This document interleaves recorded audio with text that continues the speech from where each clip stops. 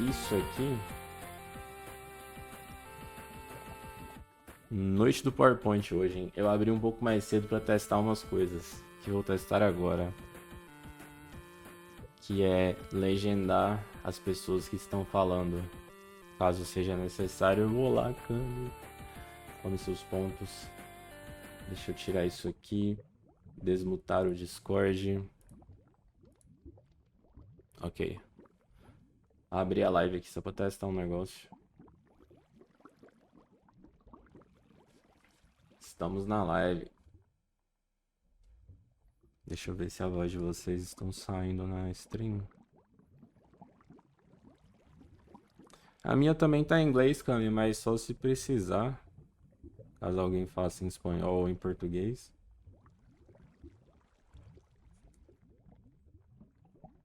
Alguém fala alguma coisa aí?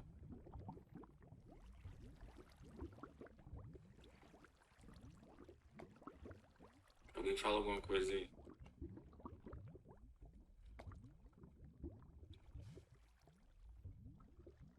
Alguém fala alguma coisa aí? Nossa, não saiu. Calma, deixa eu ver aqui.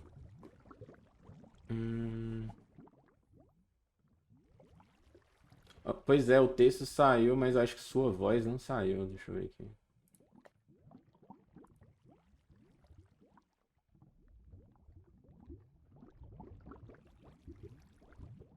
Vou fazer o seguinte. Calma aí, deixa eu mutar aqui meu Discord. Continua falando aí alguma coisa.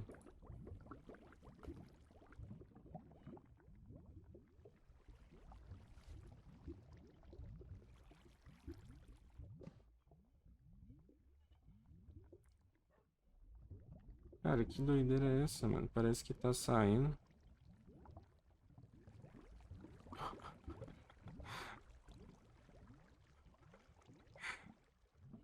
Caralho. Caralho. Tá saindo muito baixo, velho. Caralho. Tá saindo muito baixo.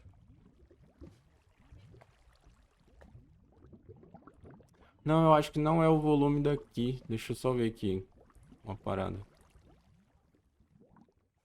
Vou fazer o seguinte.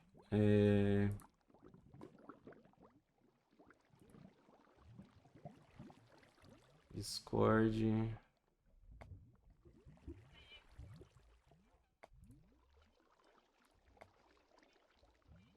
Talvez agora funcione. Vamos ver se vai duplicar ou não.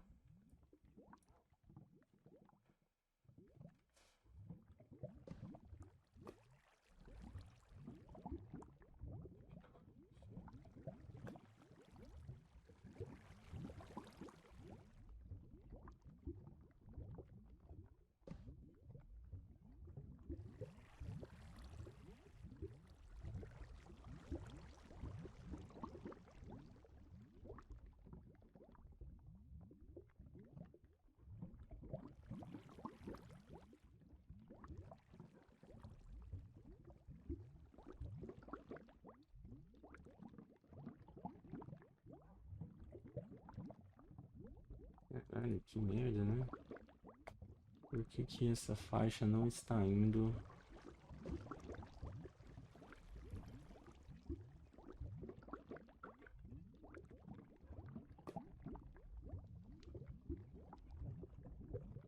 Caralho, que merda, né?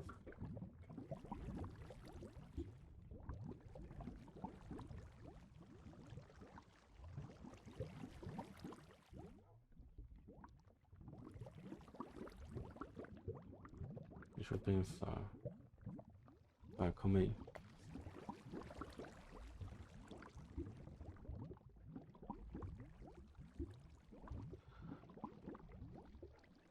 Pois é, não tá pegando o som, né? Deixa eu ver aqui.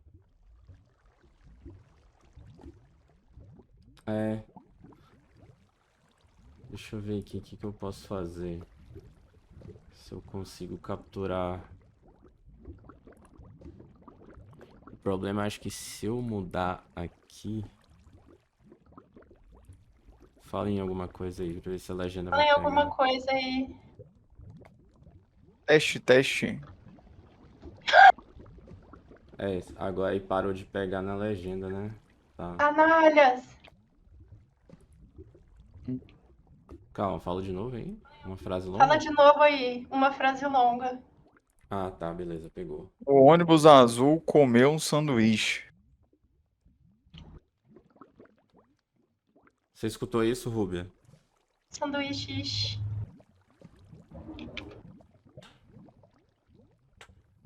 Temos áudio do Discord? Beleza, então. Eu tô com uma gambiarra do caralho aqui, velho. Boa tarde. Gambiarra do caralho. É porque eu tô legendando o pessoal que tá falando no Discord, né? Pronto, eu mutei a live que eu tava ficando doida. Ai, obrigado, desculpa a demora, gente, mas funcionou. Ainda bem que eu conferi isso, que eu tava com medo de tá dando pau. Agora sim, peguei a coach. E não tá duplicado, né, Rubian? Cara, isso Amo era muito esse clássico, né? meme. Baixa o volume da sua televisão e escuta Beleza. só pelo telefone. Isso aí é Cara, bom isso aí demais. é só quem viveu anos 90, início dos anos 2000 vai entender. Só quem viveu, sabe? Só os reais. Realmente, né, velho, era uma época pré-internet. Cadê? Quem vai fazer o PowerPoint anos 90? Verdade. Vou Precisamos. fazer. Um dia Rubia, eu vou... você falou isso, já pode preparar o seu PowerPoint aí, ó. Anos 90. Cara, eu ia fazer alguma coisa, eu esqueci.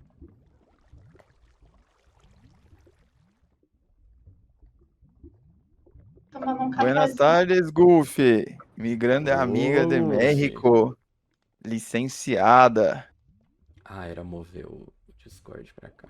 Ah, agora que eu vi o Kaider falando. Oi, Kaider.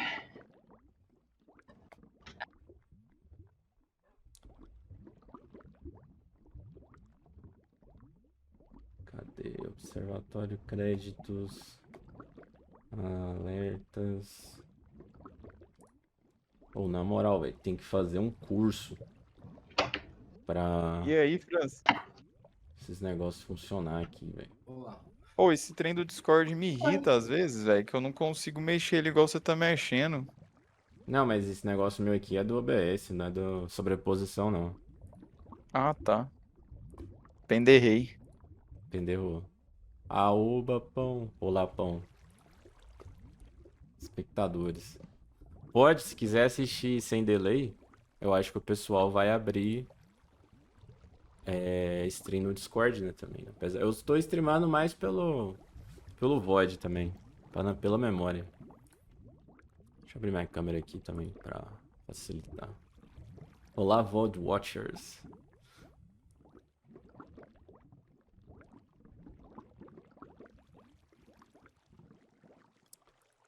Cara, e outra coisa que eu tenho que fazer é criar uma projeção dessa tela.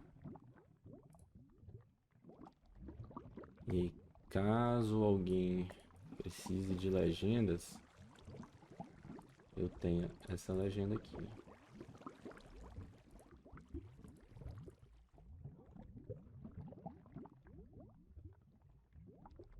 Oi, Rubia.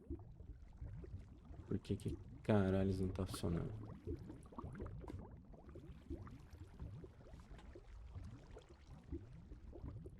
Projeção de gameplay.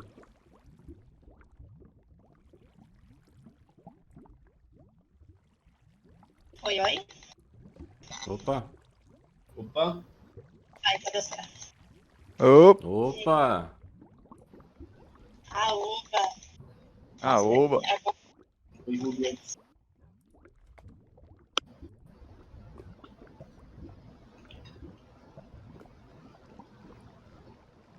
Onde eu tô? Onde você tá? Você entrou no Minecraft?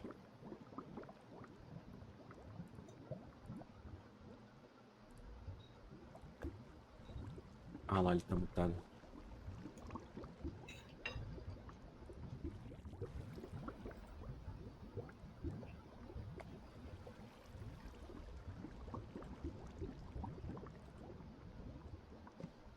Deu certo. Ai. Eu posso te trazer aqui pro Albar. Vai rolar coisa no Minecraft ou pode ser só voice chat? Eu preciso. Seria bom. Eu tenho um negócio que vai ser no Minecraft. Tá. É que. Mas assim, opcional, não é obrigatório não, mas assim. Tá, É não, é mais porque alguém pedido, assim. perguntou. Eu não perdi qual que é o chat, mas alguém perguntou se ia ser Minecraft só voice chat. Daí eu falei que ia ser só voice chat. É, vai ser Preciso. assim, mais voice chat mesmo. Uhum. Mas deixa eu.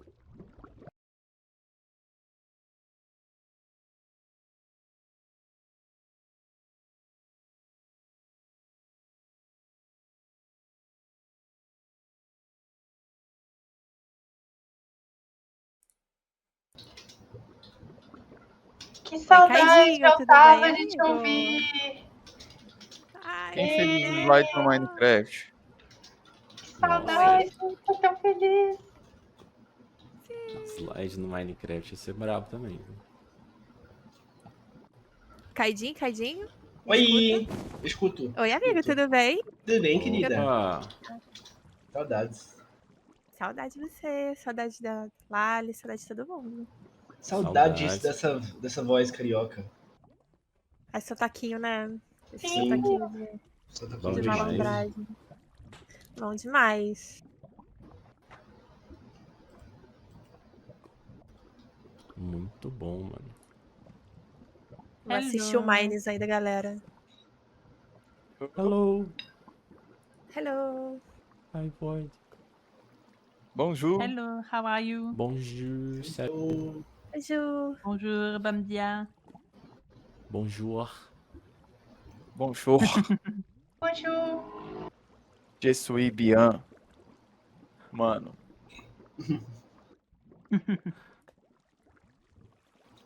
Oh wait. I was talking earlier. We have a little tiny thing for Alicia's birthday on the server if you want to join. Like, wait, can you repeat? We have a tiny surprise for Alicia Oh, birthdays on Minecraft server. It's basically like a yay happy oh yes, birthday so we decoration. do. Okay, I'm launching Minecraft. Yeah. Like the PowerPoint is only on Discord, but we joined it here, so Okay, we okay. could do before it I'm started. coming. I think she probably saw because she joined it earlier during the morning. Oh But yeah, let's see if she maybe. will pretend it's a surprise or not. But she saw the place where the Maybe. surprise is. Where is it? It's the place where she built the dragon on Villa Fofoca.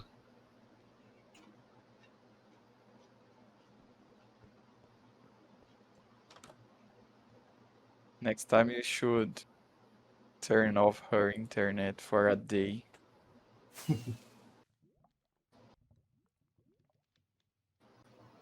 sabotage all data centers in France for one day.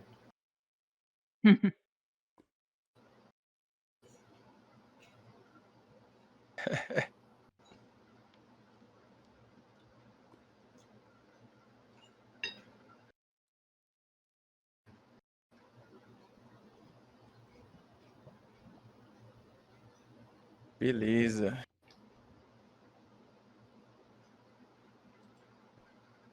Can I have a TP? I'm still in the zoo. Mm-hmm. Thank you. You're on Alvar. Oh, It's close to here.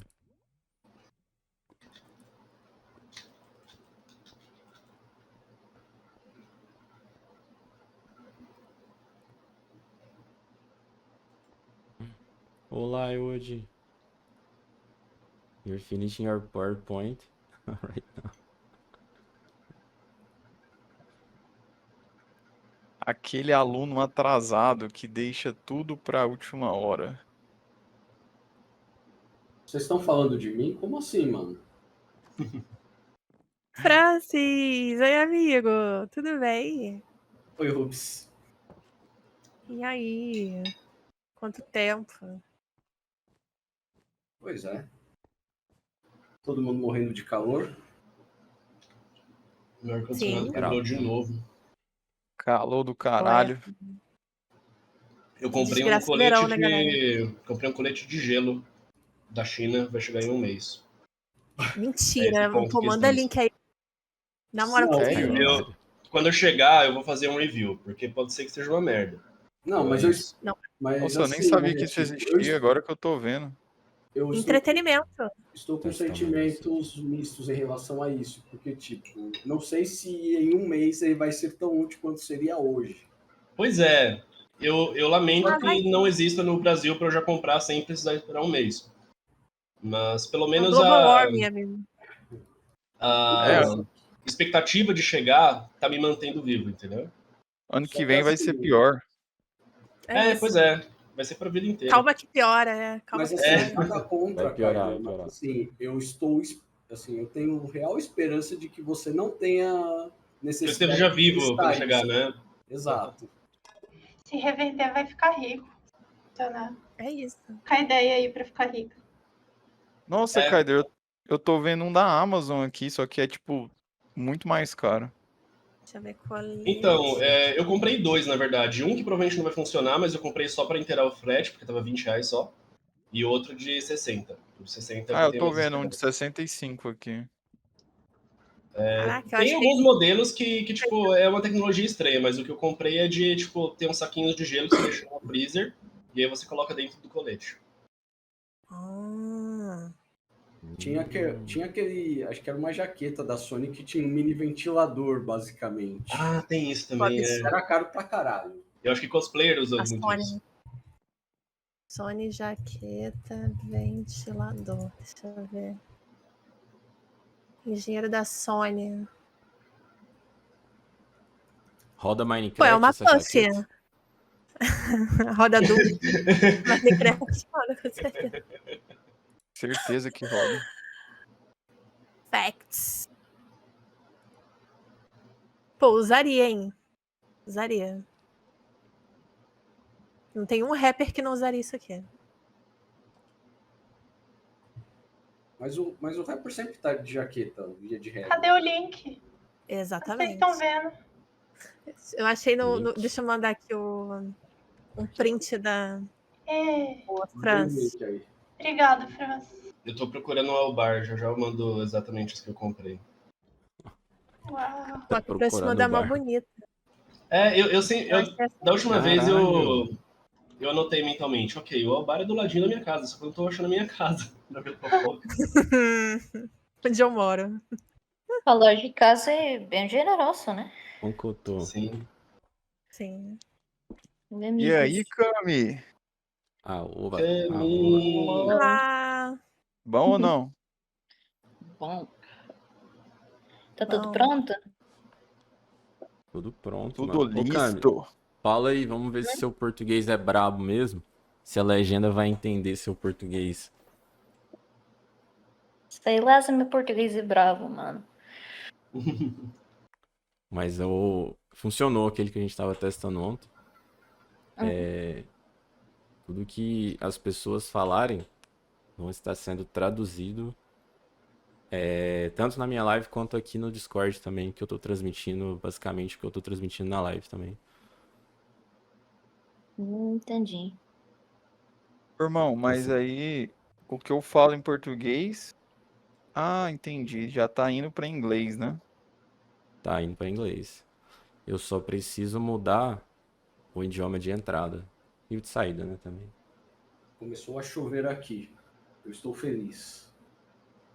Porém, ao mesmo Lindo tempo, isso, com medo. amiga. Um pouco preocupante. Eu mas fiquei feliz preocupada por você. também. Ai, meu Deus, vai cair. Não. Já era energia. Oh, já, não. foda. The God Will Fall, meu Deus. É, às vezes assim, né? Agora vocês vão ver aqui que é uma legenda bugada, né? Todo mundo ficou rindo aí da minha legenda. Agora ela tá capturando vocês, não tá capturando a minha voz, mas... Proibido sorrir, galera. Tá proibido.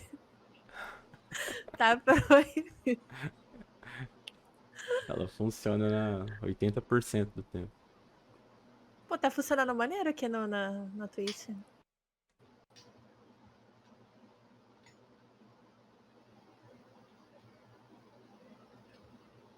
Pique.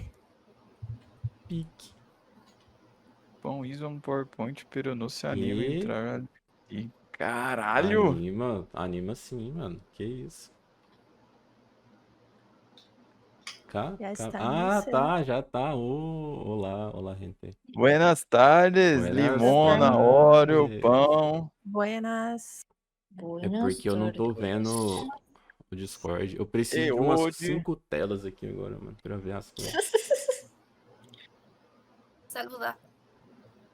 Pao es nuestra nueva amiga. Deixa eu ver se vai pegar o espanholzão aqui.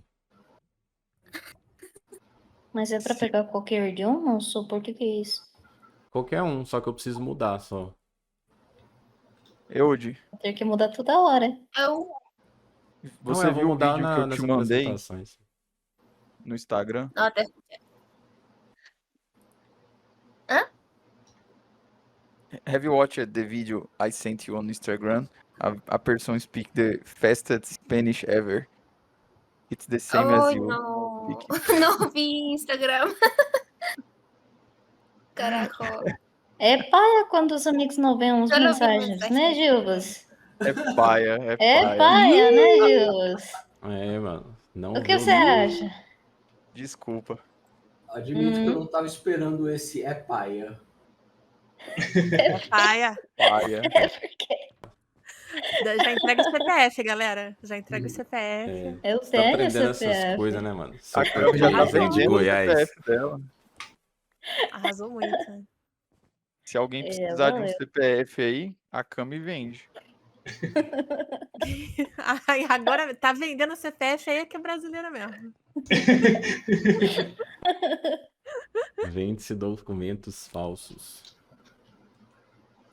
Pô, se o cara que era militar tentou entrar no Paraguai com um passaporte falso, que ele deve ter comprado, sei lá no Saara. E com pitbull de cão guia. Não se esqueça disso. Foi mesmo.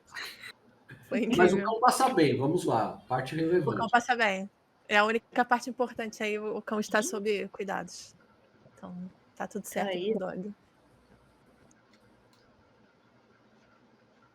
Incrível.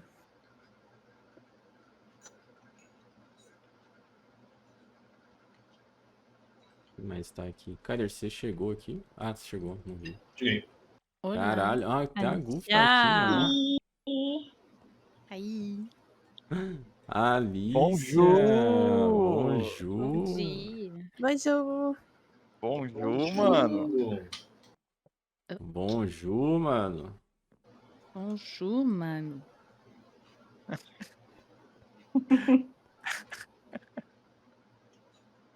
Quoi?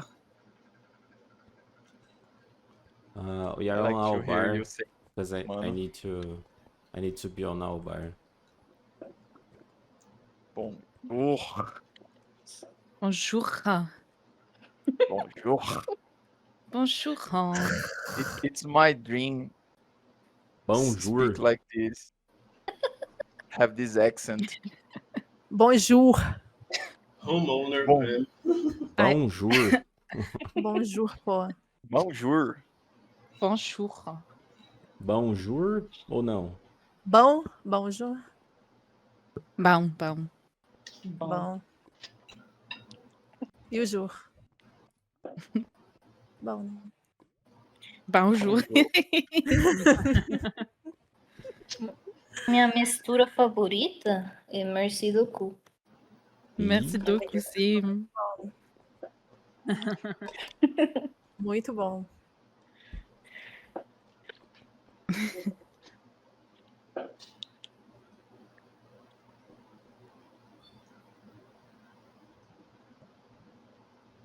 wait, who is missing? I think 1, 2, 3, 4, 5, 6. Caralho. Muita gente.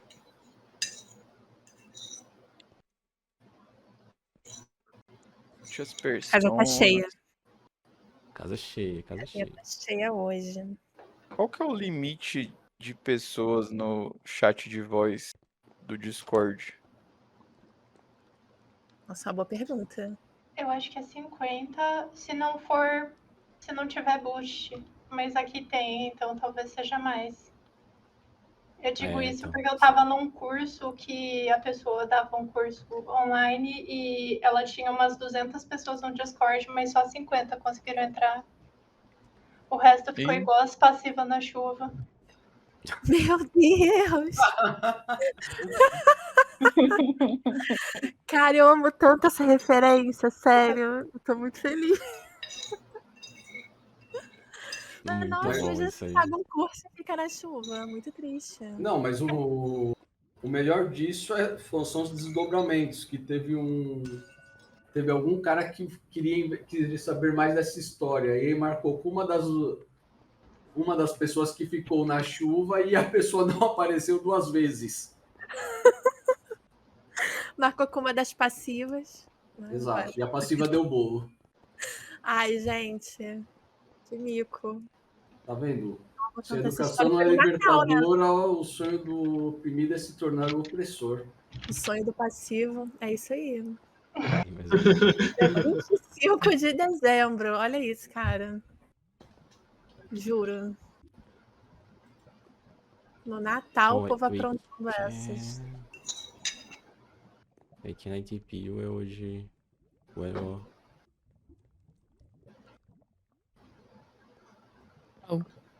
Valeu. Graças de nada. Wait, let's go on in front of our bar. Let's go outside. Ok.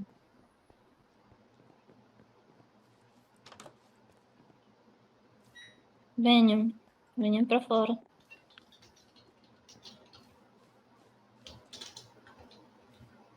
Just do something. Boa, a luz piscou aqui. Ih, Aguenta, Francis. Fica Não, firme. eu não preciso aguentar, quem precisa aguentar é o no break. Também, importante. Não E a lembro como. Shift. olá. Ei! Vim. Fuck. Raider, come on. Ai. Raider. Raider, come on. Ah, calma, eu Ele tava não- colocando o link do Ih, tem um fantôme lá fora. Caralho. Muito J'ai Non, des ça, pouvoirs non, avec mon casque purée. maintenant. T'as des Não tem um clear day. Avec ma tête. Ah, le Deixa eu só dar uma dormida aqui. Oui.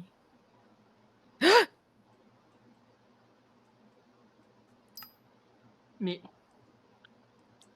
Tem muita pessoa, mas tem um clear day. Vamos dar um É, time valeu. set day aí. Aí, pronto. Yeah. Vamos. Os Isso. guests.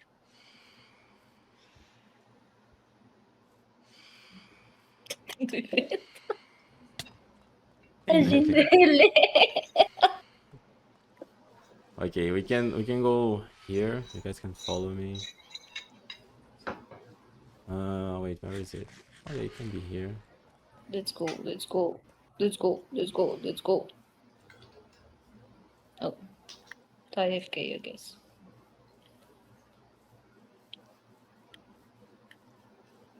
Oh, so this is Limona's house. It's not a square anymore. Yeah, I hope people does not steal me. Yesterday didn't steal me yesterday because there was circle around my house. I remembered when it rains and there was a lot of water inside Limona's house. Everyone has a house now? Yes. yeah, I Ooh. totally have a house. Olha só. Olha só. Olha aí. Cadê? Oh. Parabéns!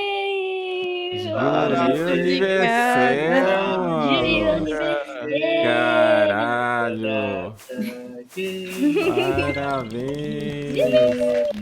Joyeux Um anniversaire. chuto gifted de Atair, um súbito Aê, variado. They Alicia! Ou sub 164 gift subs in the channel.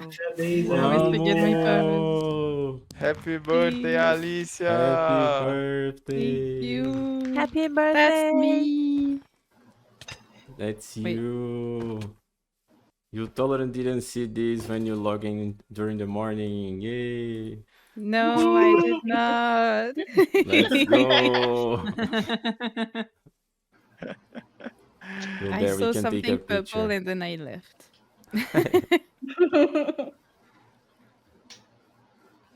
Okay, you have to blow your candle.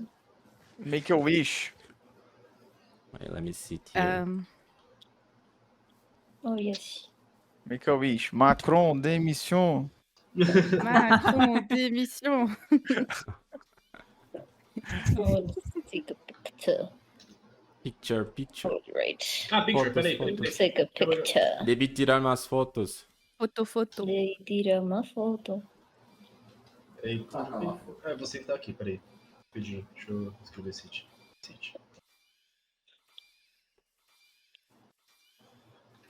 Oh, você tá aqui hoje. The mana going down is so annoying. É, porra, tô 2 horas de mana indo embora.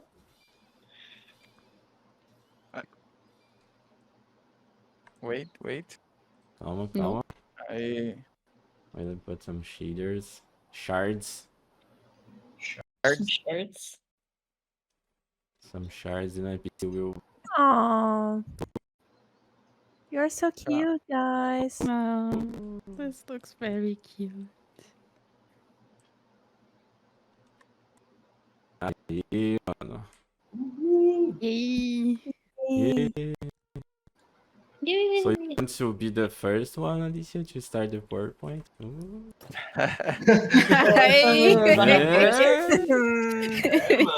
Wow. I mean, if, I don't know. Let's go back to Pao Bar. I think it's more safe. I thought you were gonna say that she had to pick the first person to have the slice because she's brasileira. Sou brasileira, mano. Brasileira. Do Guarana todo el dia. Guaraná. Hornet é brasileira também. Para Guaraná. Okay, now let's kill Gilbas for my birthday. Yay! Yay! What's the purpose? Yay! Yay! Pinhata! Why not? Pinhata! Obrigado pelo sub, Guinho. Pinhata na Kami. No, Gilbas. 5 streaks, let's go. Let's go. No violence, guys. How was that? Only on Gilbas. Maybe we go to Limona Pao was Bar. Yeah. Que isso? Dale. I forgot. Okay, let me go to Pao Bar because I can't stay AFK. No, Pedro, don't hit me. It's my birthday, caralho. No pierdas el tino. Why are you cursing to the child? Sorry. Caralho. Porque se eu lhe perdes el camino.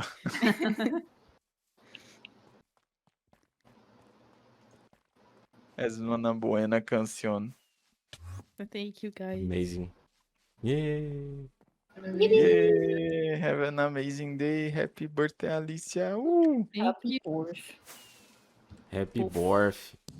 Happy birthday. But you don't want to start. You should start. It's your birthday. I think I whoever mean, is doing a birthday today needs to start. So I have to start. Guys, I'm gonna grab a cup of coffee and juice. I'll be back in 3 minutes. That's Yeah, what then we she's can I'm doing doing the tonight. same. Let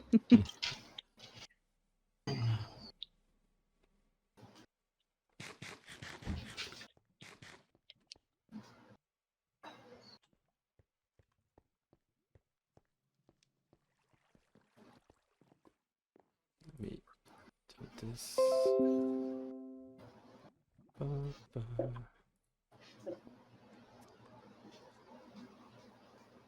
Wait, I can capture Discord. Yeah, let me finish this so I can share my screen. Don't worry, Lali.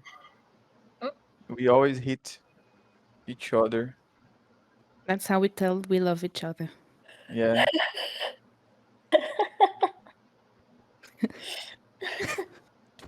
Word. I Hey, like you, Alicia. hey, I'm showing my friendship feeling. show it less, please.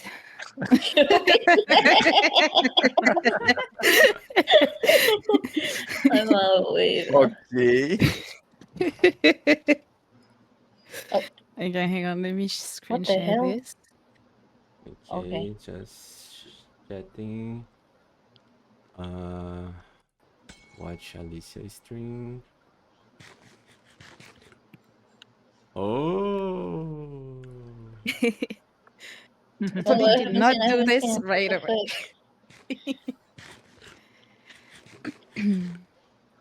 Let me close my camera here.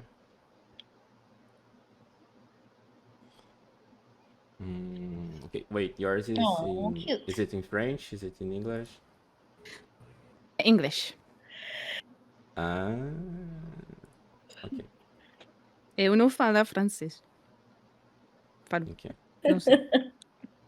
Português is difficult.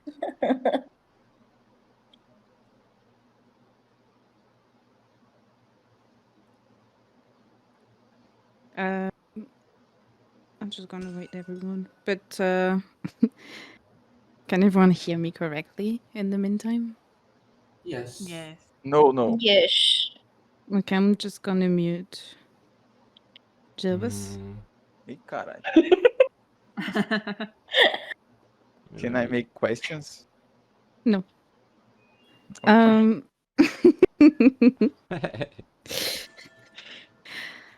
I mean, maybe.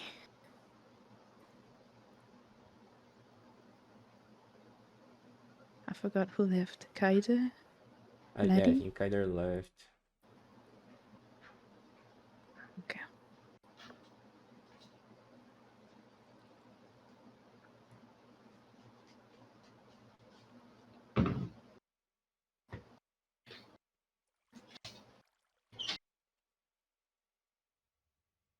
Close this. Okay, maybe it will work. Okay. Voltei. Welcome back. Thank you. So, should I start now or do we wait for someone else? I think everyone is here. Maybe. Okay, so it will be on Discord, right? Not on... Yes. Same. Alicia is I sharing will... her screen. I'll close Minecraft. And also, I'm sharing the same. I'm sharing my stream on Discord, and basically it's the same screen that Alicia is sharing, but I put the subtitles in Portuguese because she's speaking English. So subtitles in Portuguese. But Vou yes. falar inglês, mano. Back. Welcome back. Welcome back. Thank you. Okay. But yeah, you can start. Okay, I'm gonna start. Hang on, sorry, I'm just. I'm stressed, but okay. Hola, amigos. Hola. Olá, professor. Hola. This. Oh my god, I just saw Helen's message. Anyway, she hates this for real. Today, I'm gonna talk to you about movies I like because I tried choosing a topic and I couldn't even decide myself even like 2 hours before the thing. So I'm just gonna talk about series and movies. I'm just gonna yap a little bit, if that's okay. So yes, this is me. This is exactly how I felt during my presentation because As I said, I wanted to talk about crafts. I wanted to talk about French food. I wanted to talk about, I don't know, words, French, anything. But then I decided otherwise. So I'm going to start talking about La Guerre des Étoiles. I put the titles in French just to test you guys, but don't worry, the rest of it is in English. Je me demande ce que c'est. Then I A wonder. Guerra dos Étoiles. Yeah. Then I'm going to talk about L'homme aux mains ciseaux. And then I'll have a little bit of an ending. So it shouldn't be long, but sometimes I do yap too much. So yeah. Anyway. Just so we know, has anyone seen Star Wars in here? Because I don't want to spoil or I don't know. Okay, I'm okay everybody's with seen it. spoilers. I don't want to. I'm not gonna spoil. It's just I just want to know you guys' knowledge about Star Wars. Star Wars. I saw all of them, so no.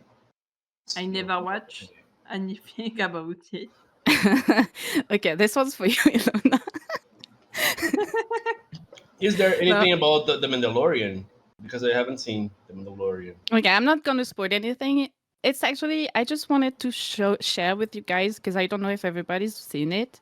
The best series and movies of the franchise because I love Star Wars so much. I could yap about it for hours.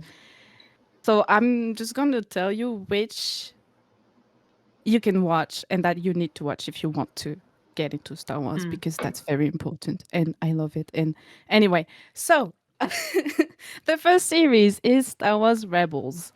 It's an animated series, quite old because I think it was in the 2014-ish years.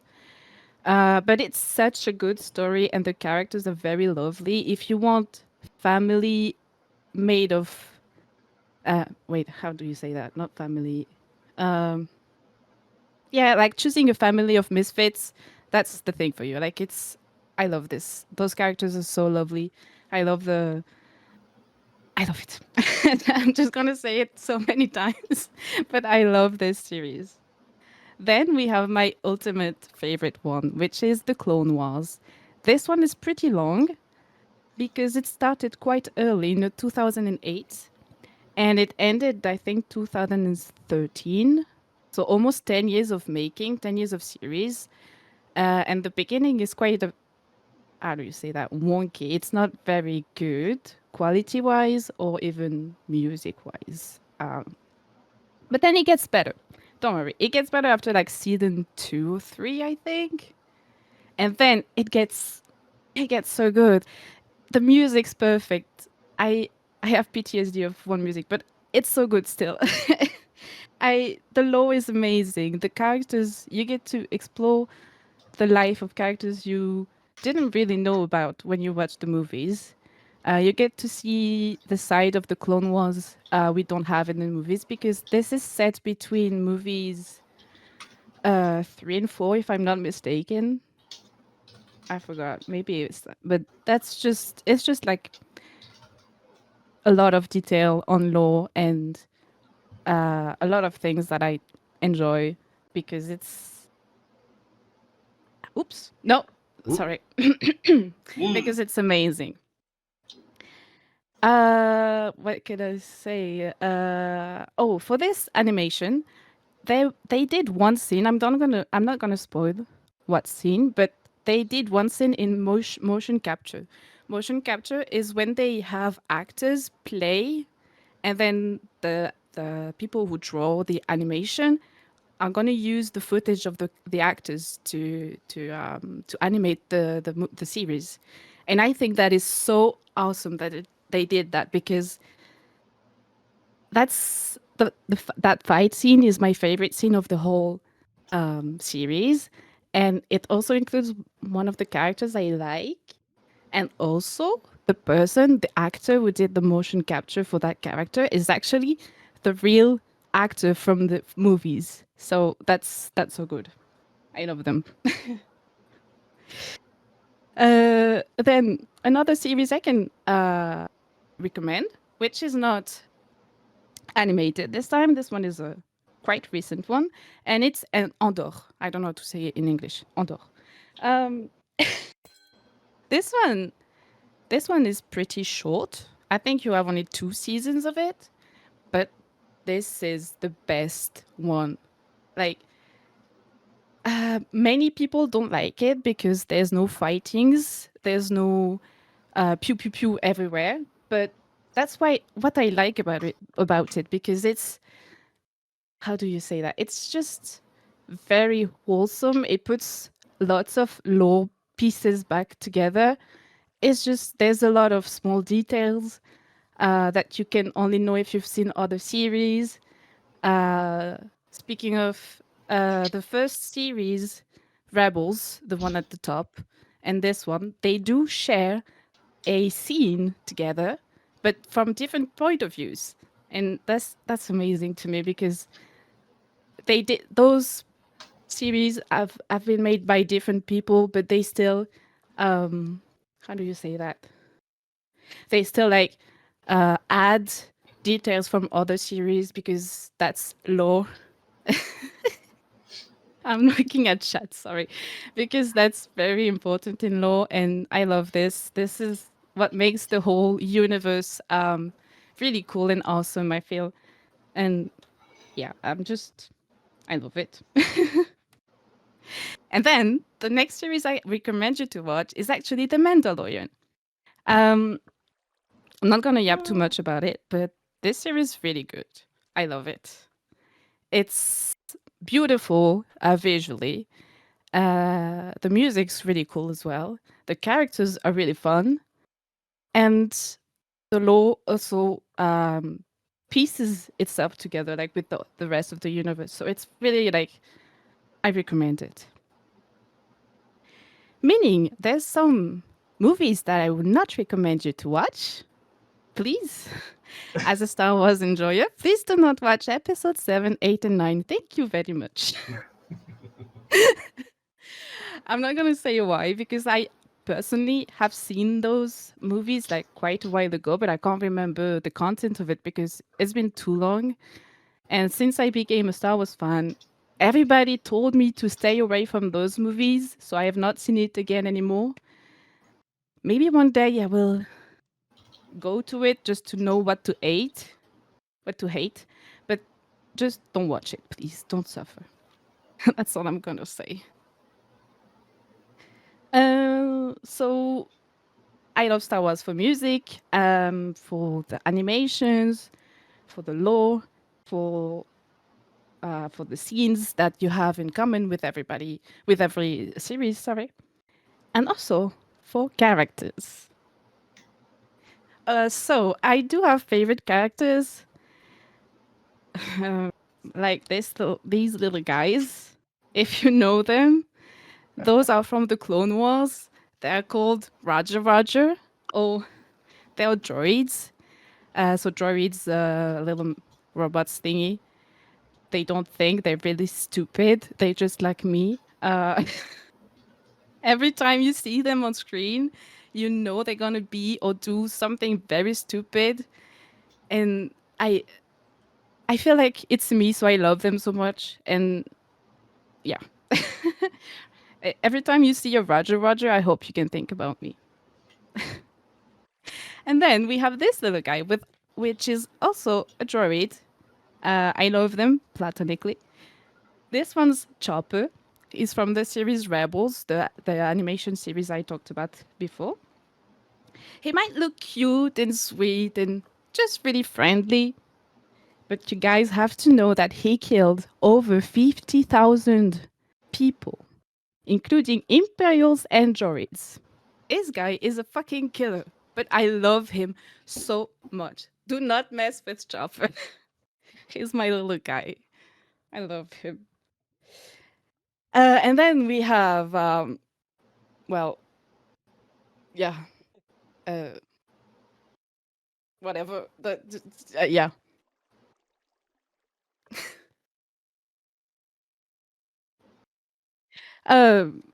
If you know, oh well, that spoils. No, I'm not gonna say it then. But this character, actually, inspired my D&D OC. That's all I'm gonna say. Now, hang on, grabbing my notes. My favorite movie ever. It's called Edward Scissorhands. Do you guys know it? Yes. Yeah. This movie is made by Tim Burton in the 1980s. Hang on, let me drink a sip of water. Okay. So the story is about Edward, a little guy with scissor hands, basically. But at first, he was inspired by Tim Burton's self, like himself when he was younger, I think during his teenager era, because he felt like a monster to everybody. So those are kind of concept art about the character he wanted to make a movie about. So he did make a movie about himself, basically being a monster in a world that he does not understand. And also during the movie, if you've seen it, all the visual you see is actually what Edward sees. As in the movie, we see the world as Edward, sorry. Little fun facts, because I love to talk about fun facts in here. This castle in the rearview mirror is actually a miniature. Like it's a figure. It exists. It's real.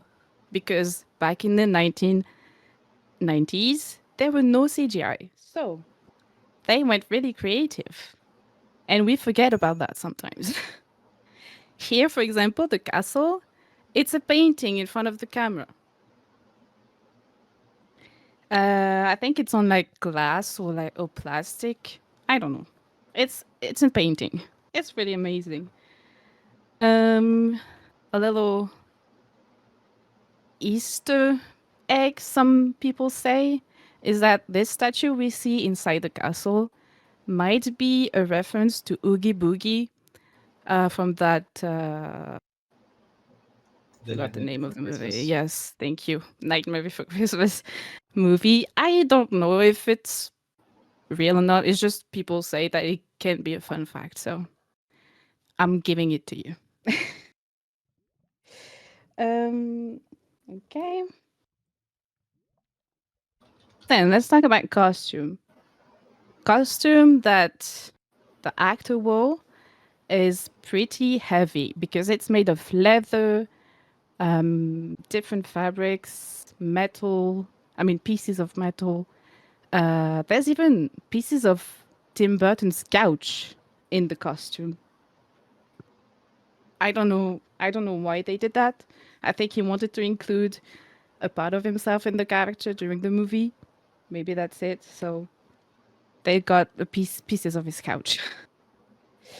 And I think if I remember correctly, the scissor hands, they weigh 5 kilograms each, which is 11 pounds for people who don't know kilograms. Thank you. I'm trying to get the more inclusive I can. So that's a pretty heavy costume. And so during shooting, they had to fan air towards him so it wouldn't faint. But I think he said in interviews that he did faint for a couple scenes and that sometimes they had to redo them like 10, 20 times because the costume was really annoying. And also they shot the movie in Florida. So the weather's a lot intense. So the costume was a lot. Also, they had to have him for 2 hours in makeup and air just for his face. That's 2 hours of sitting before shooting a movie. That's way too much. I still do that, but I love makeup artists. SFX. Wait, special effect? Yes, makeup. So 2 hours is a lot. Oh, also, wait, sorry. Also, if you remember, if you've seen the movie, sorry, the haircuts of the actors, some of them were real, some of them were faked, but the dogs that were styled, whatever, the hair, it was real, no CGI again.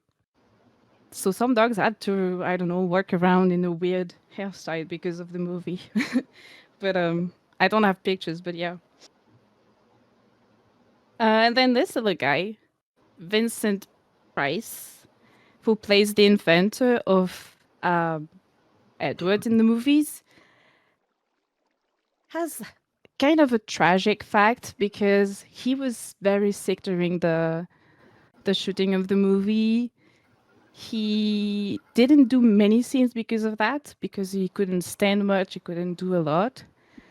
And he sadly passed away 3 years after the movie was shot. And the last scene he ever did was actually, spoilers, but not very spoilers, a death scene in this movie. So it's kind of sad, but I wanted to point it out because that's a fun fact I know, and I need to share it. And then, well, those tree decorations, they were real. They were made with, what's it called? Metal pipes or something. And then they had artists decorate the trees to make it exactly. They had artists to make it like with real or fake leaves, I forgot. And it was just a lot of work for them to do for the sets, because there's actually a lot of those creatures in the movie. And then that's it. Rah, rah, rah, rah, rah. Thank you. Let's go! And also, I didn't say things, but like if you guys are interested in watching Star Wars in chronological order, you can join me in my DMs. I can help you. Aê! But Alicia, yeah, yes, did you read the Throne trilogy? Do you know what this is? I know about it, but I've not read it yet. Me neither. I wanted the opinion of someone who read Oh, it. it's good. Ah, Is is it it? good? Yeah. Ooh, nice. I Okay. have plans of reading it. Okay. But I must advise that there is fundamental plot break that some people won't like. I say. Ah, I And cannot also, wait to read it then. it will be another universe. No, Yeah. it's not Disney's Marvel. universe. Yeah. Yeah. Thank you. Thrones music's actually one of my favorite music in the whole Star Wars franchise. His theme is magical. Yeah. Sorry, I love Star Wars. Lisa, I and don't. Well, you can go ahead. no, just a quick question. The animated series, do they fill the gaps between the movies? Like Mandalorian is after episode 6, I think. And what about the others animated series? They Clone like Wars they're The Clone Wars is 2 and literally 3. yeah. It's right after, like, when movie 2 ends, the Clone Wars starts right away. Like it's basically just the same. Like there's a gap between those movies 2 and 3, and this is filled up with this series, the Clone Wars. I see. Rebels, I think it's earlier, but you have connection with Andor. So like there's a scene that happens in the one at the top, but that also happens in Andor, and you don't get to see the same POV, but there's the same scene.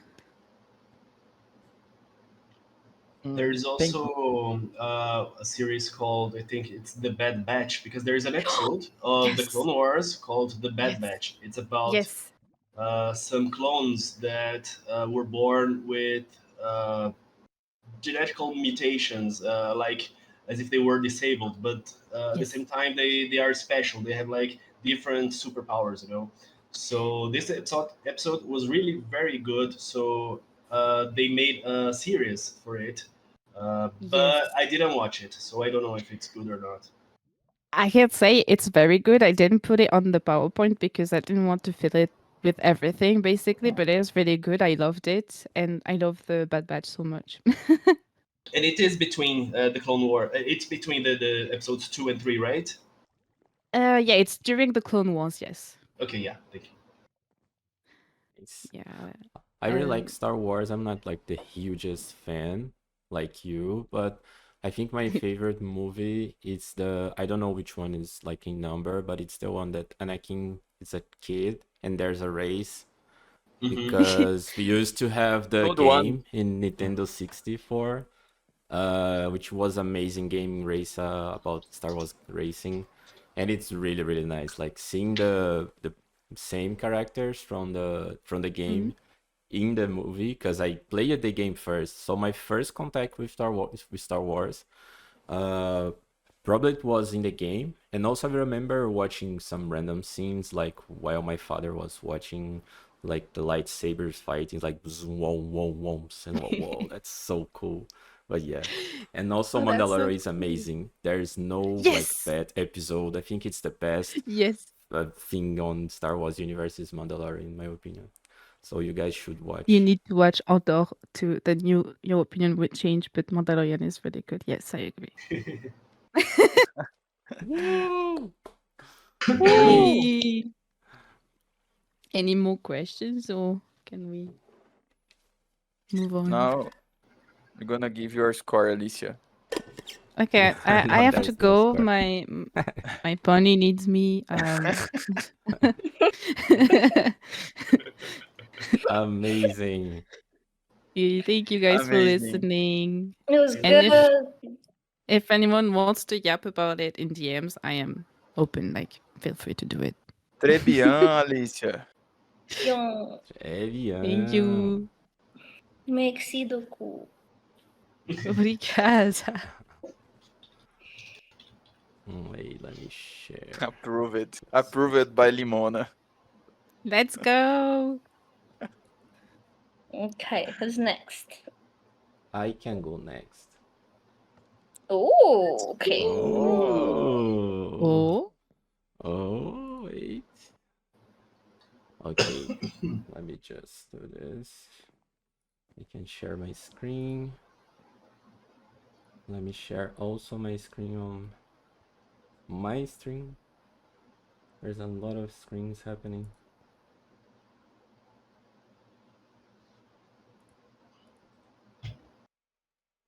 Can you guys see this? Oui. Yes. Oh. Yes. I asked myself the same question. Yeah, same. At 3 a.m. having an existential crisis. Can you guys Oh my see god, the I saw the background. Presentation piano about here? philosophy, about Greek philosophers. Yes.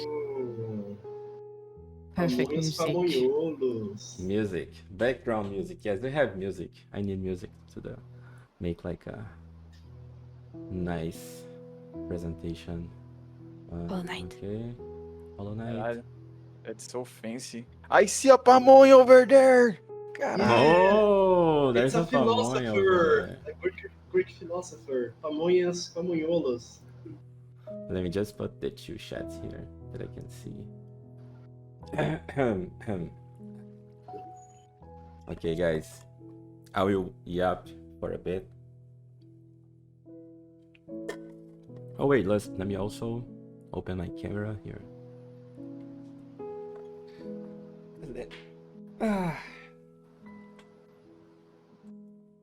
Well, first of all, I would like to point, it's the first time we have so many people gathering like in a VC chat here.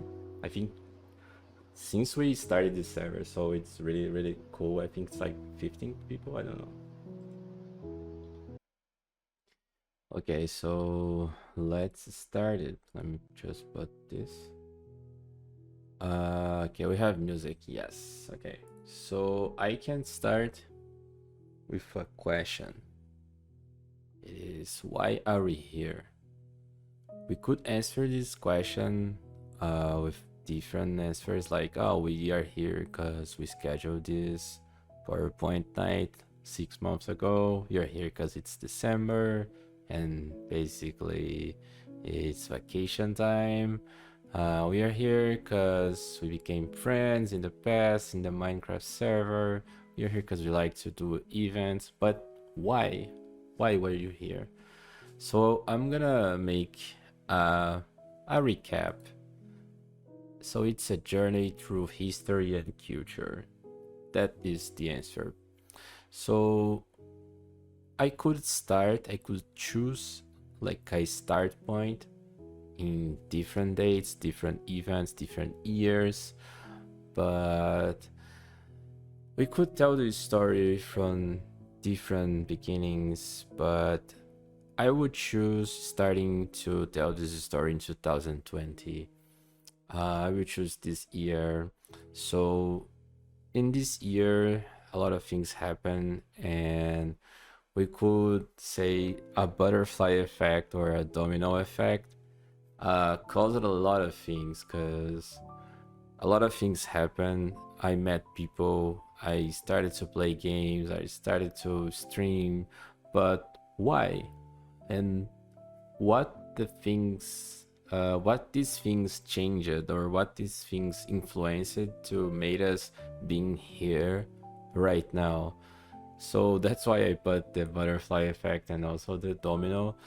So like I said, I will start to, the starting point will be 2020, and also COVID. The contest was COVID, and you guys remembered everything happened, a lot of sad things. I'm not here to talk about these things because you guys already know.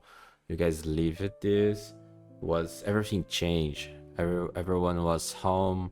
Everyone stayed at home for like 40 days.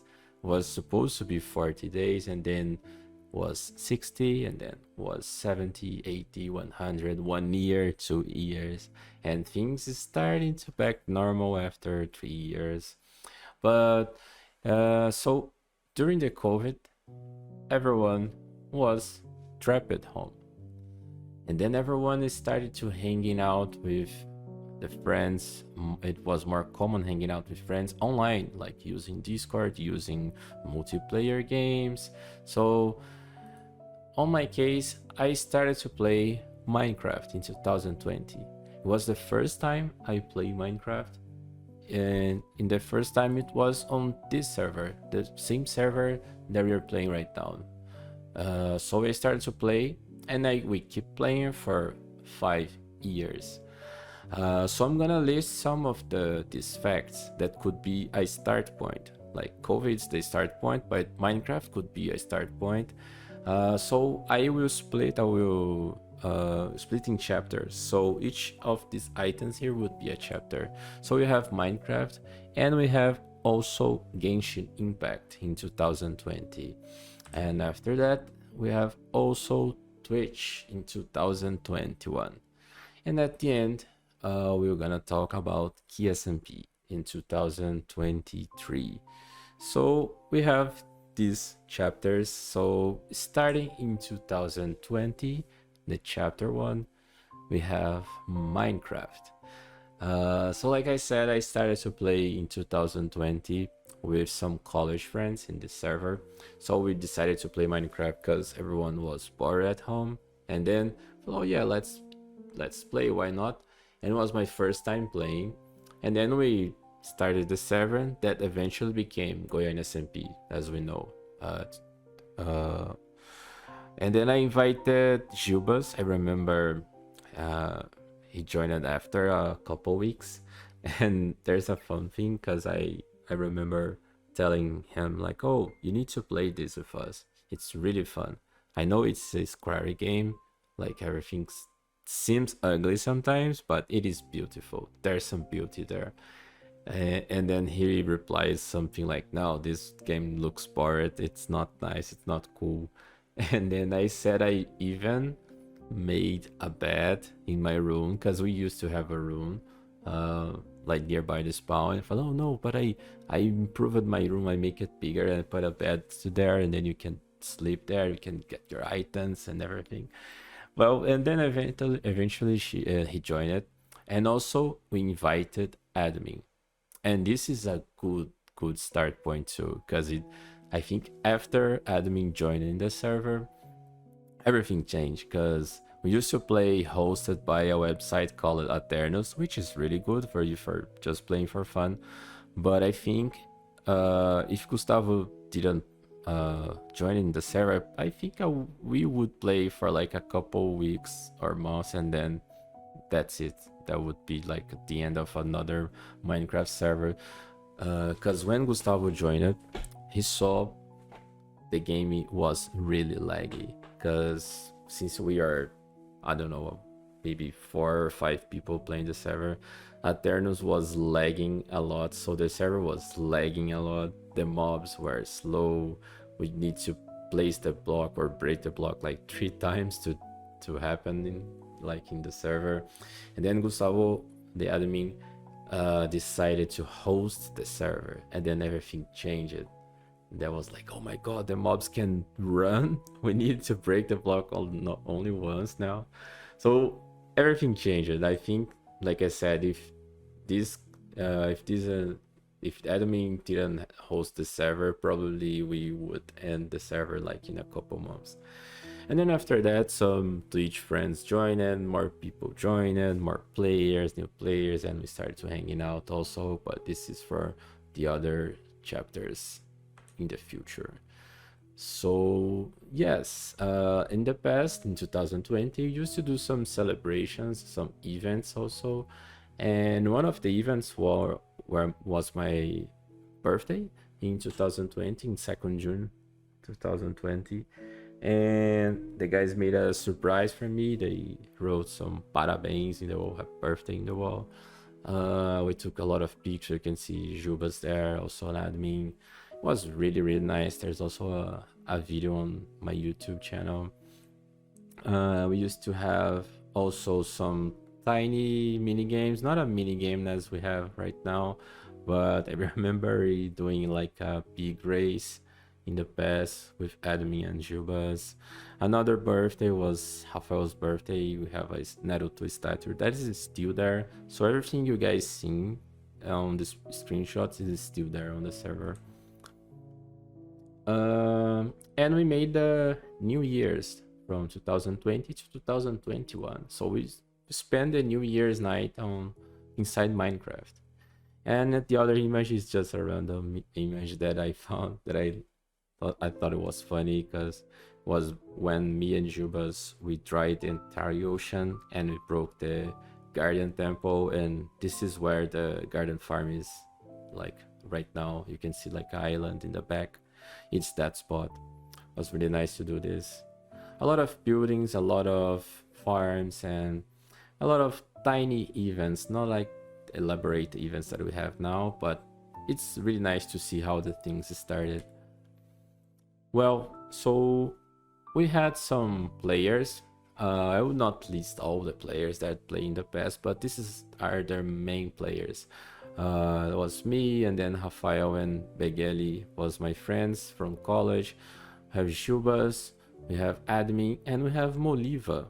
And it is funny because I don't even know how she joined in the server.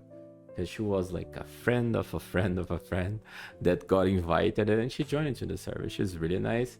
And there was a lot of stories about her friends, like some of her friends or people, a friend of a friend of a friend, that stole our items in our village. And then I remember I put a cake in their bases, and below the cake there was a TNT. Some silly things like that happened in the past. Was funny. But yeah, it was nice, like getting to know people inside Minecraft was really nice in the past. And like I said, more people joined it after that. But who are these people? And to answer this question, we can go to the next chapter. Next chapter, we're going to talk about Genshin Impact. And Genshin is a fantasy open world action RPG multiplayer game. Was released on September 28 in 2020. And I started to play, I think, on the first or second week. I spent a lot of time. We can see like a bunch of logins on this screenshot. Was really, really nice to play. And Genshin is a really good point to talk about this. Because of Genshin, I started to stream basically. So because of Genshin, I met Lali. And then that's why Lali is important. She's also could be a starting point. And here we have a screenshot that it's funny, just like a butterfly effect that I said in the beginning. And I have a friend called Veronica, and she made she told me about Lali. I remember the first time she told me, I think we are on call playing something, and then I didn't find any message, but I found this message here. This was the second time she texted me about, she told me about Lali, and the translation would be like, oh, hey friend, you know this Lali, this Lais. I'm following her on Twitter, and she's super cool, she's super nice, and maybe you guys need to some people that join in the group, the Genshin group, to play. And then I reply like, oh yeah, you spoke about her a few days ago, and then I followed her, and then I saw that she posted something about the Genshin group in the Telegram, and then I joined it, and there was a lot of people there, which it was really nice. And this group changed everything, like Lali changed everything because she made it that group. So I met Lali, we started to play together, and I met a lot of people on that group too, like Carol, like Guinho, Dango. A lot of people were on this group. And then we started to stream together, me and Lali, and then Hato was also helping us. So before we go to the next chapter, we can see some random screenshots here. The first screenshot that I have on Genshin Impact in the left, and then on the right we have a random screenshot that me and more 3 people playing together. So to go to the chapter 3, we have Twitch. So I started my channel in 2021. I made some tests in March and February. I had a laptop, and then the first streams tests were basically 30 minutes, 20 minutes, was not a whole stream. But officially, I started to stream, in fact, playing Genshin with Lali and other guys from the group in June. And then I started to stream, and then Lali started to stream also, and then Hato used to stream the past, and he helped us a lot. Was really, really nice. And this is a screenshot of Lali's channel, so you guys should go follow her and send on her chat, oh, come back Lali, hashtag volta Lali, please. Best stream ever. It was really, really nice. And this is still alive. This was my laptop that I used to stream. I know it's really, really destroyed, but it was a miracle that stream happens in the past. I was, like we said here in Brazil, we have a gambiarra, which is a quick fix, or I think the Americans say like do a MacGyver. It's basically like a quick fix that I made a lot of gambiarra to the stream works.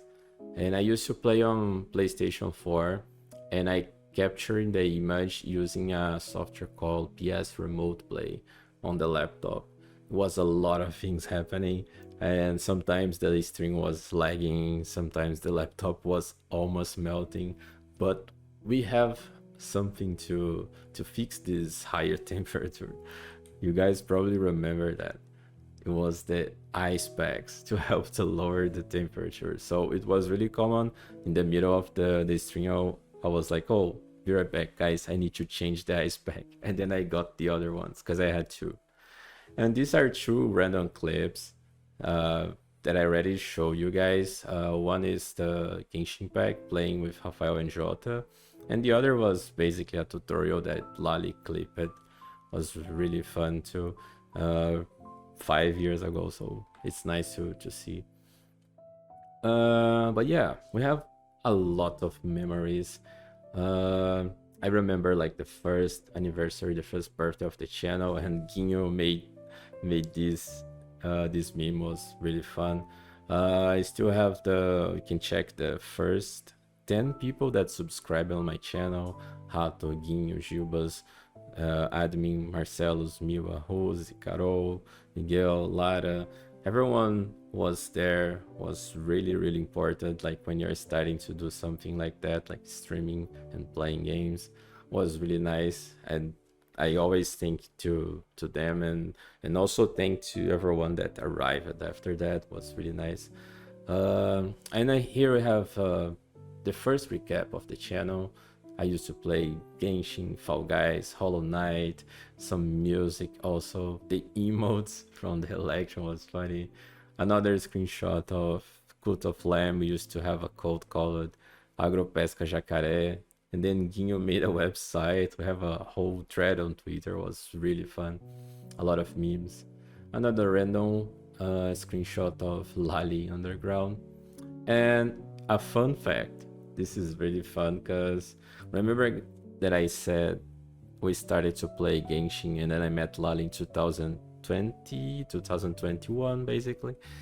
And this is a screenshot from 2018 and it's a random art that Bulbasaur, the Pokemon, appeared as Bolsonaro, the ex-president.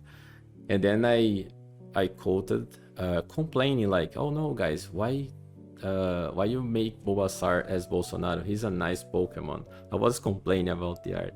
And guess who made that art? Was Lali. But we are not friends in 2018. And then I found this and it was really funny. And then I was wondering, well, oh, imagine if you replied Lali like in 2018. But she replied later. We are already friends. Replying with by Tomano. Well, it was funny. Fun fact. Well, and here we have more fun facts about the Twitch. There was a musical moment. It was not a musical stream. I used to have a redeem, you know, those chat redeems that you could buy. I think it was 500 points, Twitch points. You could redeem a musical moment. You could redeem a song, and then I would play a song, but only one song, and then we back to play, because I think I was too shy or too afraid that make an entirely music stream as we do like in this nowadays. But because I was thinking, oh, who would watch a music stream? Me playing some instruments and singing sad songs, what the hell, who would watch that? But today I feel like it's the most fun stream to do. I really like to do the music stream, and a lot of things happen because of music stream too. And another fun fact is I used to have also a redeem called French Moment. It is funny because I didn't speak English in 2021, but I studied French for 3 years, 2017 until 2019. So I was kind of fresh, at least of the basic, or I don't know, I could talk a little bit of French. And there was a redeem. I could speak French for 5 minutes, I think. And I remember playing the Wordle, but was in French. It's called Le Mot. So every time someone redeemed French Moment, I opened Wordle and I was playing and yapping in French for a little bit. It was fun, it was nice. So I played a lot of games, a lot of streams that was really fun, like Fall Guys streams with Kaider and everyone. We used to yap a lot. It was basically a podcast playing Fall Guys. the Cult of the Lamp, like I said.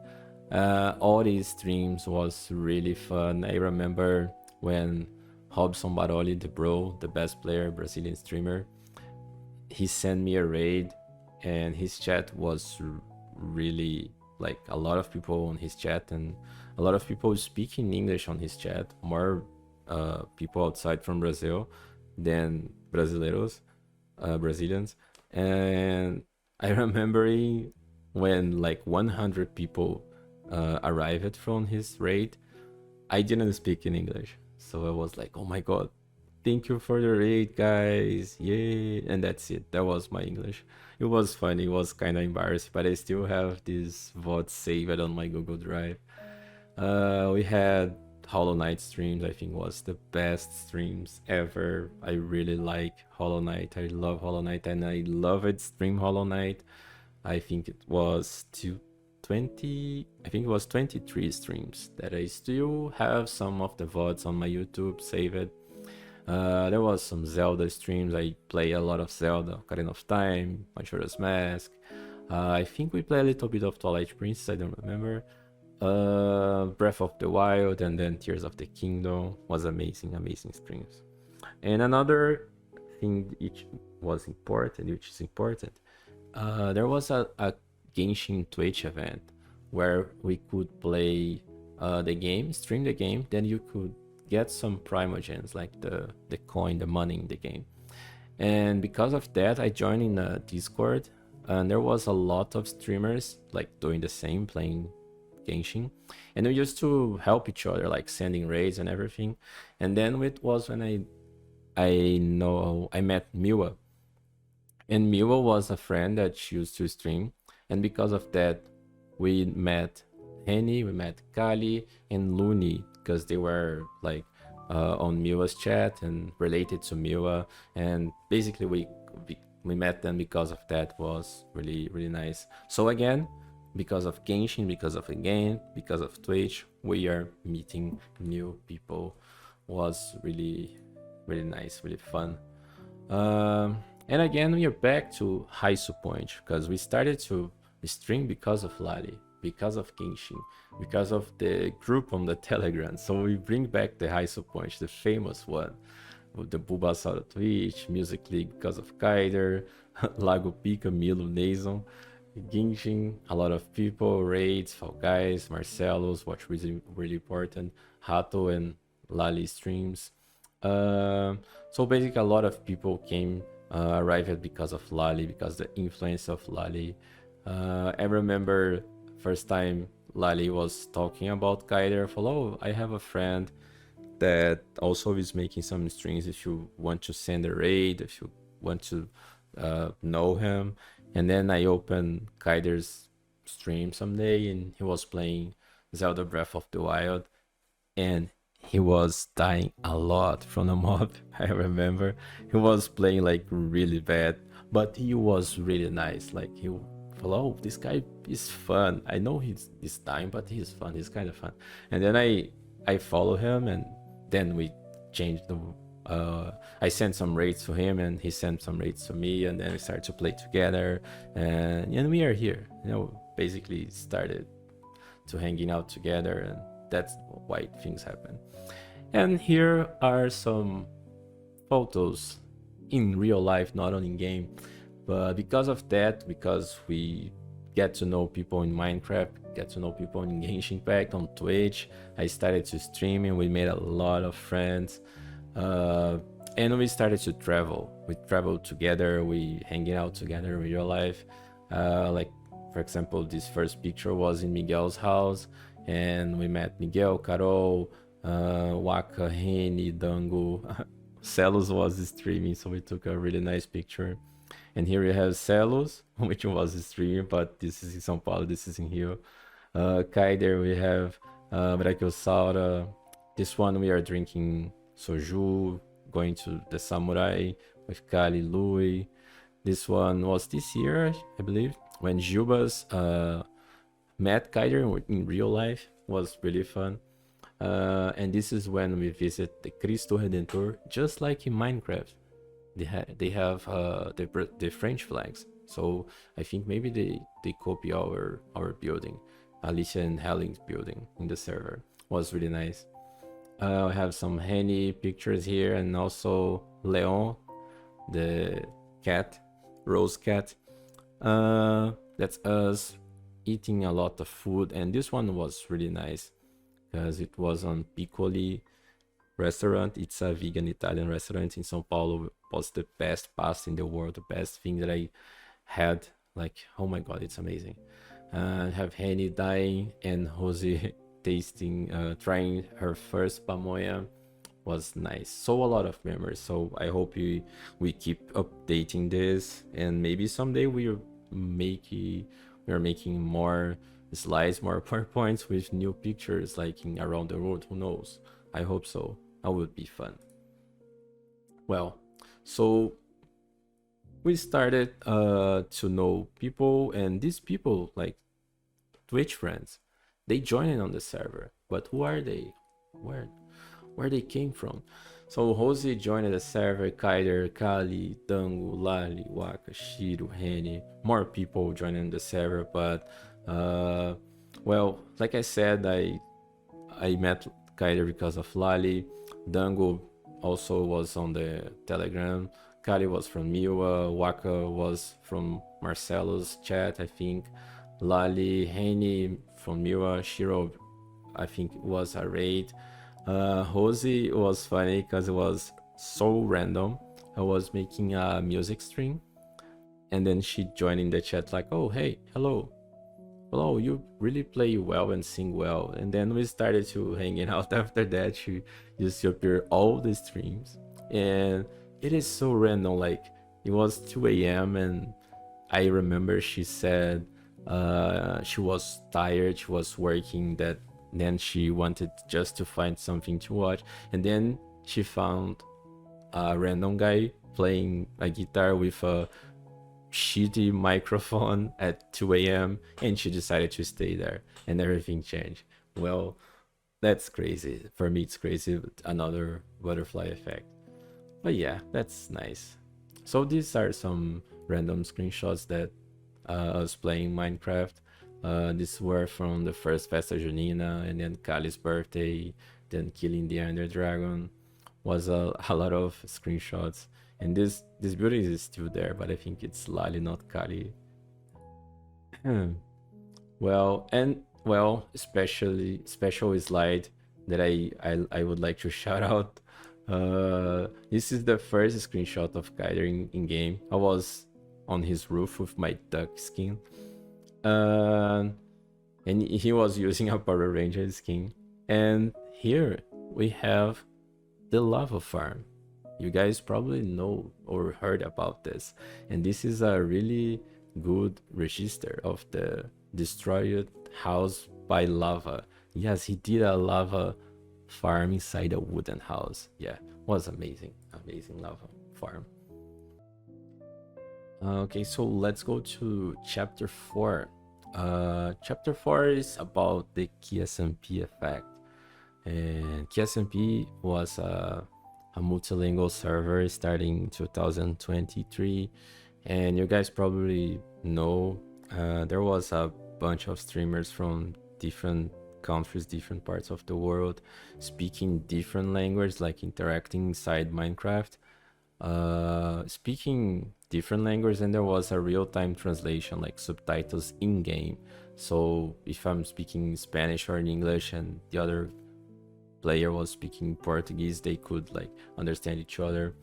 And since they were streamers, there was a lot of people modding for them, like Twitch mods, and I was one of them.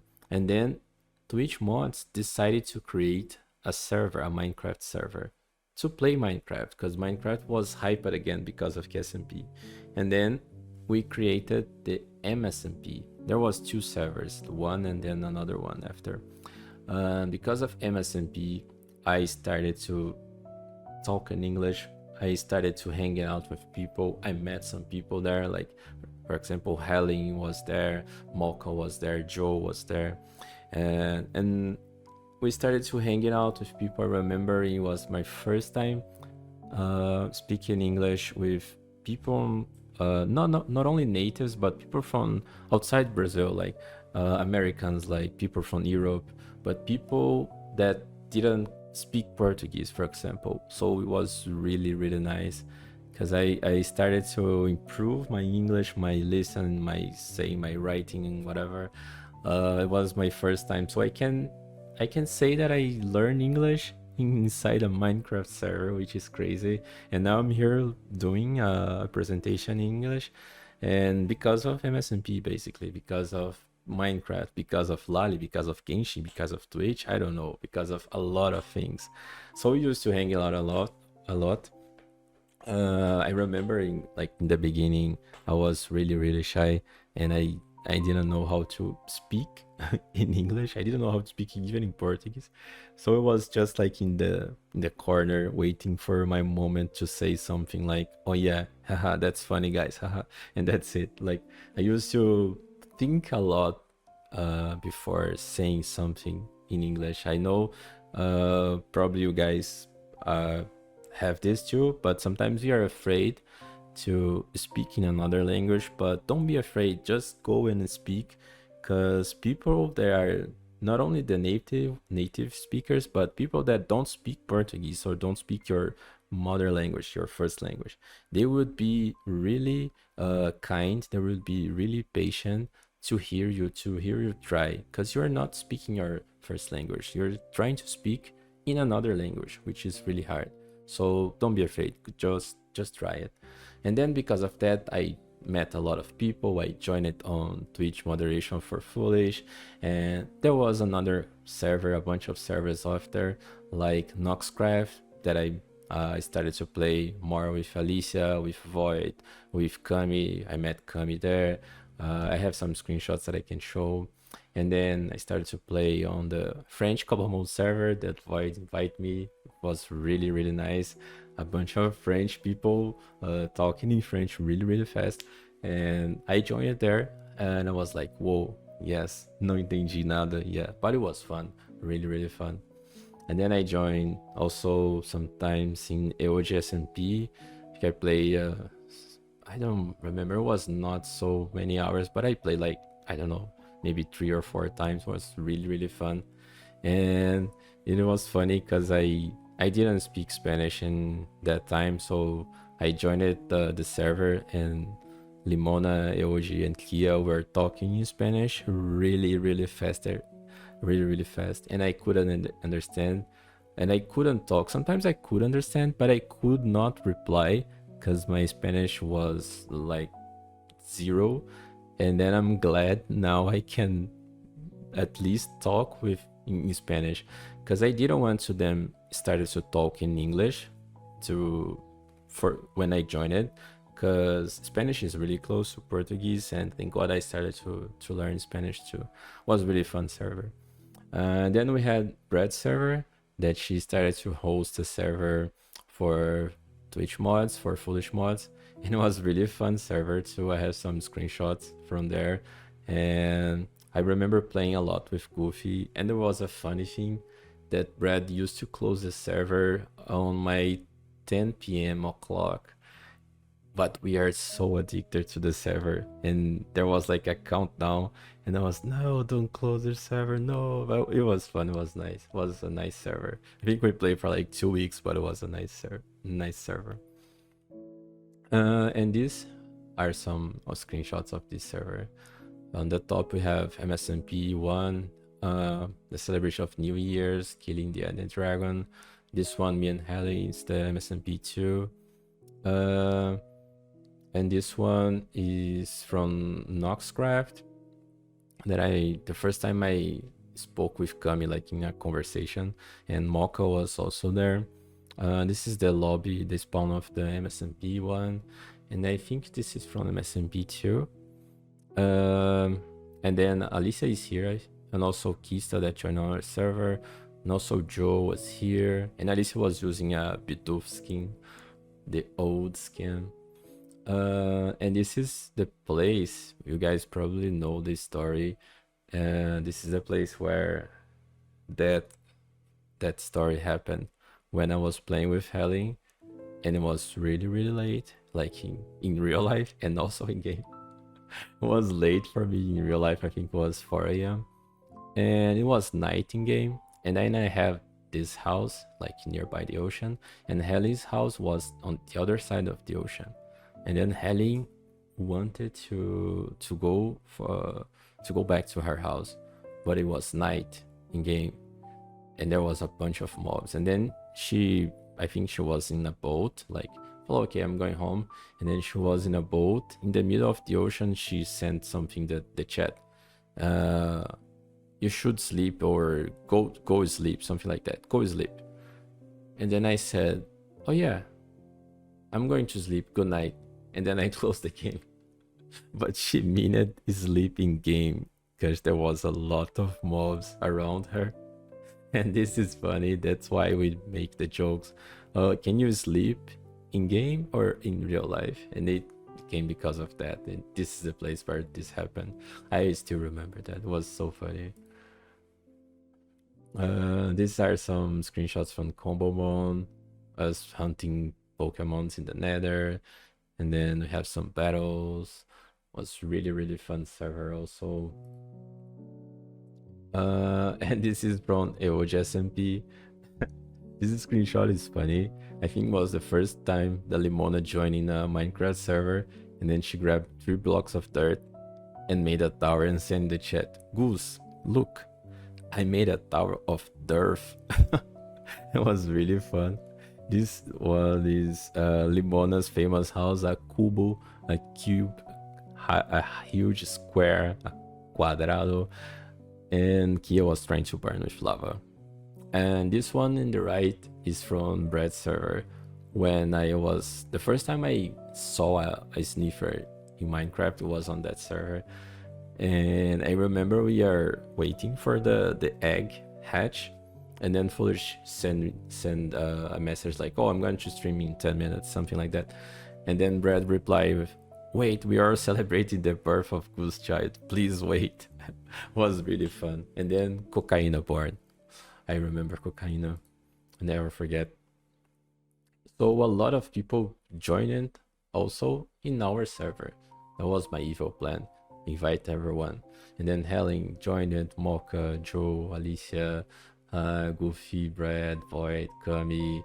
And I was checking like the first interactions, and I think the first interactions in DM on Discord was my invite for everyone, like for Alicia, for Joe, for Goofy, Kami, Brad, Void. Mocha you already know from MSMP1, and also Helen from MSMP. And I think my first interaction with Helen was funny, like, because we are hunting ducks, like in an event, but her mic, I think she was using the wrong mic, because it was really bad. We felt like some noises, and also my English was really, really bad, so I could not understand very well. So I was trying to reply with, oh yeah, just agreeing, like affirmative things. Maybe she was thinking like, I think this guy is dumb, maybe. But thank God I started to understand better, and maybe she also changed her mic, and also my English got better. Get better. But it was fun. I remember this is one of the first memories with Helen, like the hunting ducks for hours. And also when I got we killed the Ender Dragon, and I got the Elytra, and then I gave Elytra to Helen. It was really nice because we are exploring together at the end. But yeah, and also more people joined it. Eode, Limona, Nachi, Lilo, Kia, Oreo, Dalila, Kiran, because of all this TSMP effect, because of those servers that I joined, because of Twitch, because of everything. So I'm really glad that you guys joined it, because it's been so fun playing with all. So yeah, thank you for joining. And I could end here. I'm yapping for an hour, I don't know, but we can go to the chapter 5, the final chapter. I decided to list all the events, the main events that we did since 2023 in Minecraft server. So we have the Festa Junina, Henny's birthday, Christmas, my birthday, another Festa Junina, Fighting the Duck, Halloween. It is funny because probably you guys can see when you guys join it. For example, I remember Brad joined it in the Halloween, Kami joined it in the Pale Guard expedition. A lot of people joined it in the Festa Junina. So it's funny, it's like how it's called, a timeline, like a timeline of the events. And the last one, PowerPoint event. And I could end here again, but no, I went deeper. I went to find every single screenshot of the event so we can watch again. It's like a recap. So we have the Festa Junina in 2023, Henny's birthday in 2023 also. The Christmas, when we built that Christmas house nearby Kaider's house. My birthday, when everyone prepared a birthday surprise. And I remember there was an enigma in the nether. Was really fun, really nice. The Festa Junina with a lot of people. Like I said, I didn't mention, for example, Kista and Nanads, but there was a lot of people joining the event too. It was really fun. I really missed it play like that day because it was really fun. It was really nice. Festa Junina, I think is one of my favorite event. And also Fighting the Duck was really fun. People trying to find the ducks around the map in 2024. And the Halloween in 2024 when Helen made a crazy maze. It was amazing. And we still never forget. We'll never forget this maze. And also there was a game, how it's called, the Warden game, that you guys need to find the banners. And the banners will complete with a sentence, Merci por jogar with us. Was really nice. Really nice mini game to play. And here we have the end of the year. Who remember Profeta do Fim? It's been a year, like it was on December of 2024. Was really nice. We still have the VOD of the event when the magic begins.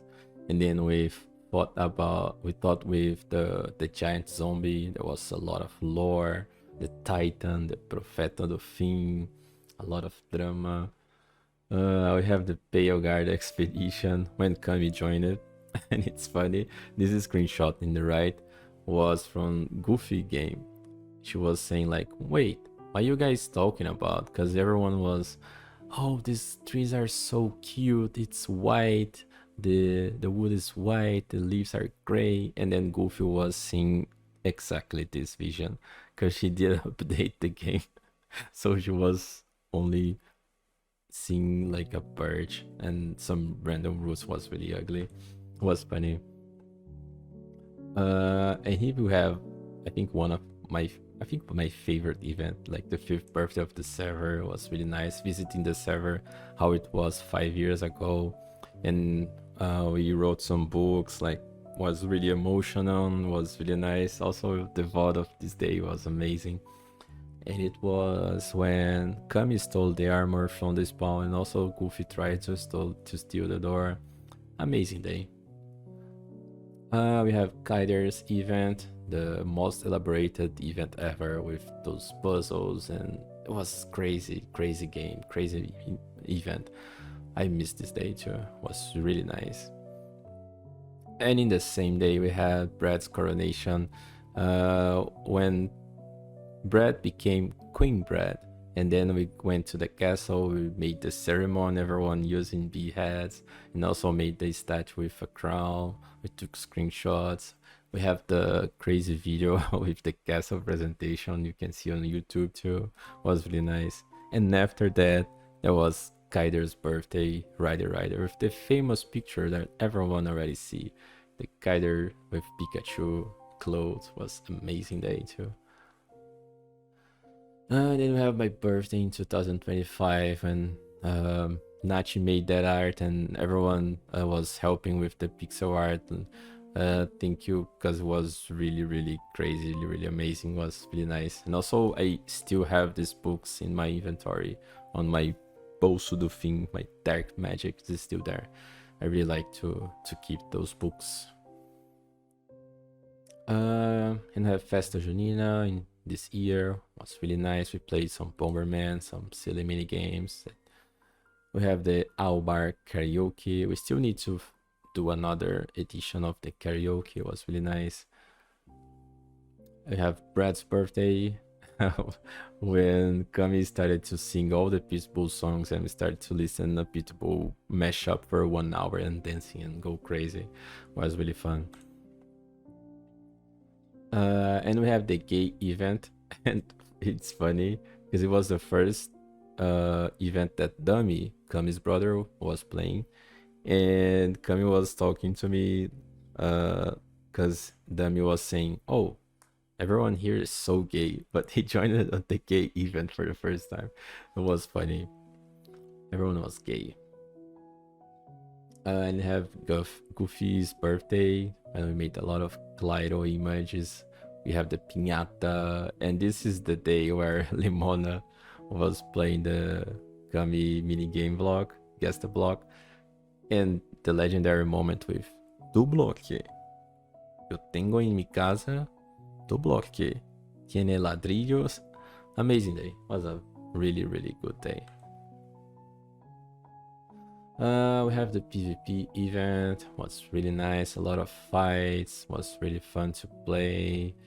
And have Eode and Limona's birthday with a lot of music, a lot of people going crazy with the size of the character, going bigger and then tiny, and then jumping around with a lot of music. It was really, really fun, really fun.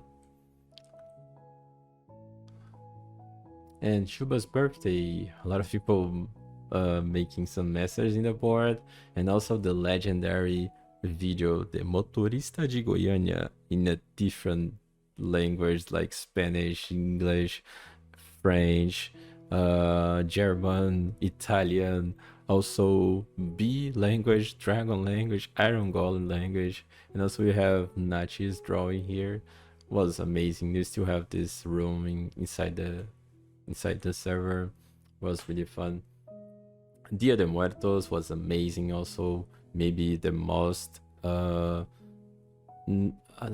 can I say, not rich, but a lot of informations in this event, most culture event that we did, because Limona, Naty, and Goofy really did so good, like, about the information. I still remember all the lore. I don't remember the names of like the names of the los pisos, como se dice, de los, I don't know how to say in English, but los pisos, los andares, the floors, the names of the floors were really, really nice. Really good really good event. And also we did the hide and seek event there. Was nice. We have the zoo event. Was really nice, so cute, seeing the animals. And the Secret Santa was really nice. Was last week. Really good event. We exchanged some gifts. Was really nice to see all the reactions. Really fun. Well, we are here now in the last event, the PowerPoint night, and I hope you guys like it. I hope you guys enjoy. I hope you guys like it. Also my presentation. I hope you feel free and feel welcome to say anything, to present anything you guys like it. It could be a game, it can be a movie like Alicia did, it can be, I don't know, a TV show or Power Ranger, it can be Zelda, it can be anything. So I hope you guys like it, this event. We can do more, we can do more times in next year, and that's it. I'm really, really happy to have you all here. And like I said, it's the first time we have, I don't know, 17 people in the same call, in the same Discord, and a lot of people in the chat. And thank you. And I'm, like I said, I really, really lucky because I met everyone, I met you all, and I really, again, would like to thank you all for being here. You made my last 5 years really, really better, really important to me. I will never forget this. And well, to finish, I would like to end with this sentence from Winnie the Pooh. We didn't realize we are making memories, we are just new, we are having fun. So that's what we are doing. For example, right now we are just having fun, but after 5 years would be a memory. It will be a memory. So muito obrigado. Thank you everyone. And I love you guys. Los quiero mucho. Gracias. That's it. Hello guys, thank you for having me here. Well, today I'm gonna talk about Power Rangers, and firstly I want to talk about the relationship Power Rangers has with me.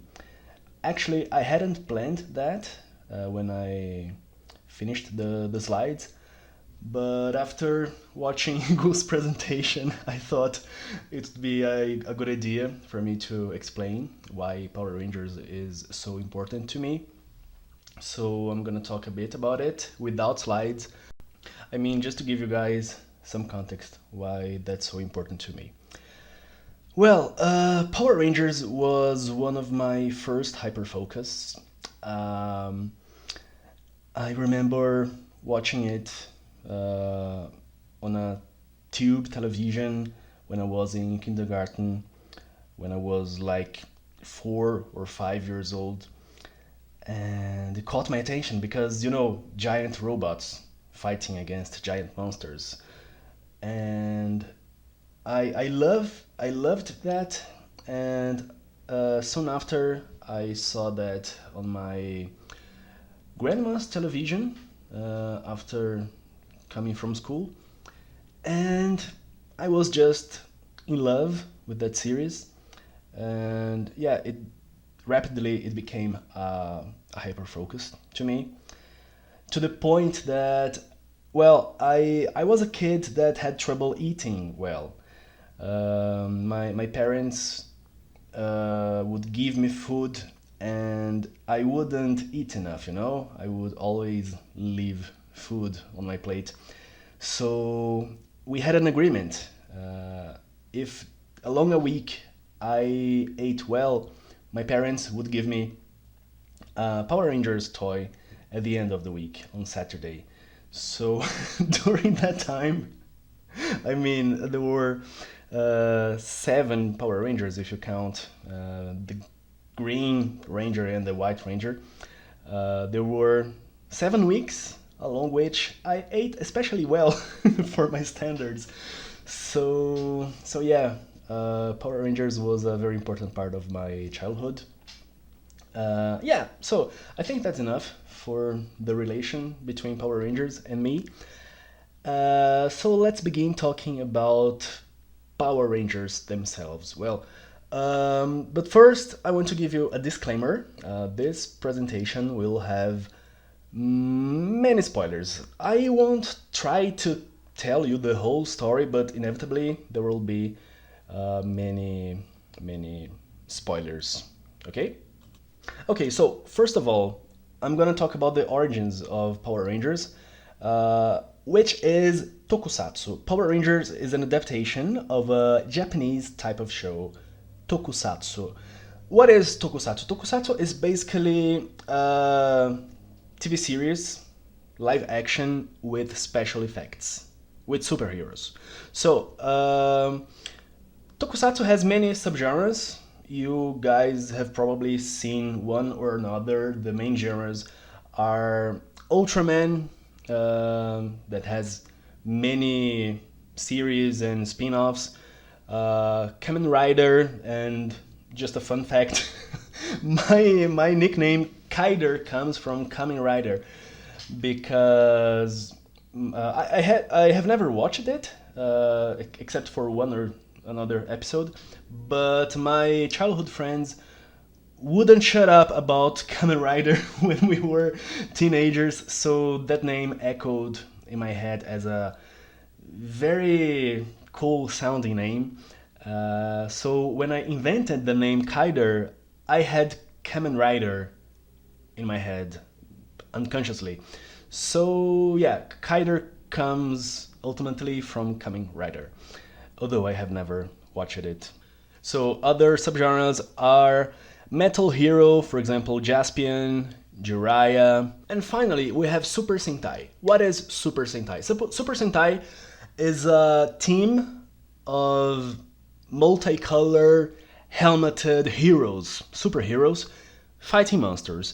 Firstly, not giant monsters, but after 1979, inspired by the Japanese version of Spider-Man, who had a giant robot, those superheroes would also have a giant robot to fight giant monsters.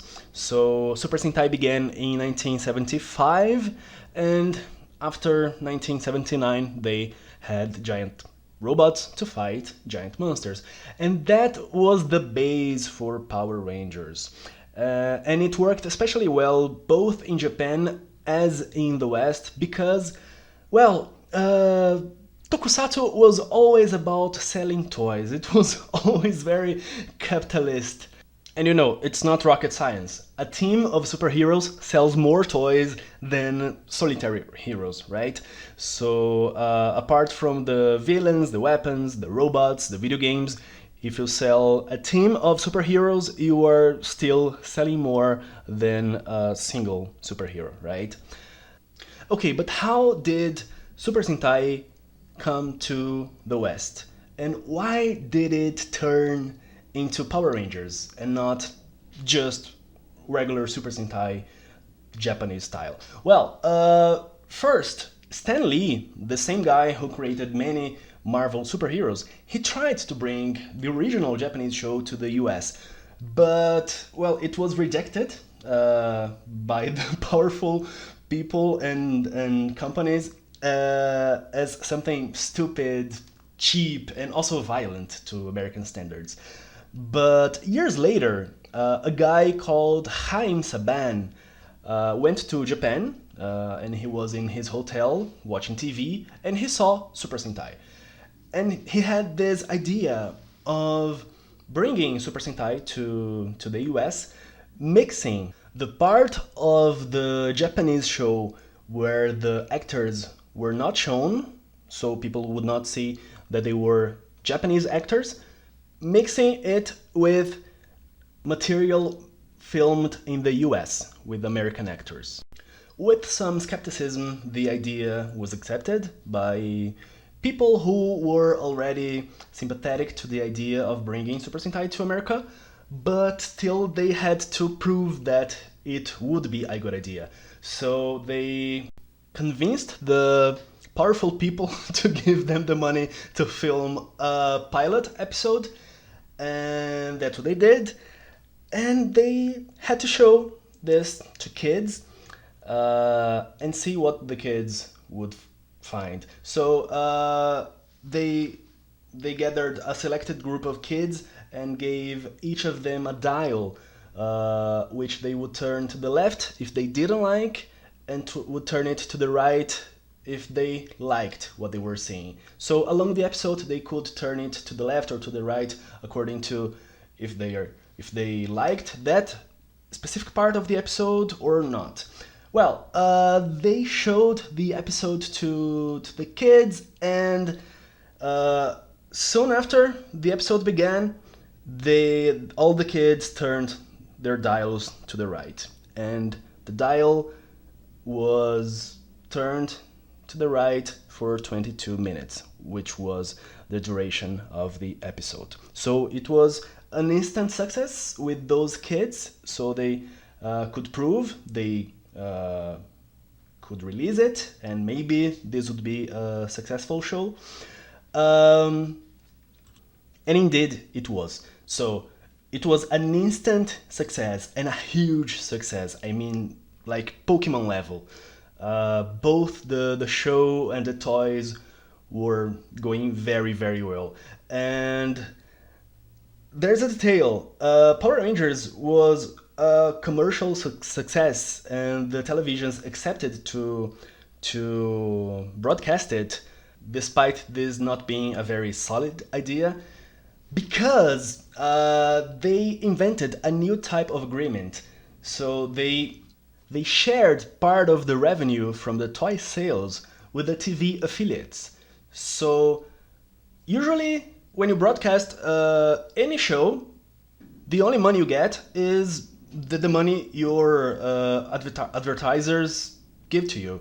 But this time, the success of the toy sales would also give the TV affiliates more money. So that's why Power Rangers was so successful. They invented this type of making money. So yes, Power Rangers and Tokusatsu were always very capitalist. Well, so that was more or less the origins of Power Rangers. So now I'm gonna speak a bit about the series itself. I mean, the story. But yeah, Power Rangers had 31 seasons from 1993 until 2023. So I'm not gonna talk about all the 31 seasons. My presentation will focus only on the first 6 seasons. Those first 6 seasons follow like an overarching, evolving storyline, differently from the 7th season onwards, when each of them follows a self-contained story. So yeah, I'm gonna talk about the first 6 seasons, also known as the Zordon era. Okay? Well, the first season, and also the second and the third season, are called Mighty Morphin Power Rangers. And the theme of their powers is dinosaurs. Their power comes from dinosaurs. And the story begins when astronauts accidentally free Rita Repulsa. Rita Repulsa was a witch that was contained in a dumpster, in a garbage can, on the moon. She had been there for 10,000 years, trapped in this garbage can, and astronauts accidentally free her. And she's the villain. So Zordon, which is the like an old wise sage trapped in a blue energy tube, he recruits a team of 5 teenagers to fight the forces of evil, making them the Power Rangers. And each episode of this season, and all of them, follows a very similar structure. So first, Zordon and his assistant Alpha, who is a robot, call the Rangers. And then Rita, the villain, sends potty patrollers, who are like stupid golem warriors made of clay.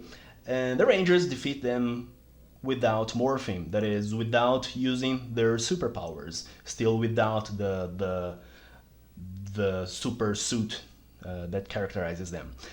Well, and then Rita sends the monster, a new monster each episode, and then, only then, the Rangers morph, that is, they activate their superhero suits, and then they defeat the monster.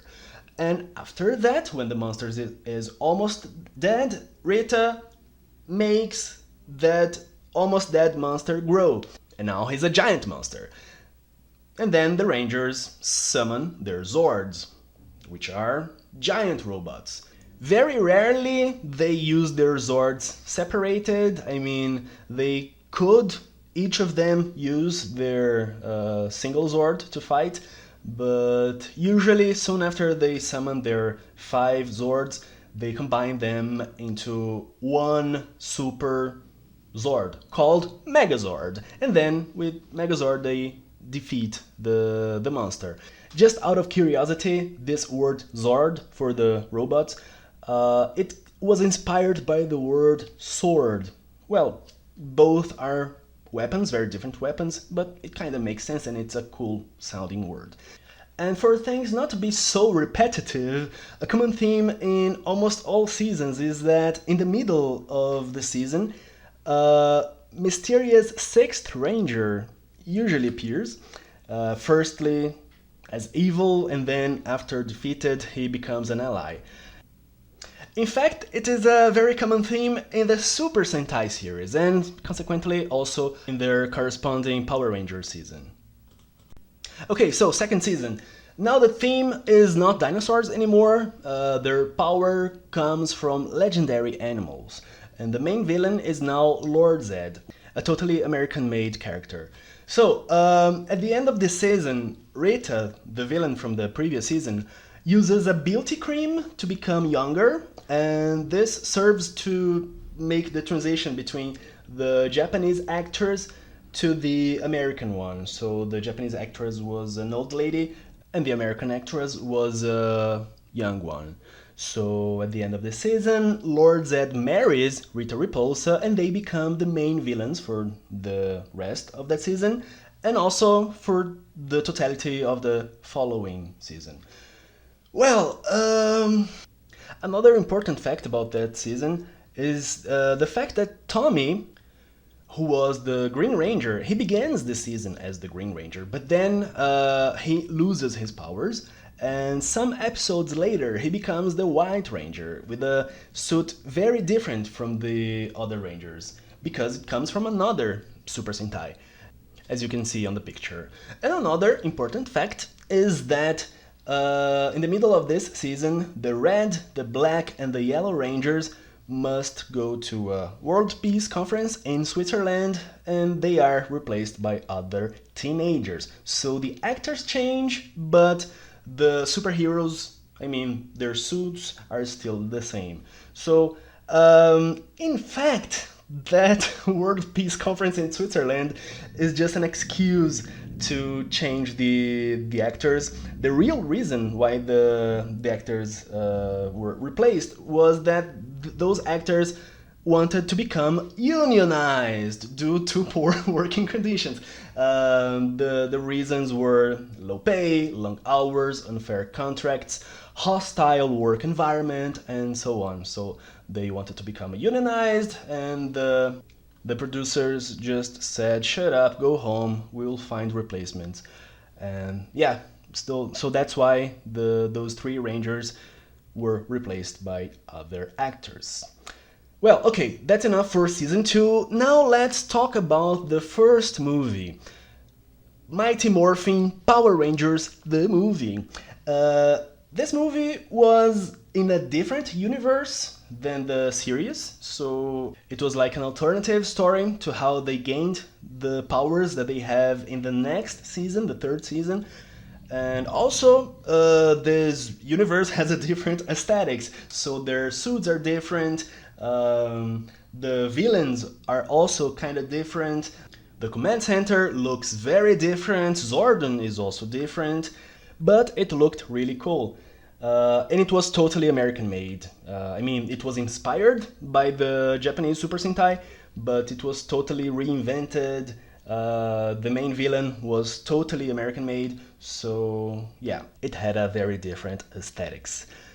And also, it was the movie I watched the most in my life when I was a kid. I watched that VHS over and over. First, I would rent it, but then I bought from a guy who used to sell illegal copies. So yeah, I watched it really many times, and I would dream about it. Okay, now season 3. Now the theme is ninja and regular animals, so not anymore dinosaurs, not anymore legendary animals, but regular animals like frog and monkey, and also ninja. I don't know what one thing has to do with another, but yeah, those were the themes for their powers. And an innovation of this season was that before transforming into the classic helmeted rangers, they would transform into ninjas, usually to fight the putty patrollers. And another important fact about this season is that it was during this season that Kimberly, the original Pink Ranger and also the most beautiful ranger ever, was sadly replaced with another teenager. So Kimberly, played by Amy Jo Johnson, was replaced by Kat, played by Catherine Sutherland. Okay, so at the end of this season, the Rangers are turned into powerless children. They lose their powers. And they don't have their powers for some time, for 10 episodes. I mean, the season ends, and then we have a mini-series, which is not counted as a separate season, but it is kind of a intermediate season between season 3 and 4. This miniseries is called Mighty Morphin Alien Rangers. So basically, the Rangers are now children, and then alien Power Rangers come from another planet to save the day, while the Rangers from Earth are still powerless children. But okay, in the 10th and last episode, the Rangers restored their powers and also their age. And now season 4 begins, Power Rangers Zeo. So for the first time, the Rangers changed their suits because of their new powers. And also, they changed the name of the season. Now it's not Mighty Morphin Power Rangers anymore, now it's Power Rangers Zeo. And the change of suits and of title will be the rule for every season from now on. And okay, so the theme of their powers for this season is technology. And the mysterious ranger of this season is the Gold Ranger, although he's like black and gold. And his identity is a constant teaser and a central plot theme for 6 episodes. So we think of many people that could be him, including Billy, who was the Blue Ranger, and is not a ranger anymore for reasons I will talk in a minute. But his real identity is Trey of the planet Triforia. He's a new character, so at the end it was not interesting at all. But anyway, this Gold Ranger is a new character, but as soon as we discover his identity, he passes his power to an Earthling, to someone from Earth. And the person elected to inherit his powers is Jason, the Red Ranger from season 1. But now let's talk about Billy, played by David Yost. Well, at the beginning of the season, he already retires from being a Power Ranger. He's not the Blue Ranger anymore, but he's still in the series as an assistant to Alpha in the command center for the whole season. But at the end of the season, he leaves. He becomes the last of the original Rangers to leave the series. And the real reason why it happened was harassment by the production crew. He had been targeted over his sexual orientation, he's gay, and he was often called a faggot in the studios. So yeah, Power Rangers for some time was a homophobic franchise, but it would change after some years. I will talk about it at the end of my presentation, okay? So hold on.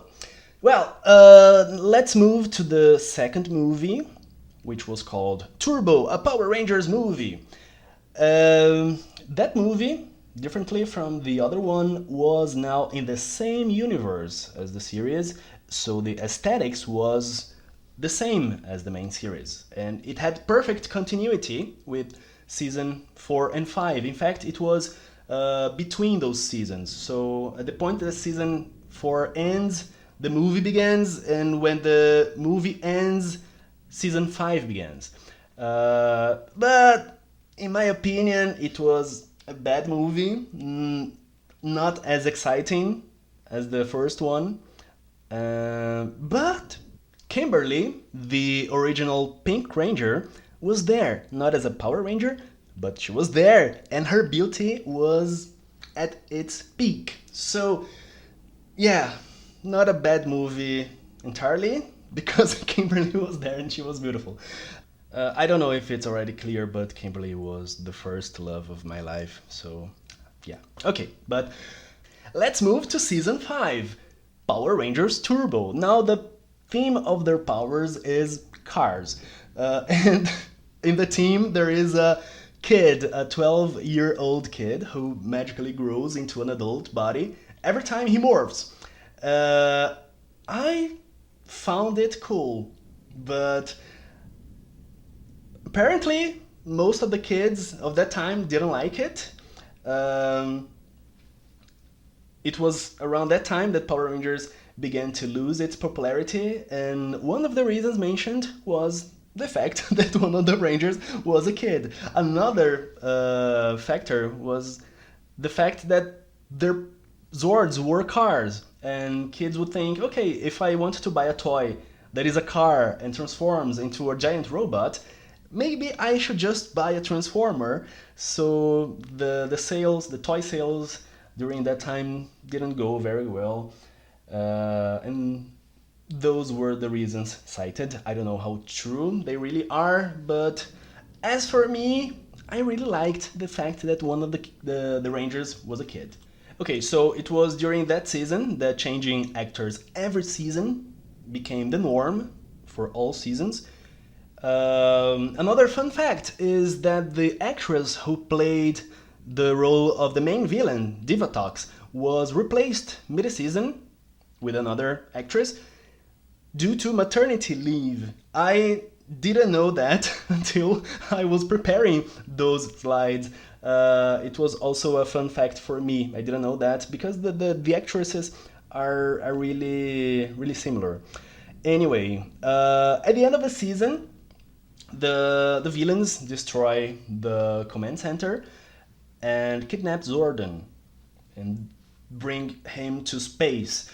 And this forces the Rangers to go to space. Except the kid, who chooses to stay in Earth with his father. But yeah, now the Rangers go to space and spend a long time there, and that's why the next season is Power Rangers in Space, and the power theme is space and spaceships. And now, for the first time, the command center is the Megazord. Why? Because the command center is the Astro Mega ship. It is a spaceship, and it also serves the purpose of being the Megazord when attached to a space shuttle, something like that. Anyway, at the end of this season, the Red Ranger finds, finally, Zordon. And Zordon orders the Red Ranger to destroy his energy tube. I mean, Zordon's energy tube. So Zordon orders the Red Ranger to kill him, to kill Zordon. So, yeah, Zordon dies. Why did Zordon have to die? Because when he died, he spread his good energy throughout the universe, destroying all the forces of evil. This is a very Power Rangers thing. So the monsters that were like people, like Rita and Lord Zed, they become good people. And the monsters that were pure monsters, pure evil, like machines and so on, they are pulverized. And this ends the Zordon era. But I still want to talk about two movies that came after that. So in 2017, we have a movie called simply Power Rangers. This movie is a total reboot of the series with lots and lots of fan services. So I really enjoyed it. But, well, the idea was that if successful, this movie would begin a long-lasting sequence of movies with its own universe, like Marvel Cinematic Universe. But unfortunately, the movie lost the studio approximately $74 million, and all sequels were cancelled, which is a pity because it was really a very good movie. It was really promising. It had a scene after the credits, which was a teaser for a sequel, but yeah, it didn't go well. But I love this movie. But okay, during the pandemic, we have the fourth movie celebrating the 30th anniversary of the franchise. And now Billy finally comes back. That same Blue Ranger whose actor was suffering harassment in the studios because he was gay. And now he comes with a leading role. And not only that, this movie contains a 1-minute scene where his car, not driven by him, but anyway, his car saves a gay couple. So it was just a 1-minute scene. Yes, they could do more than that.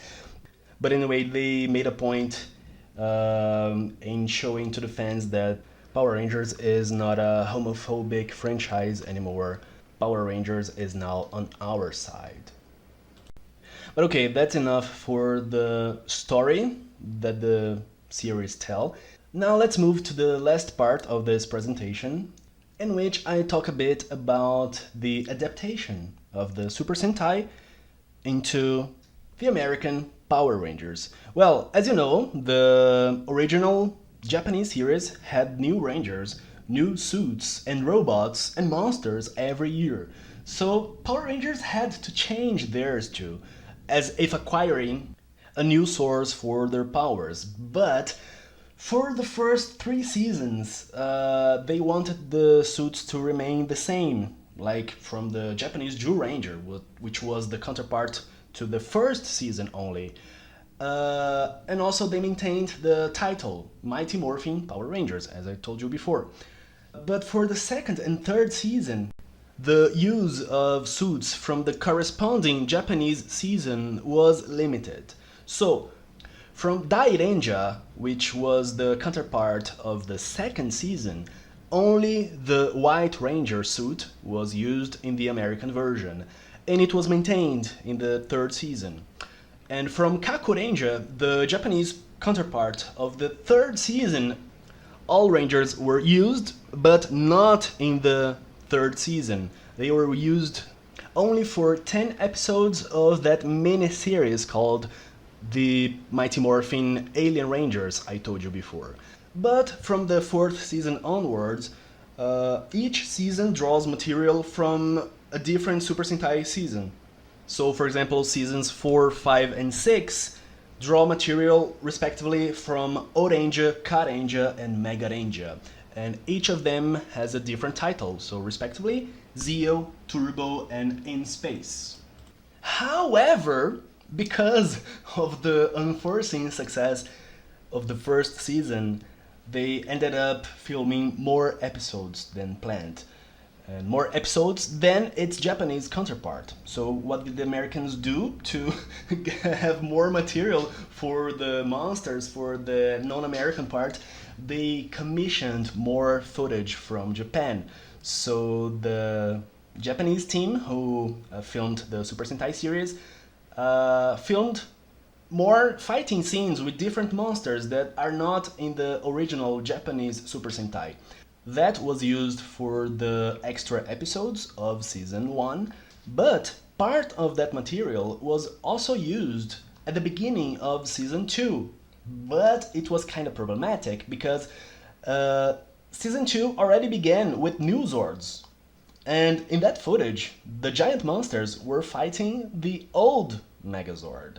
So if you pay attention for the first 13 episodes of season 2, monsters and Zords never appeared together because they mixed footage of 2 different seasons. So they had to be creative, using creative angles and creative scene transitions. For example, that one in which the Megazord attacks with its sword, and on the next second, the monster is being attacked by a sword. But if you pay attention, it's not the same sword. The Zord sword is curved, but when you see the monster, it is still a straight sword. The straight sword from season 1. So yeah, it was kind of a mess, but we as kids never noticed it. At least I didn't. I only learned that after growing up. So yeah, that's it. I was going to have another section talking about the Rangers that died, I mean the actors, but it would be kind of bad vibes. So I will just tell you one story, not of a Ranger that died, but the story of a Ranger that killed someone in real life. He was the Red Ranger of Season 10, Power Rangers Wild Force. The actor, Ricardo Medina Jr., in real life, he killed his roommate, but not only he killed his roommate with a sword. And not any sword. It was the sword of the movie Conan the Barbarian. He killed his roommate with the sword of Conan the Barbarian in 2016, allegedly in self-defense. Okay, so he went to prison anyway, and he was released around 2020. So now he is a free man again. So now for real, that's it. Thank you again for having me here, and I cannot wait to do it again. It was really fun. Thank you guys.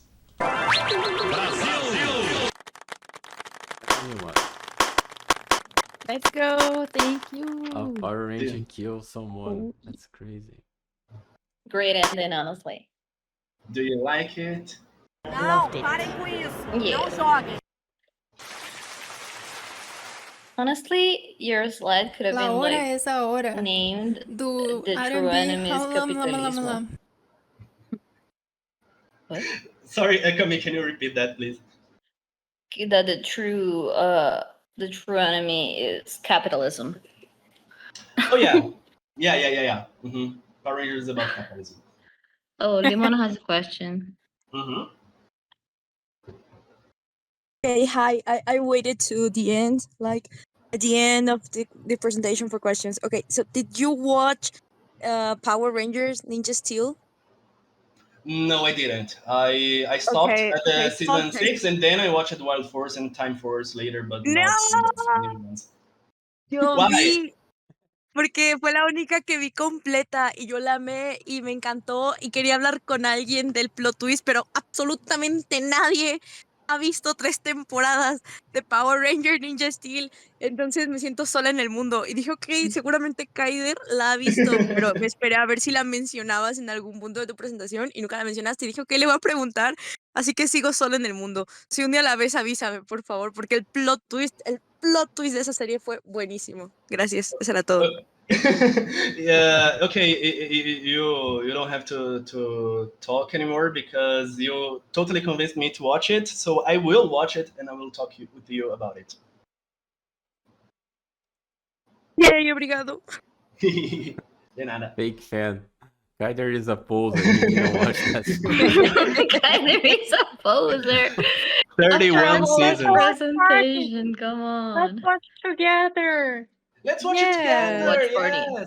Yes, let's do it. Let's go. Sí, Let's yo just- jalo, son 3 temporadas. Let's also watch Star Wars, please, guys. I need you to. Star Wars and then Power Rangers. Yes, every day let's watch an episode of Star Wars Rebels and Power Rangers Ninja Steel. Let's do that. Really. Yeah.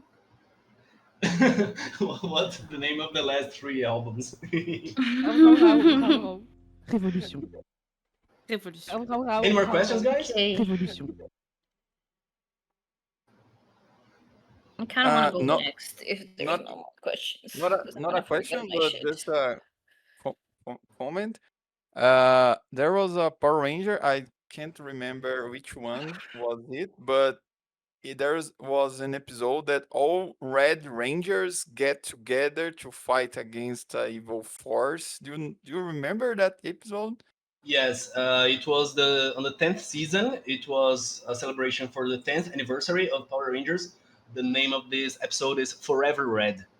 Yes, it's amazing episode because they Yeah. could get all the old actors to Rangers. play Red Rangers again. It was insane. I really like Yeah. it to watch that in that time. Yeah, I will look for a picture of it because there is one classic picture. I found it. where all of them are together. And I remember downloading this episode because I couldn't watch it on television for some reason I can't remember. And I downloaded this episode and watched it so many times. And it's like a tradition now to have regularly this episode where they reunite maybe not all Rangers, but all Rangers of some category, because they know the fans love it. A gente tem que entregar um relatório da palestra para a próxima aula. Sim, gente. You have to write a report about all presentations and give them to us. Favorite Power Rangers? It's a nice bowl. Green.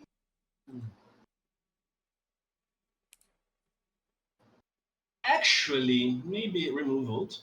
Pink. Yes. Pink's the best one. Pink has 7 votes. Yes. I think the only reason why I like the Green, the White Ranger is that he used to date the Pink Ranger, but it makes the Pink Ranger much better. You know, she's the reason why I like the Green, White Ranger. You wanted to be him. I myself consider myself a failure as a human being because I never dated Kimberly, or the actress. Yet. Yeah, I feel you. Don't lose hope. Ninja is... Oh. Thank you, Lali.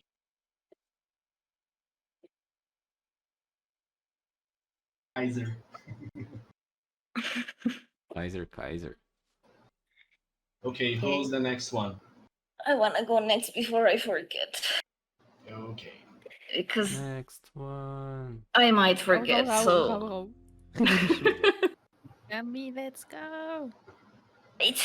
Let me set up in a way so I can see chat. I'll open this here. I got very nervous all of a sudden. I'm sorry. What the fuck?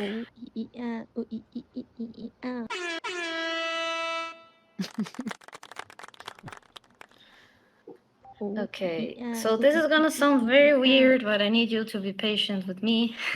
There's an explanation. Okay, I am here. I can like full screen this, right? I think I can full screen this, okay. Entire screen.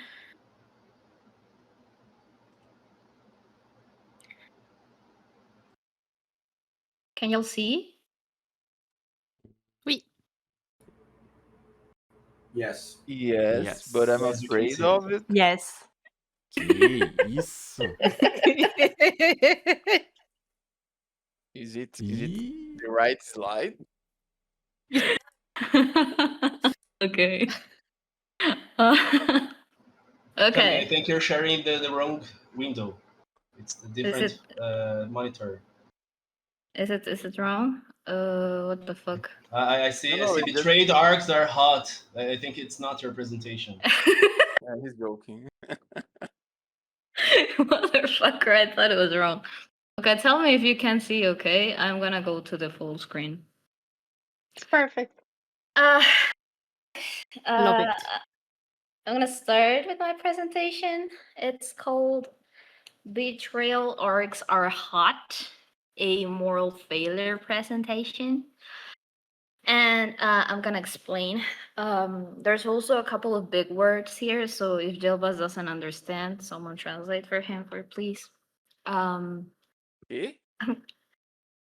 There's a couple of big words, like complex words here. Okay. Vai se fuder, Cami.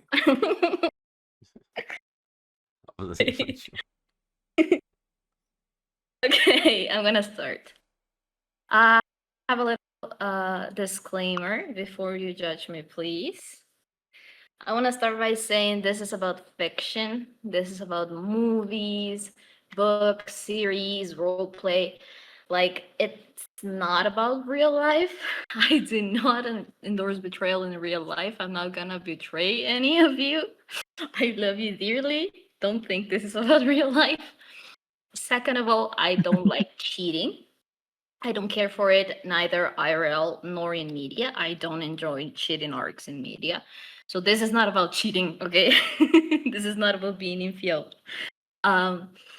However, I am very, very interested in narrative suffering. I find it very interesting when it comes to characters going through stuff. And I know this is something about me. Shut up. I don't want to hear it. Okay?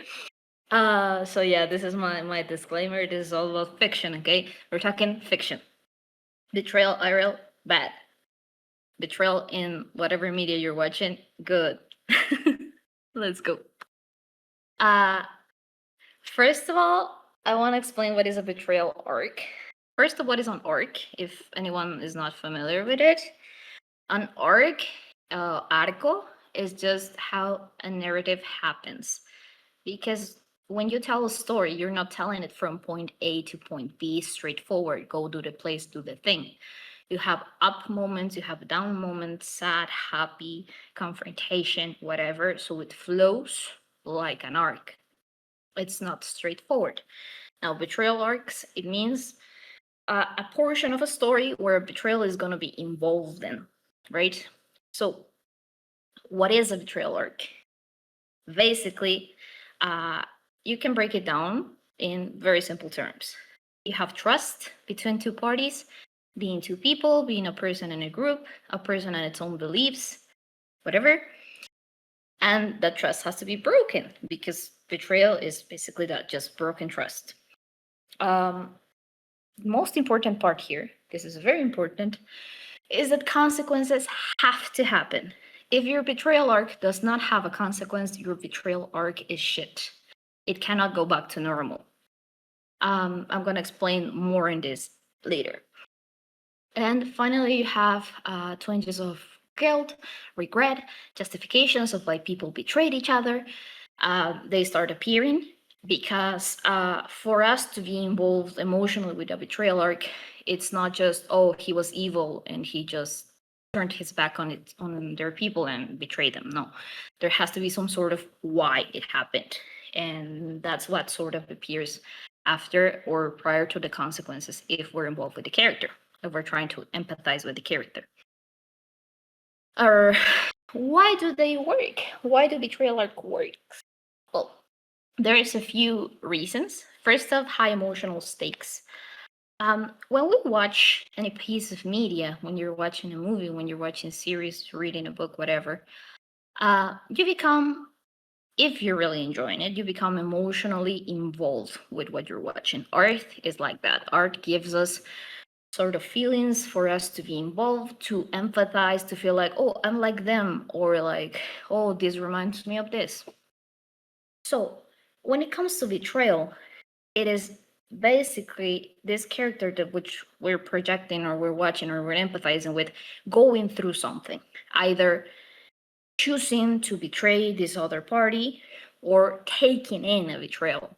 So it's interesting to us. It's more interesting than just watching a person, I don't know, kill some sort of big dragon or whatever, because you don't have as emotional stakes in that. But if you know that that big dragon was a party of, was a part of the party before, a part of the group, and then betrayed them, and now you have to confront them, it becomes a little more interesting. I'm not saying it's not interesting when it's just go kill the thing or go confront the evil bad guy, but it becomes a tad more interesting. Now, something else that happens is intimacy, and I'm not talking like anything weird. I'm just talking about the current intimacy that you feel whenever you get involved with a friend.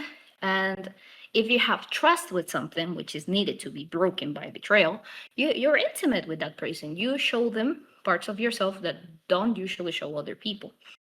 So that means that the person that betrayed you has committed like a very deep wound, because it's betraying not only whatever pact you had between each other, but the intimacy you had between the two people involved. Another part that is very interesting to me is that the conflict becomes internal. It's not just external.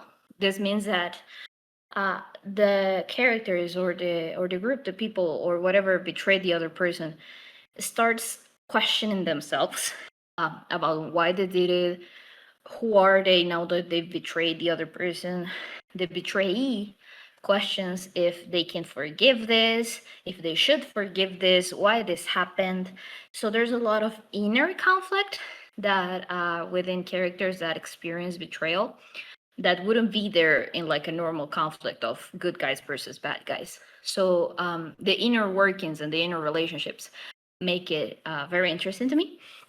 And also moral ambiguity. It activates the audience. So this means that whoever's watching the betrayal happen in a series, in a movie, in whatever, can take sides. Be like, oh no, this character was wrong because they were just friends and betrayed them, blah, blah, blah. And the other part of the equation can be like, oh, but they were right because they were being like, I don't know, under a threat, or they thought they were doing something good, or they were like, I don't know, they found out about something that made them betray the group. So this creates discourse, and this creates conversation. You can engage with the media and talk to other people about what they thought, what they believed in. Because if it's just good guys versus bad guys, of course you can support just the bad guys because whatever. But it's not as deep as a conversation as if it were, okay, but he or she also had motivations to do whatever they did or do the betrayal, or the other party shouldn't forgive them because it's just unforgivable, blah, blah, blah, blah. I like that. I like debate conversations about media. And according to my 13 years old 3M, pain equals debt. So yeah. Consequences, this is my favorite part. This is my favorite part. Because what I said before, bad betrayal arcs that don't go acknowledged or are forgiven, they're not good. Like, they're not even good narratively. You have a character doing something to other people, and they just get forgiven, or they just get, yes, but don't do it again. It's just not impactful narratively. It's just that, okay, you changed the whole dynamic of it, and not even like a sorry, or that everything is forgiven, or everything is forgotten. That's not good, at least to me. Good betrayal arcs have shame. The betrayer usually feels shame in their actions. Avoidance, they can create a rift in their relationship with each other. They may not talk, they may distance themselves.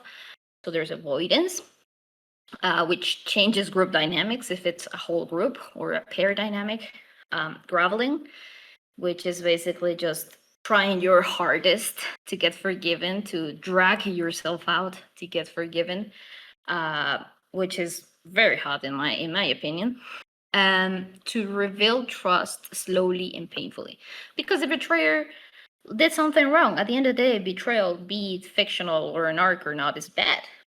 So to try to do something good to try to recreate the bonds you lost because you betrayed this person, you have to do it slowly. Trust is not a quick instantly, like, oh, you trust me now. So that path also leads to what I call a redemption arc, and it fucking rules. I love redemption arcs. Redemption arcs are basically what follows to a betrayal arc, which is you were a meaning person, you did something wrong, and you need to become a better version of yourself to be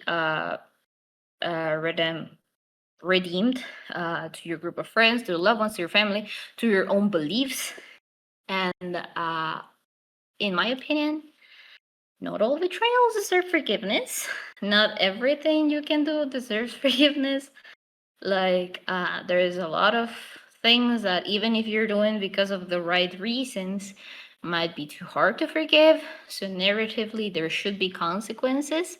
And maybe there's no redemption arc. Maybe that person just is killed off, or maybe just goes away, disengages with the narrative. But if it could be forgiven, there's a certain rules. I think the betrayer must understand the harm they caused. They have to know why they done wrong. They have to know that even if they had their reasons, they need to take active steps towards redemption. Second of all, the betrayed person gets agency in their decision. Even if the betrayer did everything right, like groveled, I don't know, big acts of love or whatever, they get to decide if they're gonna forgive or not. It's not something given. And sideline, like little tangent. I personally don't believe that forgiveness is for your own peace of mind. I believe that you can live a life of never forgiving shit, because maybe they don't deserve it, you know? Like sometimes betrayal don't deserve forgiveness. And this is part also narratively that it's not necessary. Even if they did everything right, the character can stick with their solution of not forgiving. And it's perfectly okay because it reflects human nature. As I said, forgiveness is optional, it's not owed. And a redemption does not equal a reset. So what I mean by this is that, okay, this character redeemed themselves, herself, whatever, and everything goes back to normal. That's not it. Every betrayal includes like a sort of change in dynamic. Be it that they don't trust each other as much, but eventually will get there, or maybe they're like slowly revealing what they had, but it takes getting to know each other again, because both the betrayer and the betrayed people are different now. They've gone through different things, and it's not gonna be the same. So that's what I don't think it's just a reset. This is my example of my golden standard of betrayal and a redemption arc. I am gonna give a few spoilers here. So if you haven't seen the MCU and the Loki series, both first and second season, mute me and people in the chat tell them when it's done, because I'm gonna give a lot of spoilers. If you don't care for them, go watch it. I don't care your opinion on Marvel. This story is a banger. Okay, let's start. Why do I think he is the golden standard of betrayal and redemption? Loki starts as the second son of Odin. He's, of course, we know he is a Norse god of trickery and lies, but on the MCU, he is the son of Odin, and he grows under the shadow of Thor. He grows as a kid that has not had a lot of attention because his prowess is magical, is not on the fighter side, which is very celebrated in his homeland. So he grows kind of bitter towards his brother. However, this all boils over when he discovers he's not the legitimate child of Odin. He discovers he was a bounty of a war against a race of frost giants. And that's the first betrayal he experiences about his origins and about who he is and about why he didn't have the same level of attention. Because technically he was raised as a crown prince as well, but deep in his heart he always knew that wouldn't be a birthright to himself. That would go to Thor. So with this first level of hurt, he betrays his people first time by letting this frost giant attack his home. He betrays Thor a second time in this same timeline by lying to him about his banishment. Then he tries to take over the realm just because he feels like there's an injustice to be solved in it. But he is still betraying his brother, his kingdom, even though he has like a lot of valid reasons for it. But he's still a betrayal. Then we have a lot of betrayals. He pretends to be dead. He plays the role of Odin when he's on deep sleep and sends him to Earth. He betrays the Grandmaster and escapes their shit planet. There's a lot of betrayal going on. He's the god of lies, and he makes well use of that title. So basically, on his betrayal phase, which is basically his entire life, he has repeated deceptions across multiple timelines. And he always chooses power, survival, and then control, but he always chooses himself first. So this is a very, even if he has like a lot of motivations and a lot of why he is this way, at the core of it, he's a very selfish person. So, and he will stay this way until the very end of his life.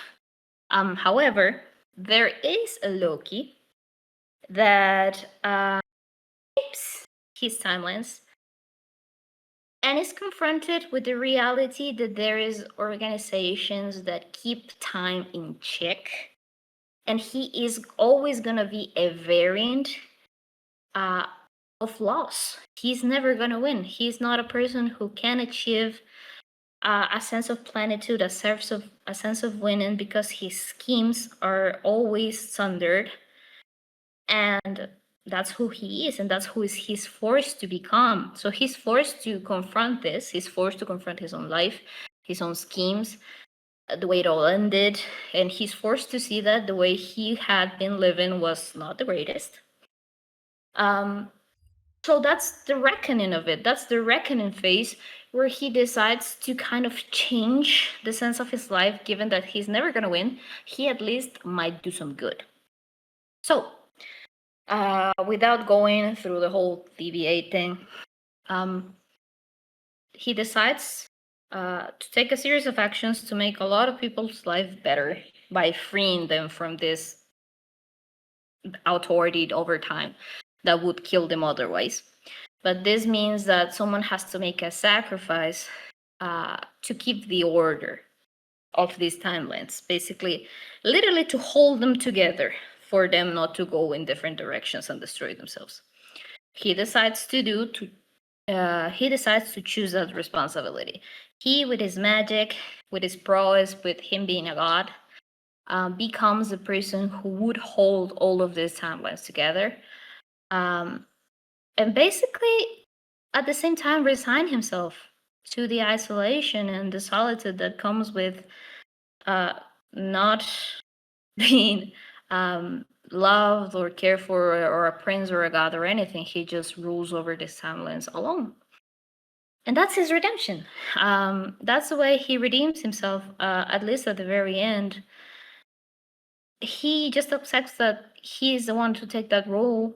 And even though it is eternal solitude, he chooses that. And I believe that's something beautiful.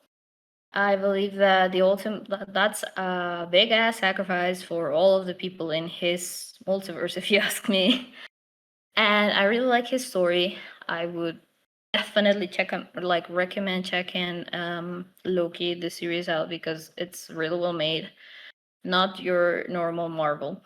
And yes, that's why I like a lot of the betrayal and redemption. Like, that's why I like people becoming better versions of themselves after doing something horrible, because at the core of human nature, I think that's who everyone is. I don't think there's anybody here who can tell, like, oh, hand to chest, honest to God, I have never done anything wrong.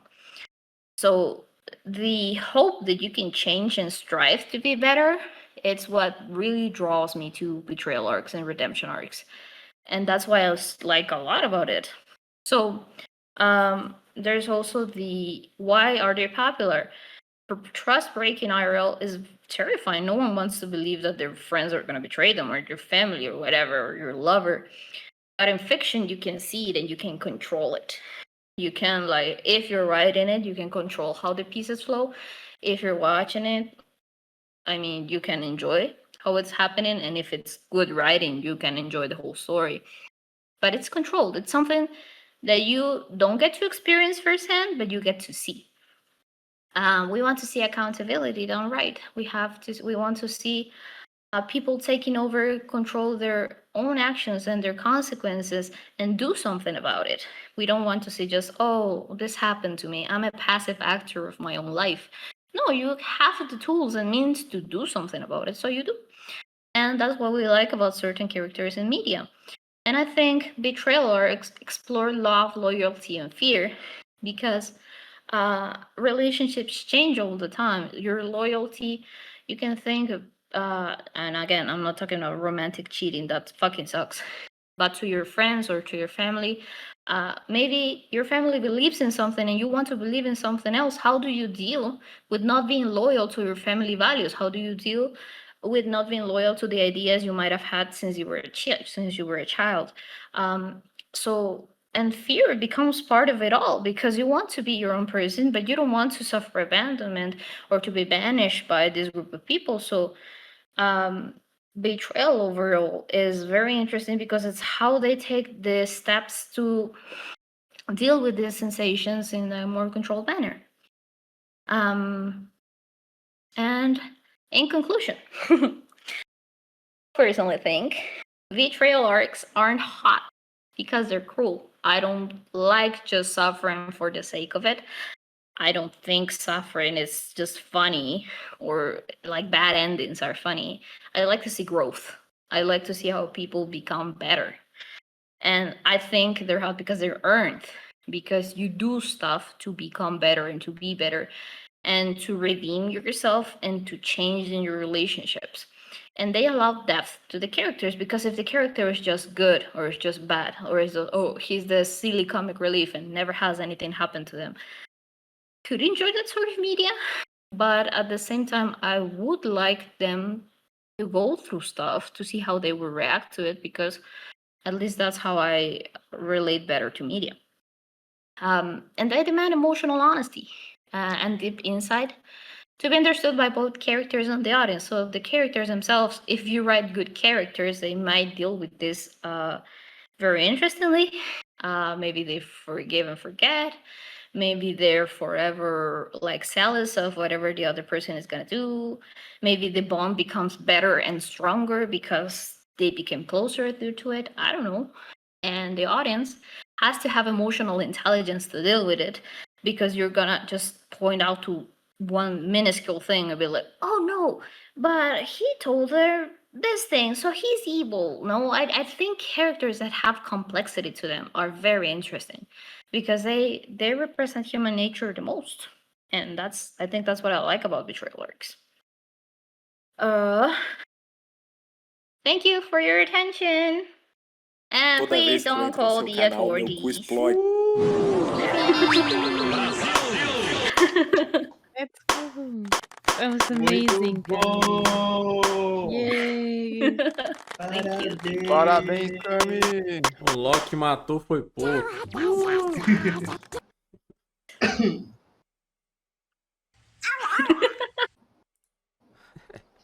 Thank you. If you have any questions, don't send me to therapy. I'm already in therapy.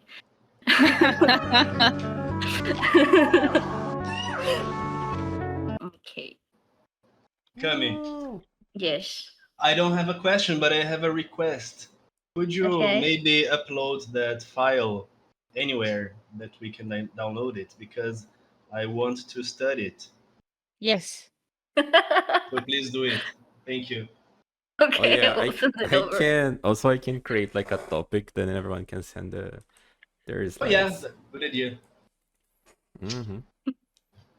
Okay, Yes, I'm gonna I will create send that. it over.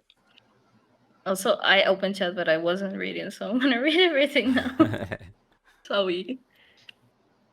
Yes, that was it. If there's no questions, the next person can go. I must confess that on the part of Loki, I tried not to pay much attention because I didn't want spoilers, but I paid attention to the rest.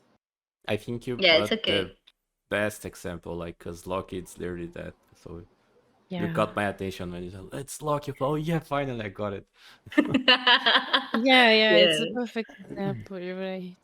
Yeah, I love Loki as a redemption arc. And I could do the same for Tony Stark, but he wasn't much of a betrayer. He was just like a bad person turned good. So Yeah. Yeah. yes. Okay. Who's next? Lali It's was me, asking a it's me. question, chat. Okay. Oh, you wanted to ask a question, Zoe? No, Lali did in chat. Okay.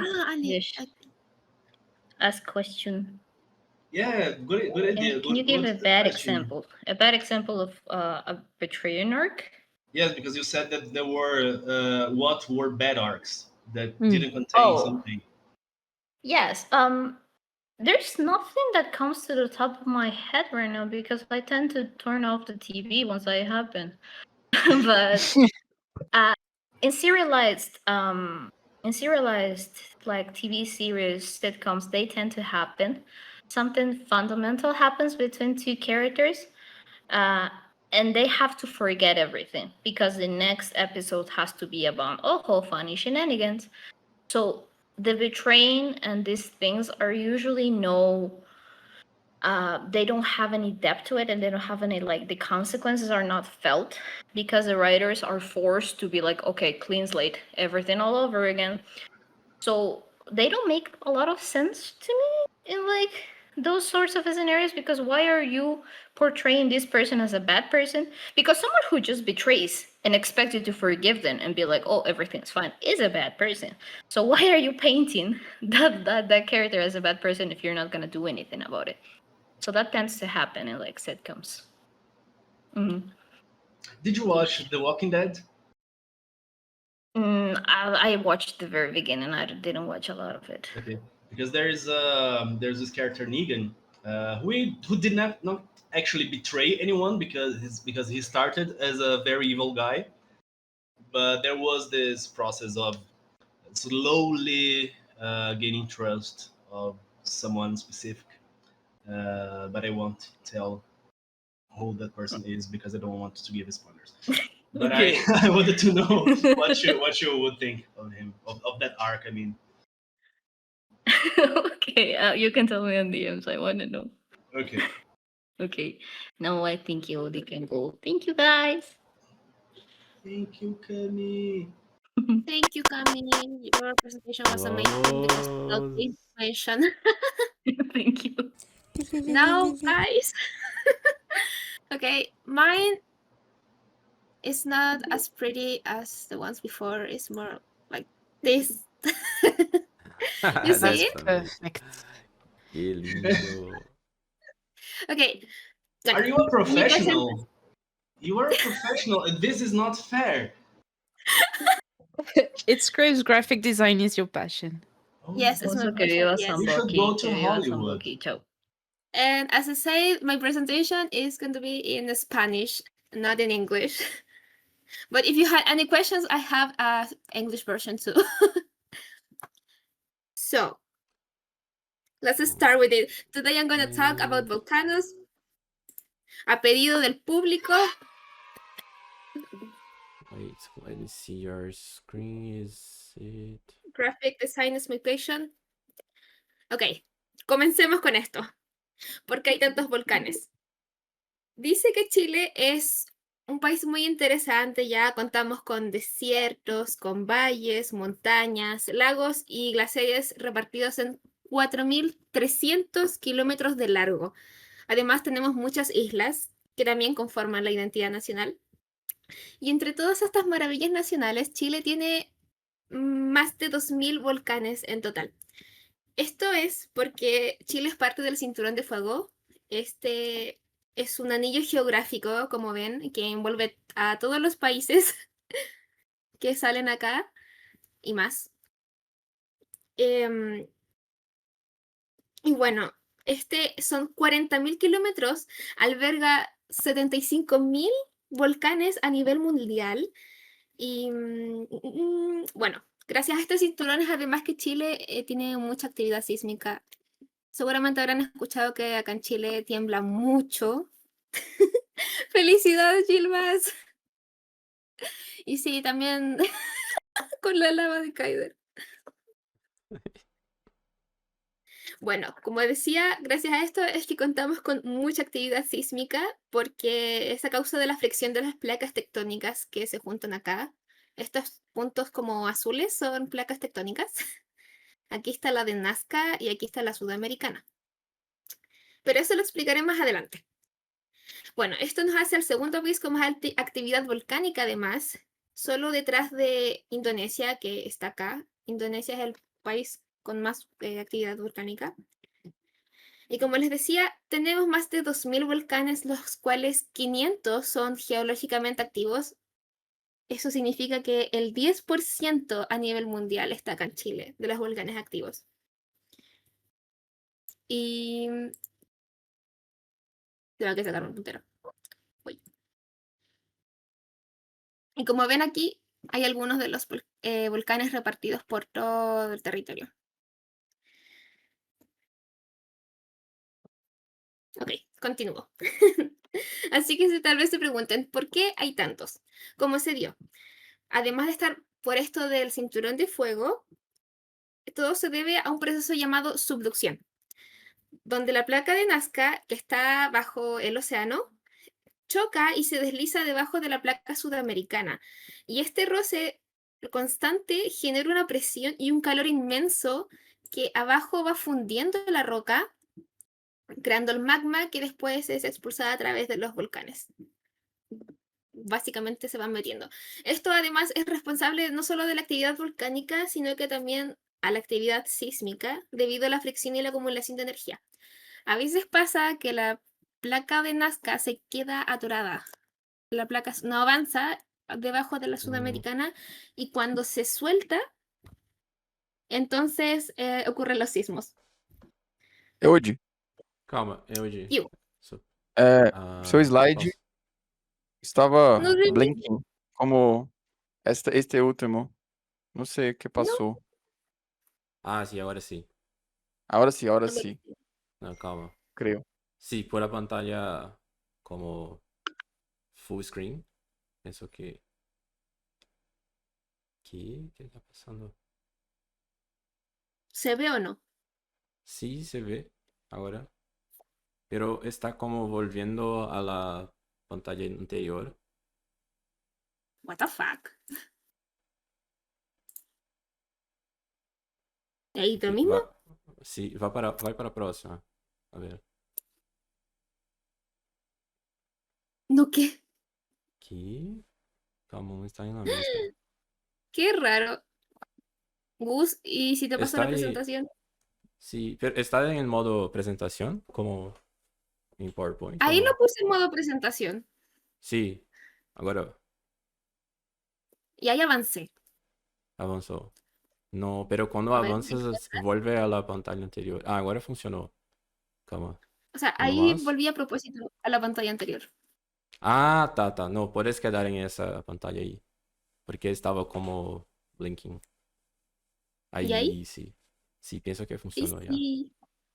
Bueno, tampoco se perdieron mucho. Era más explicación que de visualizar. Sí, esta slide Creo, maldita. creo que sí, el problema es la slide porque cuando pasas de la otra a esta, sí funciona, pero esta ya no pasa a la otra. Ok, a las placas no les gusta que hablara de ellas. Quizás es eso. Va a temblar. Bueno, ¿entendieron esta parte? Puedes Sí, claro. hablar novamente Sí. muito rápido? Isso, No. estou poniendo atenção. A ver, dime lo que dije recién. No sabe, ¿vieron? No sabe. Não, eu sei, mas é porque eu desconcentrei. Ok, avancemos. Entonces, no presta atención, le voy a poner un mala calificación, ¿eh? Gilbas, no puede ser. Como? Isso é mentira. Não estou playing, não estou jogando. Por eso te va a ir mal en la prueba. Bueno, regresando con los volcanes. Un momento.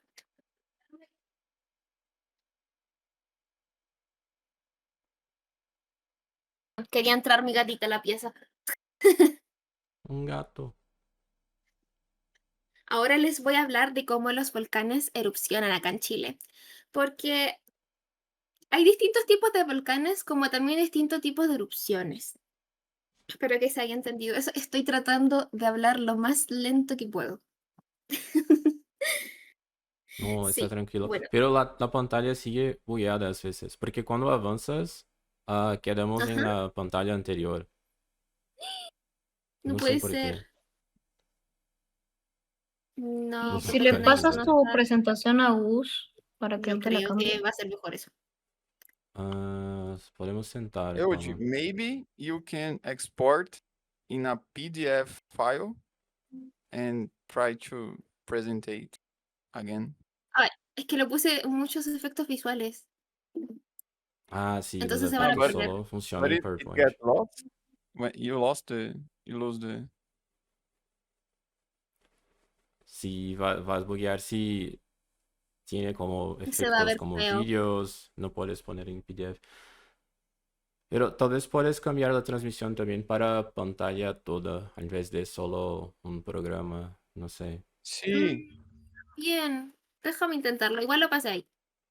Tá, sí. A ver, calma. Wait a minute.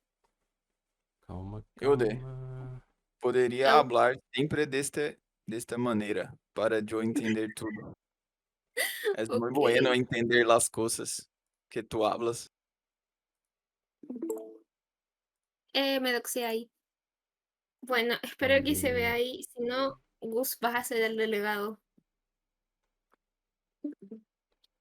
Tá, deixa eu ver. A ver se. Ok, está tranquilo, No. está funcionando. Y Sí. creo que Sí, ahí agora sí. pensa. Sí, agora sí. Eu vou, Bueno, yo lo que les quería hablar aquí era eu vou ponerlo sobre los assim. tipos de volcanes. Brevemente aquí, como tenemos tantos volcanes, obviamente estos tienen que ser vigilados 24/7, al menos los 43 volcanes más peligrosos o activos que tiene Chile son vigilados por el gobierno, por el CERNA, no sé qué va eso, del Ministerio de Minería, son vigilados y de hecho algunos de estos volcanes tienen páginas web donde publican todos los datos de los volcanes, desde los sismos que registran, los movimientos, fotos que sacan sobre de dónde está saliendo humo, por ejemplo, para tenerlos vigilados todo el tiempo y hacen timelapse hermosos. Lo malo es que la página ahora está caída, entonces no les pude poner un ejemplo. En fin, los volcanes tienen distintos tipos de erupciones, como también hay distintos tipos de volcanes. En Chile, los que más hay son los estratovolcanes y las erupciones que más se dan aquí son las estrombolianas y las plinianas. Y les quise poner un ejemplo de cada una. Las estrombolianas son explosiones esporádicas de lava y de gases.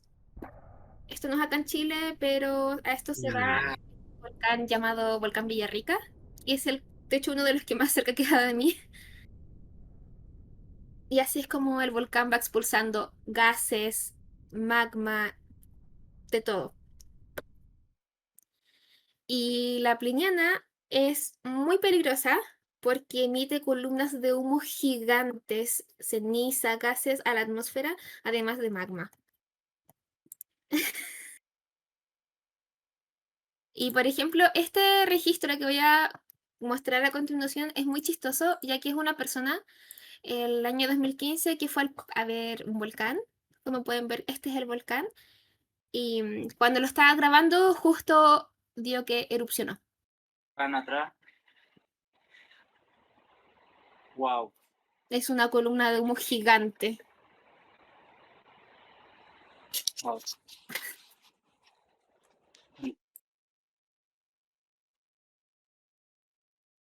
Y hay otra peor. Sí, el timing, eso es lo chistoso de ese video. La persona fue a visitar el volcán por lindo y el volcán decidió erupcionar. Eso fue en un volcán llamado Volcán Calbuco el año 2015. Pero además, brevemente, mencionar que hay otros riesgos, además de que Calbuco con B. Pero sí, sí es calvo. Otro riesgo que traen los volcanes son los lahares, pero ya vamos a hablar de estos, porque ahora quiero que vean la erupción de ese volcán. Estos son registros del 2015. Caralho. Yo me acuerdo de eso, estaba toda la ciudad en cenizas. De hecho, esta explosión, si no me equivoco, bañó toda una ciudad, la enterró en ceniza, básicamente. Hubieron aviones que no podían estar en el cielo porque estaba todo lleno de humo. Yo iba a viajar esos años en avión por primera vez y no se pudo. Y tuve que viajar en bus. No sé, pero muchos claramente. Y el cielo se veía así como rojo, no se veía nada, nada, nada, nada. Muy impresionante. Y desde lejos, claro, se veía como este efecto de bomba atómica porque se va desplazando las nubes por arriba y daba ese efecto que ven ahora en pantalla.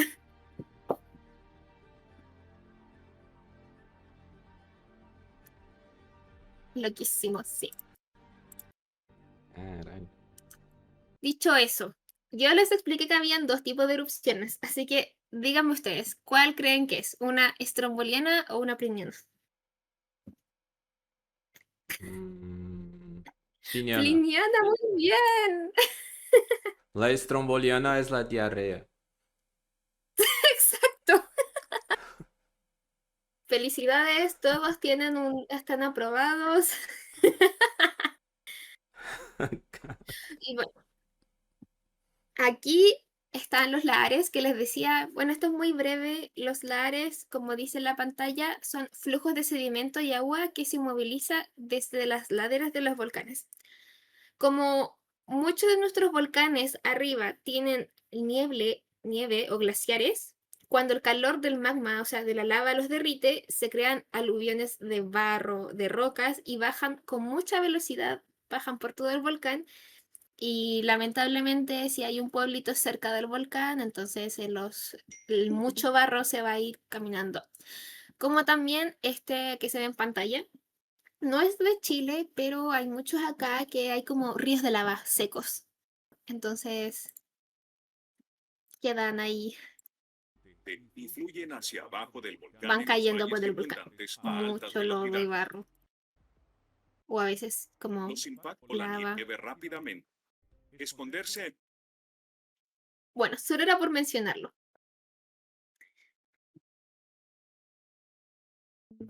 Arrastrarnos. Bueno, de esto era un paper que encontré sobre los lahares del volcán Villarrica. Como también hay una simulación de cómo caería la lava en el volcán en el caso hipotético de que volviera a explotar.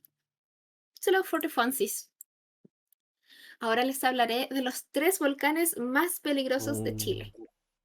El volcán Villarrica, como sale ahí, es el más activo de Sudamérica y es un único porque puedes ver la lava hirviendo a su interior. Tú puedes subir a la punta de este volcán y verlo. Ahí la lava. Luego está el volcán Yaima. Es uno de los más voluminosos y activos de Sudamérica también. Y es un gigante masivo. Si ese erupcionara, lo haría con mucha fuerza. Y el Calbuco, que es muy famoso también por ser impredecible, es el que explotó, que les dije, el año 2015, les mostré anteriormente. Como les digo, fue tan grande que la ceniza dio vuelta a casi todo el mundo prácticamente. Yaima, sí, volcán Yaima. Lo chistoso es que cerca de donde yo vivo hay un mirador. En ese mirador puedo ver estos 3 sin problema y se pueden ver alrededor de 10 volcanes. Se llama Yaima. Sí. Y ahora quería añadir datos curiosos. Bueno, esto sobre Cosmovísimo Mapuche, quizás no hayan escuchado qué es un mapuche. Un mapuche son un pueblo indígena chileno y argentino, muy numeroso y reconocido acá en Chile. Para ellos, los volcanes son muy interesantes para mí, su cosmovisión, la visión que ellos tienen sobre los volcanes, porque no son solo como la belleza natural o un peligro inminente, sino que son seres vivos y sagrados. En su cultura, los volcanes son habitados por un pillán, que un pillán es un espíritu de algún antepasado poderoso.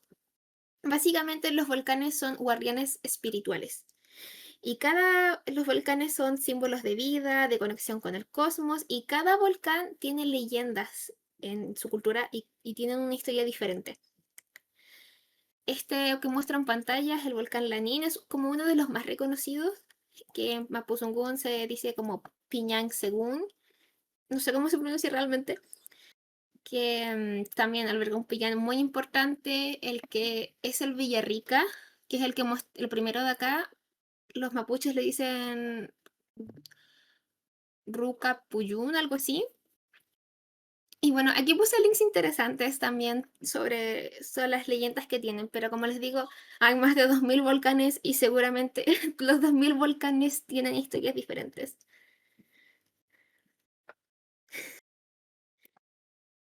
También otra cosa interesante de los volcanes acá en Chile es que ayudan con los viñedos. Porque además Chile destaca por los vinos. Y sé que los vinos chilenos son muy reconocidos en el extranjero. Carajo, no está Limona. Entonces, ¿qué pasa? Que además de beber un buen vino chileno, puedes beber un poco de volcán en ellos. ¿Por qué? Porque los suelos volcánicos son ricos en minerales como el basalto y estos actúan como un filtro natural del suelo. Y eso le da a los vinos una mineralidad diferente que los críticos aman. Y lo que ven aquí en pantalla, por ejemplo, son los viñedos asociados a los volcanes que están cerca. En el Valle de Itata, que se ve arriba, los viñedos están en laderas de arcilla, de granito y de rocas volcánicas. No es una tierra común. Eso provoca que el suelo arenoso y los minerales permiten que las cepas como el sinault o el moscatel desarrollen un sabor diferente, porque concentra como la esencia de la uva. Y hay una marca de vinos que se llama Volcanes justamente por lo mismo, porque está el viñedo cerca de los volcanes y que el sabor y etcétera. Exacto, también es para el café, por eso destacan igual el café colombiano.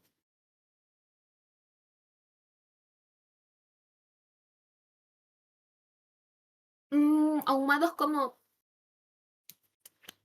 ¿Cómo explicarlo? ¿Nunca has comido salmón ahumado? Smoked, sí, eso. Entonces tienen unas notas diferentes a lo que sería un vino de viñedo normal por los minerales que tienen en la tierra. Imagínate, hay unas fotos que no encontré, pero tengo entendido que salen como las uvas en el suelo como con ceniza. Sí, sabe a fuego, te va a arder la boca.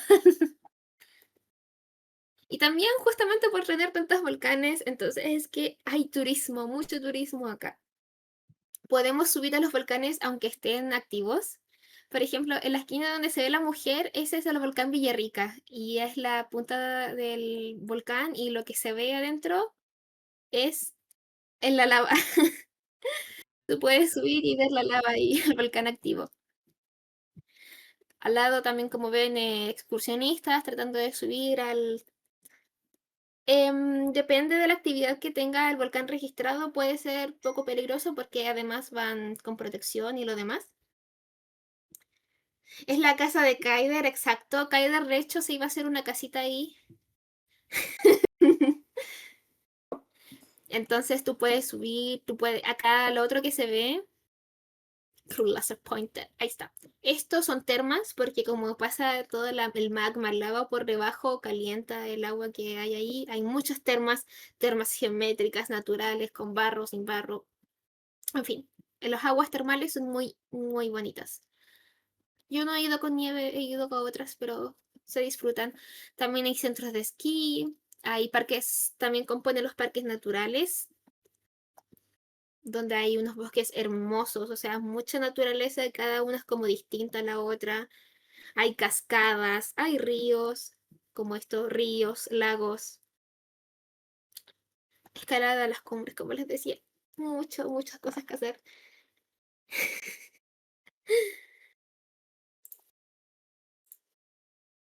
Y estar esperándolos para que vengan a visitar los volcanes y que Kaider se pueda hacer su casa. Y como uno de los últimos datos curiosos que tengo sobre los volcanes, tenemos también además el volcán más alto del mundo, con 6.893 metros. Está al norte de Chile, de hecho está en el desierto de Atacama. El desierto de Atacama es el desierto no polar más árido del mundo, que además tiene el volcán más alto del mundo. Es un poco raro así porque piensas, el desierto de Atacama es un desierto y tiene un volcán que tiene nieve. Muy interesante eso. Este se llama Ojos del Salado. Sí, Goofy sí. Se llama así porque da origen al río Salado. Y es que la verdad alrededor también hay lagos salados. Hay un lago que es como rosado o rojo. Toda esa zona es muy turística, pero no me puse a investigar demasiado respecto a eso. De hecho, es tan alto que el oxígeno que hay ahí arriba es la mitad del oxígeno que tenemos a nivel del mar. Así que no es muy escalable que digamos. Pues links de interés sobre los volcanes, sobre cómo se ve alrededor, por si alguien quiere descargar el PPT y mirarlo más tarde. Y hace poquito en YouTube encontré este video, es un chico, todo su canal es de montañismo, él es chileno además, y lo que hizo fue escalar uno de los volcanes más peligrosos, que es el volcán Puntiagudo, queda en una región más abajo que la mía, por ejemplo, se llama región de los lagos. Y fue solo. Es un video de 22 minutos, por si quieren ver cómo es una expedición a la punta del cerro. También tiene subtítulos en inglés para que puedan ver. Y esa fue toda mi presentación sobre volcanes. La verdad es que dije, también puedo hacer una presentación sobre Sebastian Stan, Bucky Barnes, o tal vez sobre alguna serie, o sobre anime, o sobre K-pop, o sobre Fórmula 1. Pero como sea, los volcanes eran más interesantes. ¿Preguntas? Caralho, muy master. Let's go. ¡Qué rico! Muy rico los Oh, volcanes. interesting. Finally, nerdy stuff. Louco, mano. Yo tengo una pregunta. ¿Cuál? Que estaba curioso que cómo reacciona la gente ante una erupción o un terremoto, porque es normal la situación, porque hay muchos volcanes, entonces es normal para las personas o entran en pánico y como, ah, carajo, lava, lava, lava. Porque pienso que Es ya normal. viste una situación así, ¿verdad? Como, ¿Y cómo fue? o sea, está la novedad de que hoy peligro, pero no es que vamos a salir corriendo, llorando, asustados o algo así. De hecho, los temblores, los sismos, para nosotros son cosas de todos los días, porque son al final liberación de energía. Entonces, cuando hay sismos que son menores a 5, no nos asustamos en nada. Menor a 5 grados Richter es nada para nosotros. 5. De Meu 6, Deus. 7, ahí es como, ya, agarra la tele. Ese es el chiste chileno. Tienes que agarrar la Solo tele. otro día normal. Entonces, sí, otro día normal. Y nos reímos también de los extranjeros porque cuando ellos reciben un sismo es como, ¡oh, no está temblando! Y no sé, es un sismo de 3. Un sismo de 3 yo no lo siento. Yo siento biológicamente mi cuerpo dice, vamos a sentir desde el 5 para adelante. Y el otro día hubo un sismo en España, creo que era como de 4. Y salía así como, oh, es terremoto en España. Eso para mí no es un terremoto, sería un terremoto si fuera de 7 grados Richter. Es solo un Oye, terremotito. es un temblor. Solo un temblorcito. Sí, y respecto a las erupciones, bueno, ahí sí es como más peligroso porque como está este tema de que está el humo, es que además depende de la explosión, porque si hay mucho humo, muchos gases, evacúan a todas las ciudades aledañas. O sea, alrededor, si es que hay mucho riesgo de que caiga mucho humo, mucha ceniza, mucha lava, entonces las evacúan. Pero depende, es como a ciertos kilómetros a la redonda. Qué louco, mano. Y de nuevo 5,8, no. Bueno, además, como Chile es muy sísmico, todas las construcciones, hay una ley de construcción que deben ser con infraestructura antisísmica. Entonces, como estructuran los edificios y las casas son diferentes a otros países, porque están hechos para soportar. De hecho, están hechos para que se sacudan y no se derrumbe.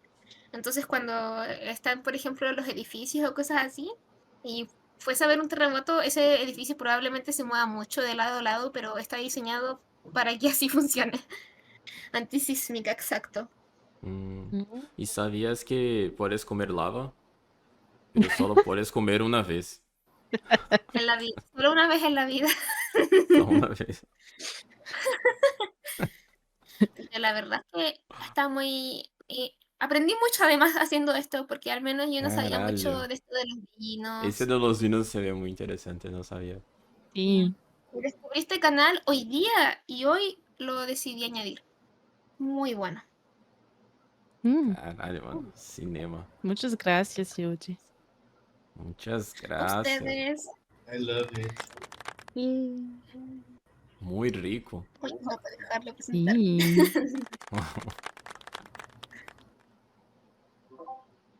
Increíble, Ode. Increíble, Ode. I feel you, hermana. Somos hermanas de un mismo dolor. Te entiendo. Me toca. Voy compartiendo. Vamos. Yo igual vivo junto a un volcán, no como la actividad del Krakatoa ese que hay en Chile, pero Puebla está junto al Popo, que es el volcán más activo de México. Entonces sí, o sea, hemos ido de que una zona horrible en temporadas de ceniza. Por eso quiero mucho a Chile. Chile no se entiende. Chi. ¿Quién se va? ¿Quién se va? Rubia. Rups, Chao, goodbye, Rubia. Rups. ¿Cuántos tenemos? Temos ¿Cuántas Limona, Uhum. Nath, Pão e Gilbas. É isso? Limona, Nath, Gilbas. 4, então? Ah, a Goofy também, né? Tem a Goofy. 5. Ok. Ah, dá tempo, né? Vou. Acá. Dá, é rápido. Que não, o quê, Goofy? Claro Ah, que não, sim. calma. De novo. Como não? E... Aham. Acho que não. Acho que não. Acho que não. Guys, did you know the favorite word in Portuguese of Limona is acho que não? Acho que no. Es que es muy buena expresión, ¿sabes? O sea, la traducción es creo que no, pienso que no, pero no es igual, o sea, no es el mismo feeling, es como, o sea, achar para mí es como conviccionalmente creo, pienso, estoy seguro, entonces como que acho que no, es como, no sé, me encanta, lo digo mucho. A ver, creo que ya. No del vape, exacto, acho que no. Hay en portugués la palabra achismo. ¿Conoces la palabra achismo? No. Achismo es como, eso no es baseado en nada que estudié, no es baseado en ningún dado concreto, no tiene fundamento, solo hago algo que creo, es un achismo. Algo que tiró del Ah, ok. Como intuición, me encantó. Achismo. O sea, pero a ver, úsala en una oración. Ele fala como se ele fosse especialista, mas tudo isso que ele fala é baseado em achismo. Claro, ok, sí, soy esa, totalmente soy esa. Claro que soy esa, soy achista, claro. Mas Por existe a supuesto. dificuldade que boa parte do acho que não é baseado no tom que a pessoa fala. Ok. Fuentes, achismo, ¿sí? Me lo dijo, le pregunté a mis huevos y dijeron que Simón. Yo, literal yo. Increíble, me encanta esa palabra. Muy buena. Ok. Achismo, se me parece. Yo. Me lo dijo el sexto sentido. Me lo dijo mi intuición de mujer, punto. A ver, pues. Bueno, voy a empezar con mi presentación. Y buenas tardes, yo soy Limona de quinto C. Ay, esperen, que pongo el chat al lado. De quinto B, soy de quinto B. No es cierto, ya voy en octavo. Ya voy en octavo. Ok, soy Limona de octavo A. Déjenme pongo el chat aquí al lado. Espérenme. Si no, no los voy a leer. Me muero. Está en modo presentación, ¿ya? Ah, ahí. Soy Limona, sí. No, soy de la. Es que mucho tiempo fui del B. Soy del A o del B. También he sido del C, pero seré del A. Muy bien. Y mi presentación se llama ¿Cómo sería si estuviéramos en la batalla de Hogwarts? Ok. First, I'm sorry, my presentation is in English. I definitely not speedrun it like today early morning, so I did everything on Spanish. So I'm really sorry, Alicia. I'll try to make it clearer for you. However, there is a specific part in English just for you, so don't worry about it. And yes, it's in Spanish. Yo sé, Alicia es mexicana. Alicia es mexicana. Sí. Bueno, entonces, vamos a hacer una suposición de como si estuviéramos en la batalla de Hogwarts. Ok, para los que no han visto Harry Potter o no se acuerdan o no saben de qué estoy hablando, les voy a explicar un poco. Aquí son spoilers, la verdad es que todo esto son los sucesos de la batalla de Hogwarts, así que pues si no lo han visto, lo siento mucho, les estoy spoileando una gran parte de la trama. Pero bueno, ni modo. Yo sé que la mayoría ha visto Harry Potter, así que pues no pasa nada. Y sé que si no lo han visto, tampoco están muy interesados en verla, así que bueno, ni modo. Sí, calma. Limona, ¿estás en la Dime. pantalla de presentación o no? Porque solo veo la Como primera. full screen. Full screen, ¿sí? Sí estoy full screen. ¿Se ve o no se ve? No se ve. No se ve. Y si cambio de diapositiva, ¿se ve o no se ve? Rápidamente estuve... Sí, está como de Eode. Ok, voy. ¿Qué hiciste I hoje? I think there is a bug in Ah, PowerPoint. pantalla completa. Talvez é melhor. Quando É no Discord, né? comparte em el Discord, puedes cambiar para... Ya, pantalla completa. Sí, Ok, voy. exacto. Gracias, Eode. Muy master. It's like Tina. A ver, ahora. It's Latina, sí. Estas hermanas que les digo. Vai. Vamos ver, a ver. A ver. Aqui, a la próxima. Ah, sí, Ahí. perfecto, vale. Ya, gracias. Perfecto. Gracias, Eode. Increíble. Muy bien, bueno, entonces les voy a contar básicamente cómo sucedieron la batalla de Hogwarts y después vamos a ver cómo sería si este grupo de personas que está aquí presente se incluyera en esta batalla de Hogwarts. Otro punto, perdón si no los incluí, intenté agregar como a los que me reaccionaron o a los que conocía, entonces perdón si están están viendo la presentación y no están en la inclusión de la actividad. Perdón, los quiero mucho a todos. Bueno, ok. Les voy a contar primero qué es la batalla de Hogwarts. La Segunda Guerra Mágica fue este levantamiento de Voldemort por segunda vez al poder entre 1995 y 1998. Consigue el máximo poder y se vuelve el máximo... Espérenme. Hold.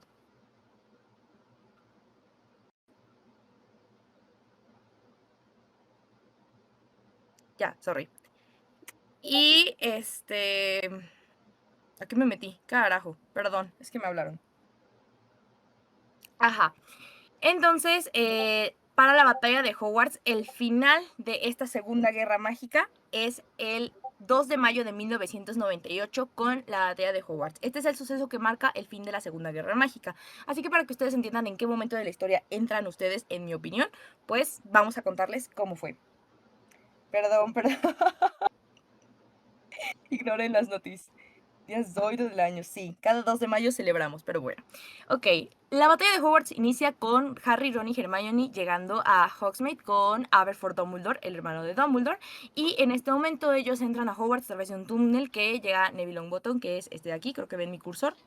Y aquí llaman a la Orden del Fénix. Es la llegada de ellos a Hogwarts. Que voy leyendo. Mayo en español, mayo. Increíble. Después, cuando llegan a Hogwarts, se reúne con el ejército de Dumbledore, que es básicamente el grupo de estudiantes que ha estado peleando contra las fuerzas de Voldemort dentro de la escuela. Y ya aquí dentro llega la Orden del Fénix. La Orden del Fénix es este grupo como super pro de adultos y profes y demás que pues han peleado contra Voldemort. Es como la mayor fuerza contra Voldemort y los mortífagos. Así que pues llegan a través del mismo túnel y es en este momento que se enfrentan todos ellos a Snape y los gemelos Carrow, que son como los mortífagos que están a cargo de la escuela. Con eso pues los derrotan y logran tener de nuevo el poder de Hogwarts como escuela. Una vez que tienen ya el poder, Harry se pone en la búsqueda de la diadema de Rowena Ravenclaw, que era un elemento muy importante para derrotar a Voldemort, y para eso habla con la Dama Gris, que es el fantasma de Ravenclaw y la única persona que podría saber dónde está la diadema. Mientras esto pasa al mismo tiempo, los de la Orden del Fénix realizan un escudo protector gigante para proteger a Hogwarts y fortifican a Hogwarts con este hechizo de traer a las estatuas a la vida para proteger. Después de esto, encuentran la diadema de Rowena Ravenclaw en la sala de los menesteres. Harry, Ron y Hermione se enfrentan con Draco, Crabbe y Goyle y la consiguen, la destruyen por completo, y con esto Voldemort, enfurecido, logra destruir el campo de fuerza que habían construido alrededor de Hogwarts. A partir de esto empieza la búsqueda de Nagini. Nagini es esta serpiente de aquí de Voldemort, que es básicamente el último elemento a matar para destruir a Voldemort. Entonces, pues, tienen que matarlo. Todos van a matar a Nagini. Les voy a poner un cacho de video de cómo fue la batalla de Hogwarts. Esta, en mi opinión, es la mejor escena de Harry Potter. Es mi escena favorita. La música, todo es perfecto de esta escena. Entonces voy a poner de que un minutito, un poco más. Ojalá se escuche la música. Si no, bueno, I'm sorry. Escucho. Aquí escucho. Perfecto.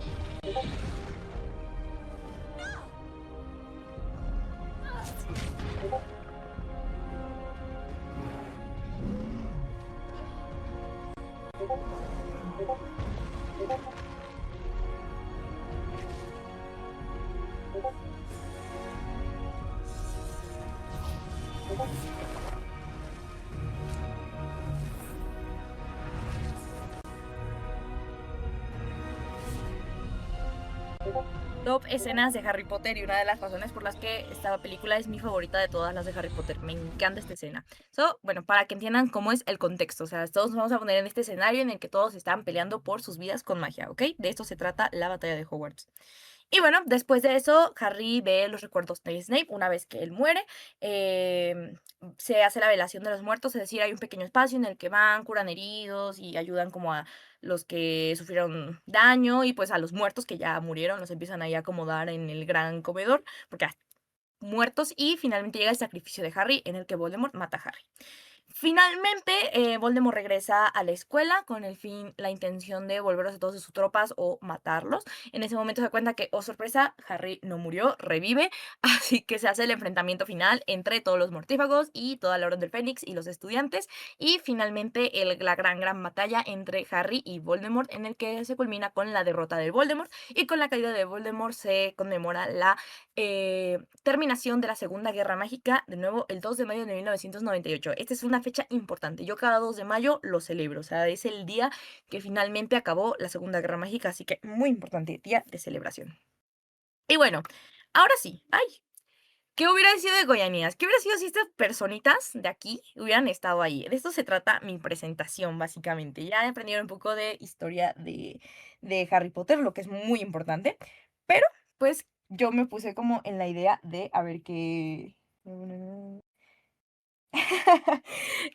si vamos, ¿qué pasaría? Entonces, bueno, también vamos a fingir demencia con las edades, porque pues en teoría los alumnos de Hogwarts son de 11 a 17 años y aquí todos tenemos diferentes edades. Entonces, bueno, fingimos demencias con las edades, y también algunos me dijeron sus casas, otros no me la dijeron o no se la saben. Entonces, bueno, pues traté como quizá de asumir su casa, así que perdón si no le atiné o si no les puse de la casa en la que son. Yo, bueno, hice mi esfuerzo. Entonces, bueno, empecemos con Gus, Kaider y Admin. En el canon de Harry Potter, los profes y los adultos, los del Orden del Fénix, son quienes hicieron el escudo protector en la batalla de Hogwarts. Entonces yo dije, bueno, claramente Gus es un profe, o sea, estamos de acuerdo que Gus es profe, y Kaider y Admin dije que son dos adultos para mí responsables que también harían de que un escudo protector. Y luego pensé en Admin, dije, él también tiene mucho poder. O sea, son definitivamente los adultos que dirían, ¿saben qué? Nosotros hacemos el campo de fuerza más poderoso. Así que yo los puse ahí, como que ellos hacen el campo de fuerza. Y en el canon ningún profe muere, así que pues todos ellos sobrevivieron con algunas heridas porque seguramente se pelearon cañón. Pero bueno, sobrevivieron. Después vamos con Nat, Eode, Limona, Cam, Goofy y Pao. ¿Por qué con todas ellas? Porque todas ellas son de la casa de Ravenclaw. Para saber y darnos una idea de qué pasó en la batalla de Hogwarts, no hay una descripción detallada de todo lo que iba pasando en toda la escuela. Entonces, a través de comunicados y escritos que ha hecho la autora, pues sabemos que los Ravenclaw, como tal, la casa de Ravenclaw, decidieron quedarse a pelear y otros huyeron. Es decir, más o menos mitad y mitad se quedaron. Unos se quedaron y otros se fueron, decidieron salvar su vida. Entonces, pues, sí, exactamente, Ravenclaw es la casa de los inteligentes. Es la mejor casa, por cierto, para que sepan. Pero bueno, este...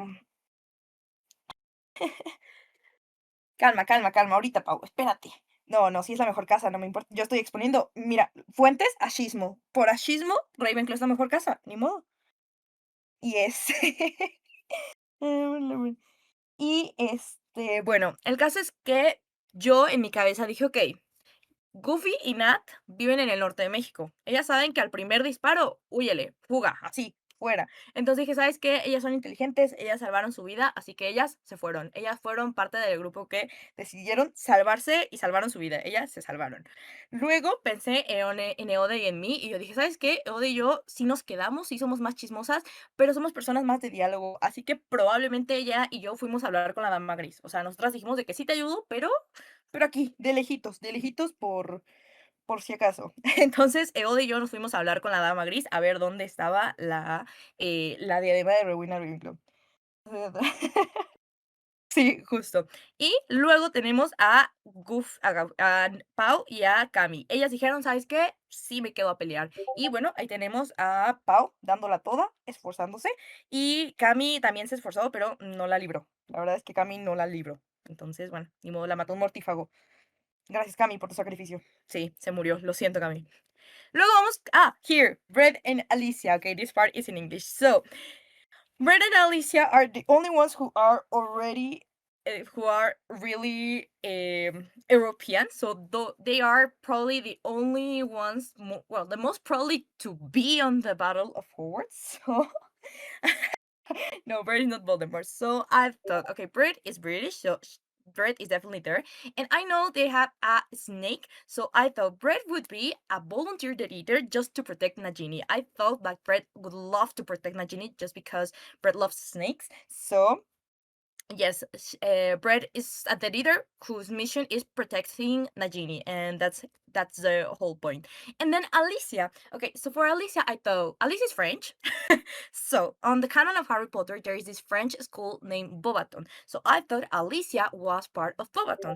So for her to be on the Battle of Hogwarts, she is probably friends of Fleur de la Cour, who is this girl next to Bill Weasley, and she is part of the Order of the Phoenix. So I thought then Alicia is friend of Fleur, and Fleur told Alicia to come to fight, and that's why Alicia came with the Order of the Phoenix to fight against Voldemort.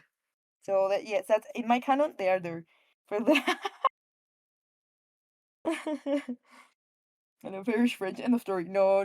De la courte. I don't know how it's it, but yes, you are there.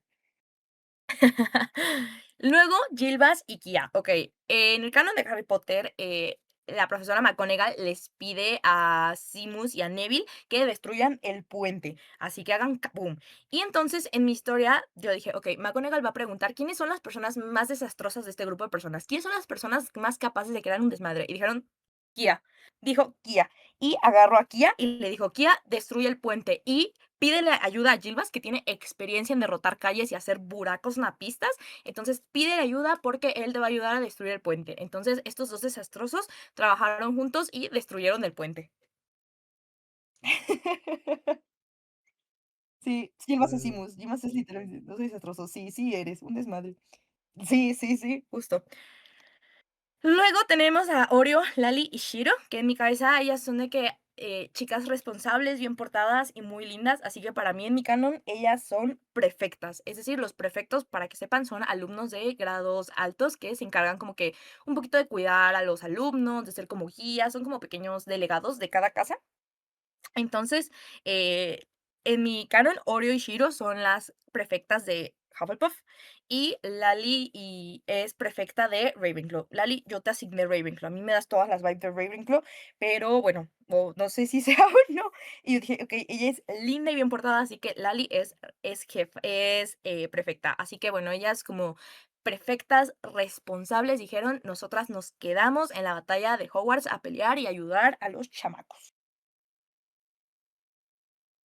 Yay, Lali! I'm almost sure that you're Ravenclaw because you like the learning thing. That's very Ravenclaw from you. So I'm almost sure you're Ravenclaw. Ok, y luego de aquí vamos con ciertos headcanons que tengo que sucedieron en la guerra. El primero es que las prefectas de Hufflepuff, siendo muy de Hufflepuff, lo que se sabe de las Hufflepuff es que ellas es que todos los Hufflepuff se quedaron a pelear. Entonces, ellas ayudaron a los alumnos a escapar antes de pelear. Ese es como que yo digo, ok, definitivamente Oreo y Shiro dijeron, primero sacamos a los alumnos y luego peleamos. Calma, no voy en eso, pero sí. Luego, Eode, con sus conocimientos de salud, ayudó a curar a los heridos. Ella dijo, yo enfermera, yo puedo, yo sé, yo soy sanadora y listo. Luego, estoy casi segura de que Gilbas rompió su varita en la batalla. O sea, Gilbas, yo no sé qué hizo, se cayó, no sé, perdió su varita, la rompió, o sea, se fodeu. Y pues Brett, aprovechando esto, como es de hiper muy inteligente, pues dijo, ok, matamos a alguien y mató a Gilbas. Brett mató a Gilbas. Ni modo, es correcto. Ujú, ujú.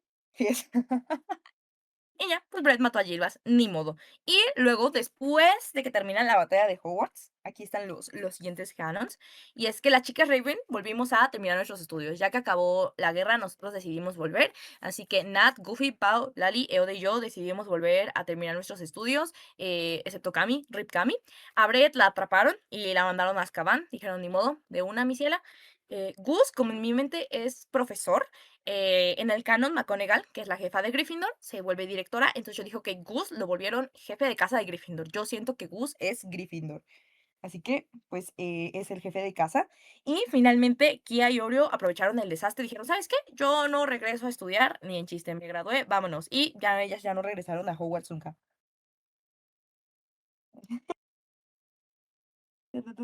Y pues ya, lo logramos, casi todos. Rip Gilbas, Rip Cami, y ya, listo. Thank you for your attention. Any questions? Let's go. That was perfect. Limona, Let's go. ¿podría escribir un libro sobre esto y Voy a hacer un lanzar? fanfic. Sí, hacer un fanfic.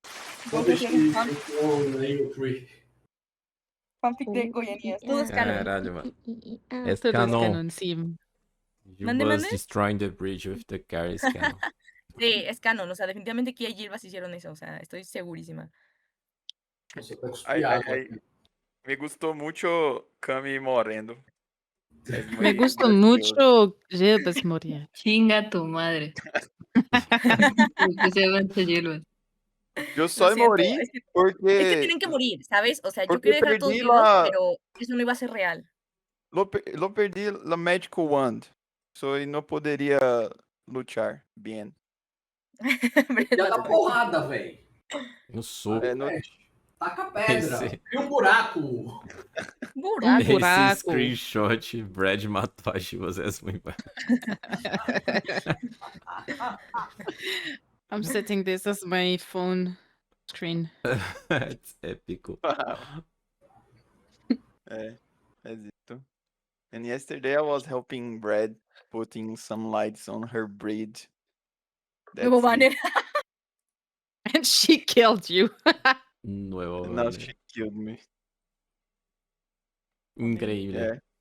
Increíble, Limona. Me gustou muito a tua It's so apresentação. good. De nada. Eu vou compartilhar Muy depois buena para todos fanfic. vocês. Muchas De nada. gracias. Sí, I love you guys. I love you. Emma, any Harry Potter questions for anything, anytime? I'm here. I love you. When do we have a watch party? Wait, Nath, let me open yours. Los muertos después pueden quedar atrapados como espíritu en castillo. Sí, yo voy a ser un espíritu malo. Oh my god. It actually No le made me dejes la want to libertad, watch the carajo. movies again, so. Vas a Uy, assombrar sí, a watch party. Hogwarts. Yeah. There's a evil spirit in the books. I think they didn't put them put One it in more, the one in the last. No one will in care the about. movies. Pirraça, I think. I don't know. I don't how- remember. Peeves. Yes. Calma, deixa eu pensar aqui.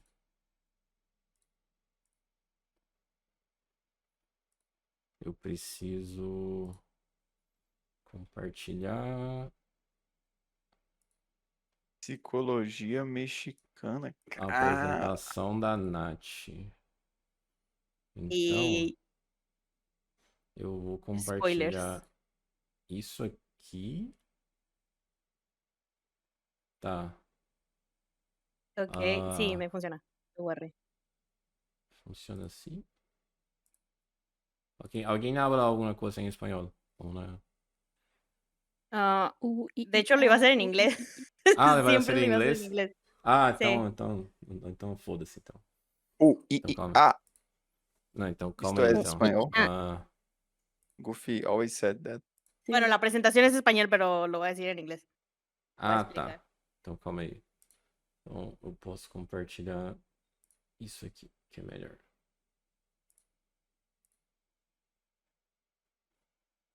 E aí... Ih, caralho. Onde que é aqui? Calma.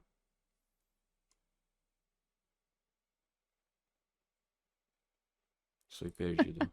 Ah, aqui. Vale. Okay. Qué amable. Okay, so I'm gonna do. I firstly was going to do this in English, and then I decided to make it in Spanish, and then I came back to the English so everyone could understand. Okay, why I decided to choose this topic, and I'm gonna explain. Well, by the way, the slides are in Spanish, but I'm gonna explain everything in English, and well, they're only titles and photos on the slide, so there's no much you guys will be missed.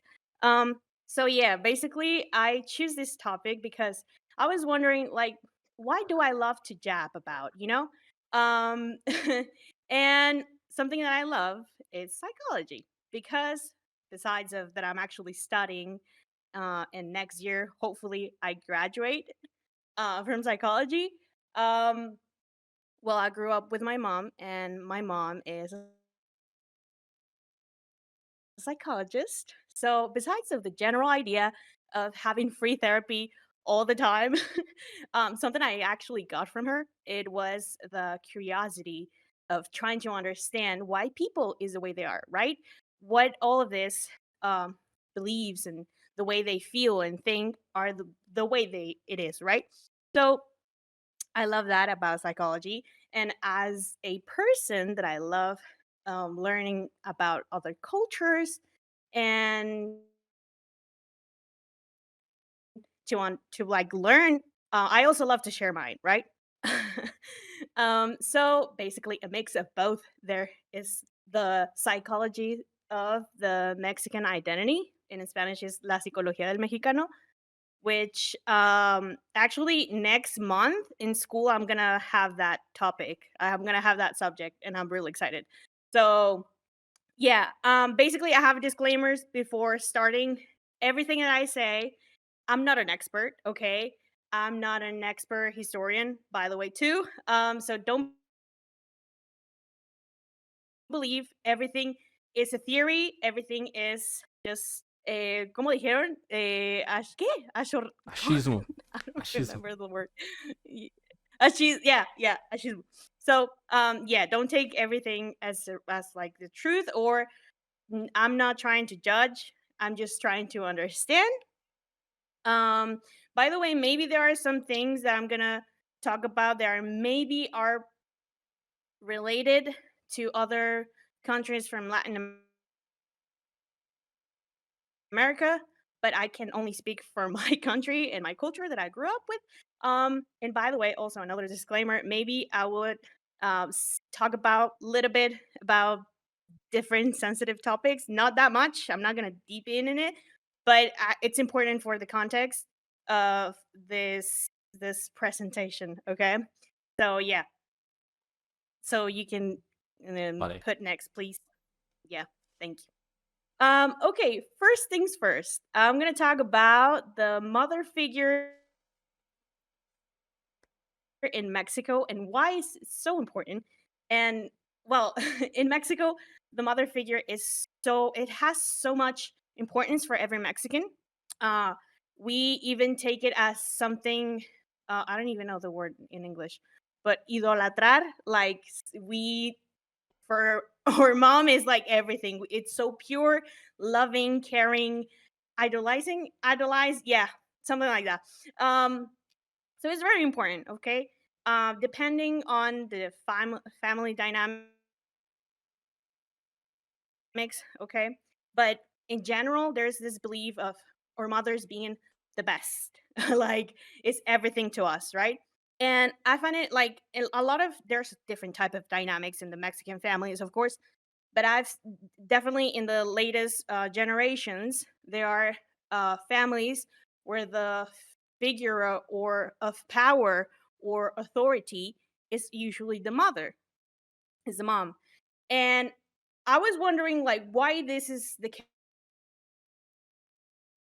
case, right? Because I'm going to talk about that later, but I was wondering like why this is happening, right? And some theory or like some kind of explanation, of course there are multiple factors for everything I'm going to say, but I'm talking about like in a psychological point of view. But recently in this, especially in the last generations, we have seen a lot of family dynamics with only a single mother, or maybe a father that is not present like physically and also emotionally. So that also maybe is influenced by that. So yeah, basically like it depends a lot, of course, of each family and each context. But yeah. And well, something that I find it ironic, it is sadly ironic. Like, okay, we said like for Mexicans, our mother is like the most important figure most of the time. And we even have this like, well, Catholicism is one of the religions that are most present in Mexico. And one figure that is really important for the Mexican is La Virgencita, which is Virgin Mary. So is this another mother figure, right? Another role model of a mother, of a caring, loving mother, right? So yeah, something ironic that I find ironic. Uh, my dad went to buy cigarettes. Yeah, sadly is very common. So yeah, something I find ironic is that besides of a lot of the families dynamics, usually the mother has like some sort of power or like authority in the families. Mexico is a very misogynistic country. Sadly, is the way it is, and you will think that well, that doesn't make sense because why women have so much power in their families when outside they hate women. They hate a woman that is not a mother, right? So there are many ways to understand, and that later, if like people that analyze this kind of phenomenon uh, understands why they are like this difference, like this both ends, like extremes, like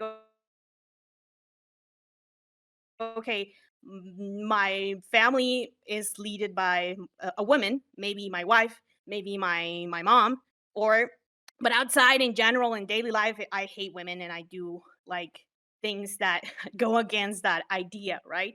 So so yeah, there's many ways to explain this, but like in general, I find it really interesting why this is happening, like why this difference is happening, right? And something that I also like find it really funny that also it gets involved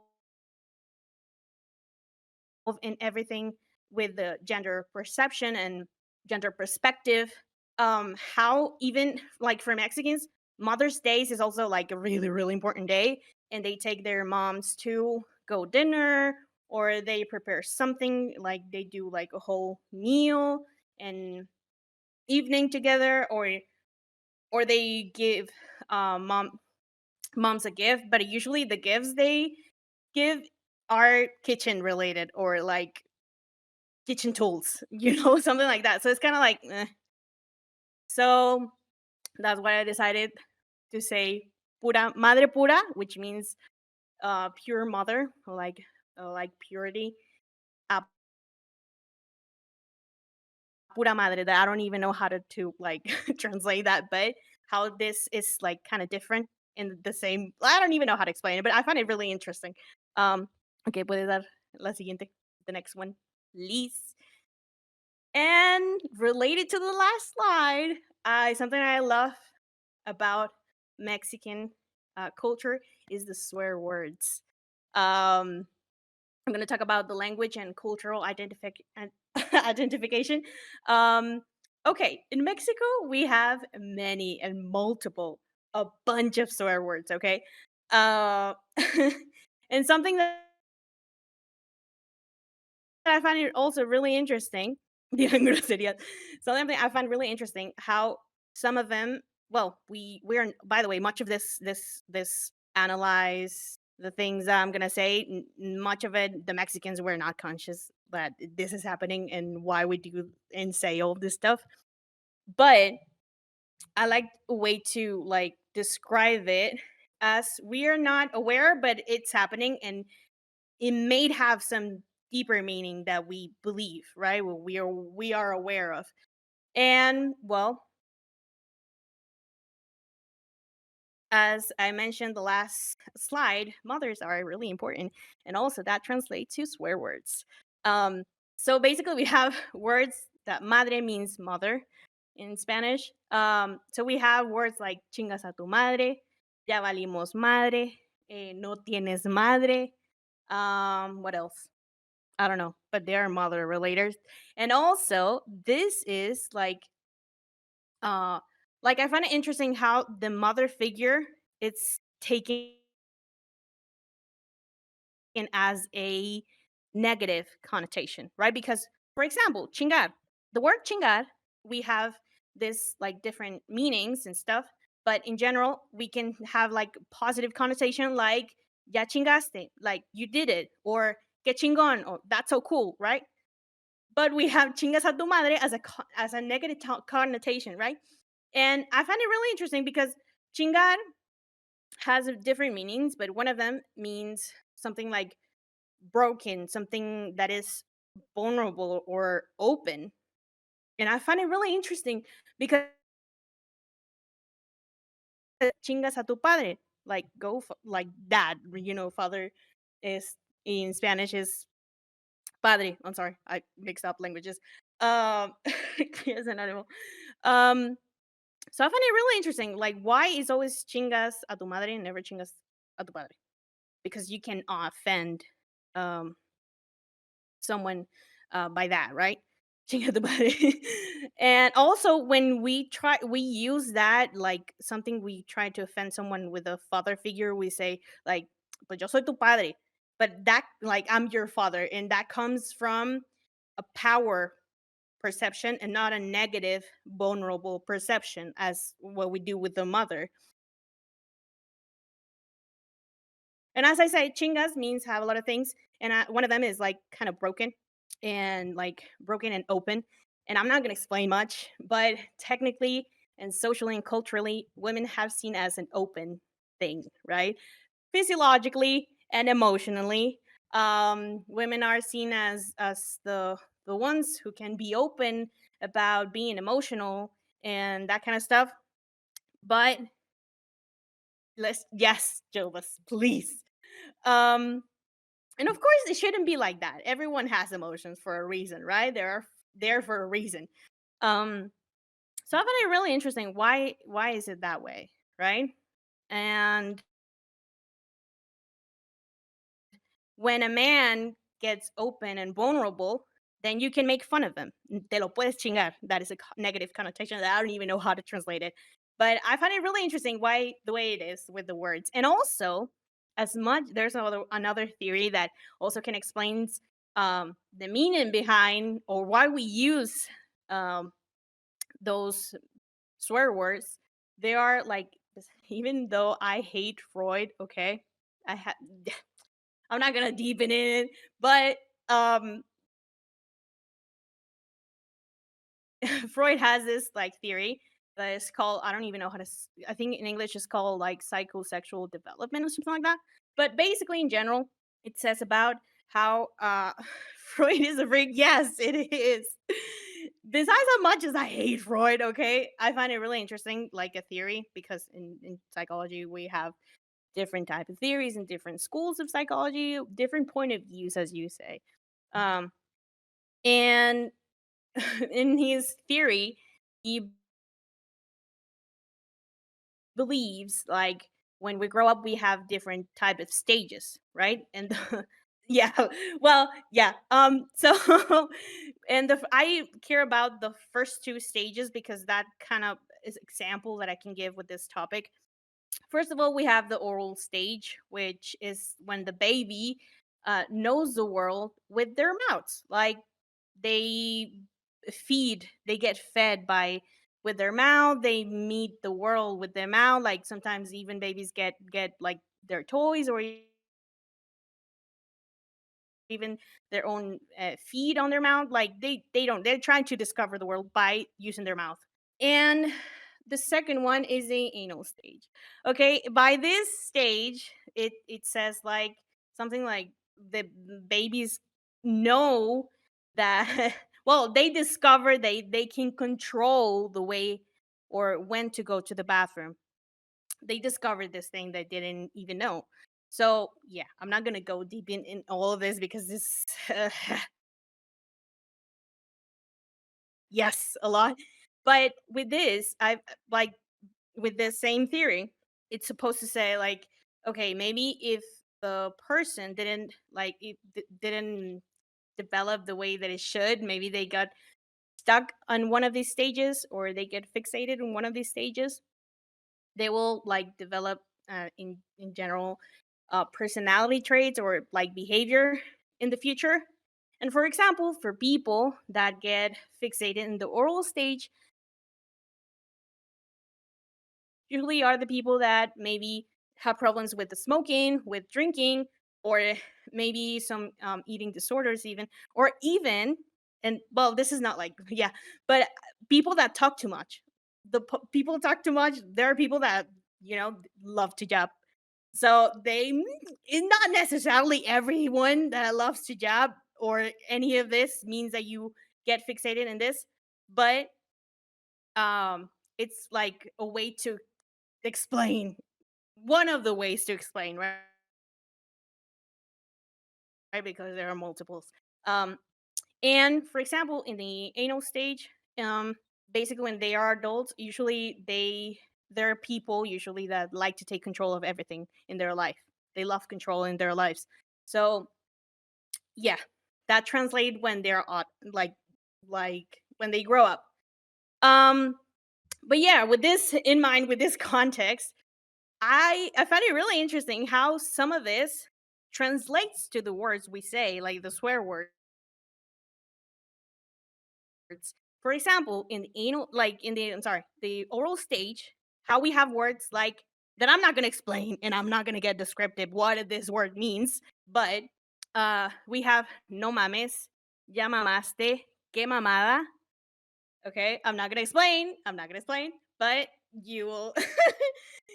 Yeah. And for example, in the anal stage, we're like related. We have que pedo, ya culiaste, no seas culo, eh,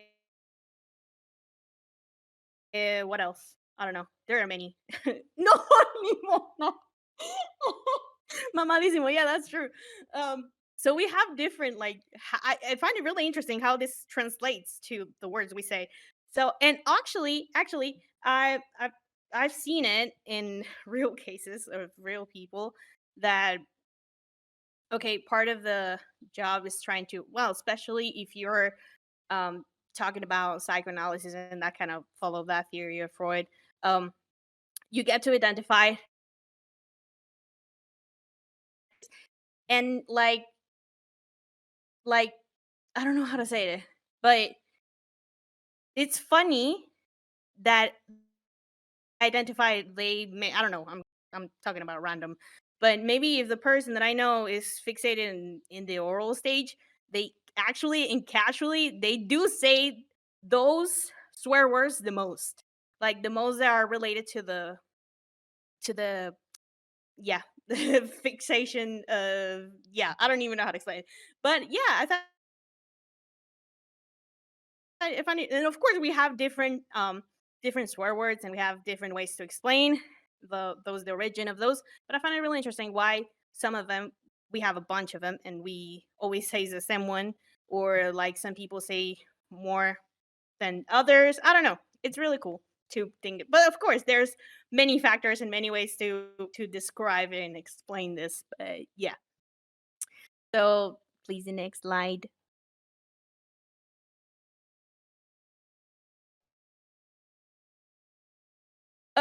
Virgilian and the colonization and the cultural legacy. Um, okay, as I said, I'm not an expert in history, so maybe I would mess up. I don't know. But as much as I've known and much as I've seen my whole life, um, Mexico has such a traumatica, trauma history by the colonization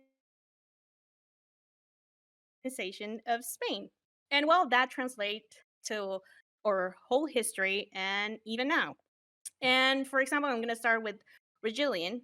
Well, basically, before Spain came, or the colonization began, we had this indigenous communities, indigenous culture, like a lot of diversity, their own system, their own beliefs. They believe in multiple gods. And then um, the colonizers came and came with a different, total different point of view, with a new religion that in this land wasn't known, that was Catholicism. Which I was wondering when I was doing this research, I was like, why? Okay, I know the context was very well when we got colonized was not like all flowers and like, oh, I'm gonna I'm gonna be in your land. I'm sorry, all kisses and love. Well, no, it wasn't like that. It was violent, was very aggressive. Um, so I know there are multiple factors why the way it is or it was. But I was wondering like, okay, why if our indigenous communities were like so strong and already had so like a system built and everything, they came like the colonization came and they changed everything, right? And as now like Catholicism is like such a big thing in Mexico now. So something that I've read while doing this research was doing like this analyzing thing where, okay, in general, and not only in this case, but in general, usually when uh like human mind works, like when we are in a situation or something that we don't get to like understand on the full extent, or like if it's too much to handle it, we create coping mechanisms that basically this is a way to handle the whatever is happening, a way to protect ourselves emotionally and mentally. So some way, there are many ways of course of a coping mechanism that often happens with a violent context or like violent environment is to identify with the agresor. I don't even know. Well, the person that is like, yeah, being aggressive with me. And that is not, of course, all of this is not conscious. This just happens. Like, it's just like a way to protect ourselves, to make it less harsh and less harm. So, a way that I've read that kind of like metaphor is like how maybe, because of course, as I say, like indigenous communities were like really strong and had everything. So why they let this happen? Like, of course, it was like a whole process, and as I said, there are many factors. But as a point of view in psychology, is like, interesting. So yeah, maybe a way to explain why Catholicism is still one of the biggest and why it stayed and really, really stayed this resilient is maybe because we identified with the colonization, right? With the colonizers. And yeah, so another way that this kind of reflects this colonization. That's why I have that screenshot of TikTok.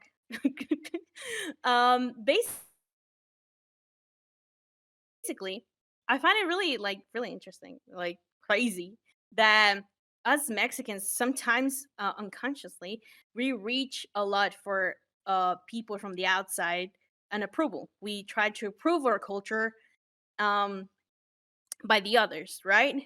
And it's really really common.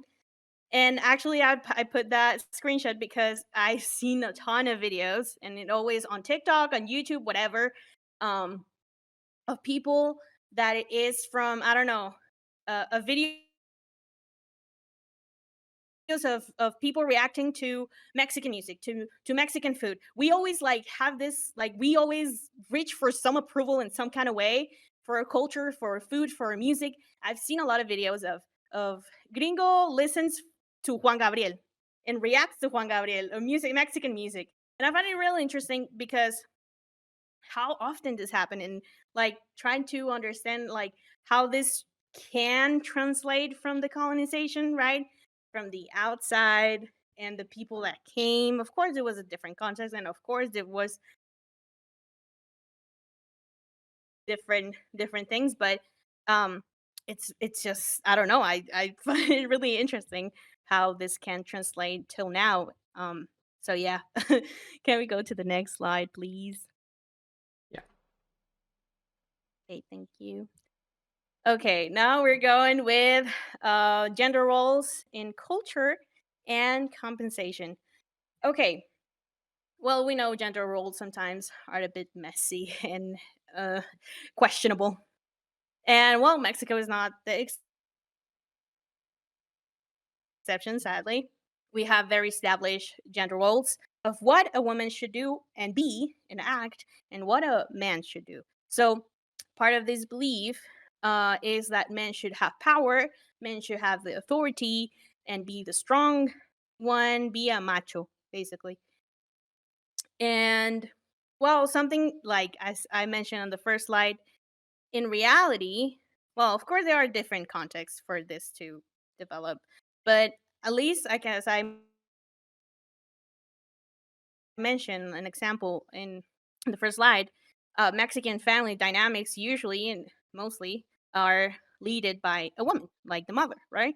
And well, usually in men, they can have like this fight or not fight. I forgot the word. Conflict. This conflict in between them to say, okay, in society, my friends, even I don't know, my dad or in general cultural, they expect me to have power, to be like the best one, and have the authority. But in reality, maybe it's not the way that it should be. Technically, I'm talking about gender roles, doesn't mean it should be like that. But so they get in like in a conflict. So a way to be calm with themselves and society and cultural beliefs, they need to compensate this in some way.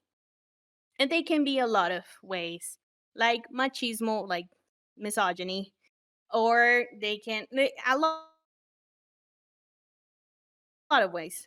But one of them, and I find it really interesting with the context of here we're having in Mexico, is to pretend to be the guy that has many women, that has the best car, the best connections. Well, I'm relating this, like connecting this to the narco culture, like the culture of narco, and how we have even subcultures like alucines, buchones, where kind of the same thing. Like they're people that they try to pretend they have so much money, or they know people with power, or dangerous people. And how nowadays, and in Mexico, we have this problem of the narco culture being so strong, especially in young ages, how kids want to grow up and be a narco, and kind of like that. It's sad. It's really sad. But yeah, even the one of the most listened music genre is narco corridos, which is music with lyrics talking about how fun is to be a narco, how fun is to have power. So I find it really interesting how this is kind of explains the compensation that could happen, because of course there are many factors and many ways why this happens. But yeah, I find it like really interesting how narco cultura or narco culture is really like strong right now, and how it's still like that, even though how in general, not only men, but in general mostly men, um, get this need to pretend, to lie about how awesome they are, and how are like have this so much power and stuff. So yeah, that's a way to kind of explain it. Can we go to the next slide, please? Okay, now we're talking about the death in Mexican culture. We already had this Minecraft event on the server about Day of the Death, and we kind of like Limona and Goofy explain it a bit of what is the death for a culture. And in general, we say like, okay, we kind of make fun of the death, or like we have respect to the death, but we kind of mock it or like make fun of it. Okay, like we are not scared of the death, right? So I find it really interesting because another coping mechanism is by humor. So usually I would say, and this is a personal perception, is not that we are not scared of death. We are a lot. And because as much as the death is unpredictable, um, we try to mock it and make fun of it so we can handle that. There's a way to cope with this fear. And I've read with the research I was doing, I've read that in the past, in the indigenous community, if I'm not wrong, there were like the Aztecs, well, many things. Yeah, they used to do sacrifices. And everything of this started because um they believe like the sun set every day, right? And they believe like, okay, it's dying every day. So we need to do sacrifices to keep it alive, to keep it making sure the next day is coming back. So they used to do sacrifices. So that's a way to control death.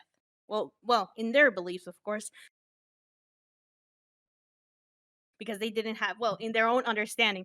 And I find it really interesting because a way to also to cope with fear, usually we try to control everything we're scared of, so we don't handle, or we don't like get scared of things, so we control it. And that's a way to do. And actually, if you kind of think about it, of course there are many explanations, as in that day and Limona and Goofy mentioned. But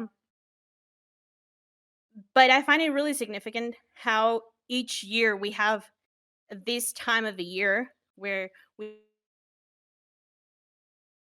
put put the altares, which is like a symbol to call and like receive our loved ones from the afterlife, right? And I find it kind of interesting how it's also kind of a way to control death. Like, if they're dead, we're inviting them to come over every year, right? It's a way to kind of control it. Um, but it's a beautiful tradition. I love it. It's my favorite festive time of the year. But yeah, it's really interesting, this whole topic of death and the Mexican culture. But yeah, can we go to the last slide? Well, yeah, please. Okay, now I'm get okay. Okay, I'm going to talk about a bit of victimhood and responsibility. And sadly, there is this belief of always blaming the other, always blaming the place where I grew up, the economy that I had when I grew up, even the government, right? Even though it's really funny, and I'm pretty sure it's not only like a Mexican thing. I'm pretty sure, sadly, is from every politic kind of point of view. Always pointing like how every single year, well, every time a new president comes, they blame the past president. Oh, this happens because this president didn't do the things they should have done, but they never take charge and responsibility for what they have in their hands now. And I find it really interesting because usually we always expect for others to do things for us, to take charge and responsibility for us, in many kind of contexts in government and in our families even. um, I'm not saying everyone is like that, of course, but there is very, very present, and it's a present topic, and especially when we're talking about the psychology of the Mexican identity, how this is really present, and how it's very easy to blame others than to like take our own responsibility, right? But yeah, basically that's it. Can we go to the next slide as an ending, please? So yeah, that was it. I'm sorry if it took so long. But yeah, I don't know if you Let's guys have any go. Sí, questions. bueno. Muchas gracias. Guacamole. So Muchas gracias. intelligent. That's so Yay. nice. Thank you, guys. Es Yeah, mi wait, amiga I had secreta.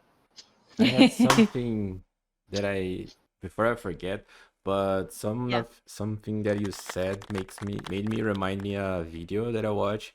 I think it was on YouTube, I don't know. But basically it's like how, like, for the mothers, being a Yeah. mother is a natural thing. Mhm. And Yeah. like, for example, if a mother have a kid, for example, and for some reason she's like going to a party, it's really, really hard for her going to that party, because she's always Yeah. thinking about his son or his daughter, or her daughter, her son or her daughter. And because basically it's like a natural thing for her all the time. She's being a mother, like it's not a work, it's not anything else, it's just like she's living for her child. And if you're Yeah. thinking in a dad, like in a father, it's the opposite. Like, for natural thing for a father, it's not being a father. Like, being a father is a work. Like, oh no, I need to do that, I need to see my son, I Mhm. need to send something to my daughter, whatever. So it's basically like the opposite. And it's crazy to think about, and it's basically related Yeah. what you said like earlier. And it's crazy, it's really Yeah. Yeah. interesting. Actually,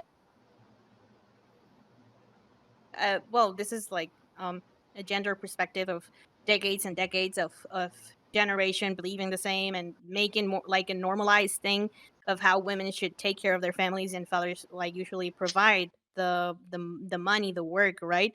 And I like this because it's a way to like criticize or why it should be like that, like why things are like that, right? And it's hard to questioning all of this, if it should be like that or not, right? What are the pros of the cons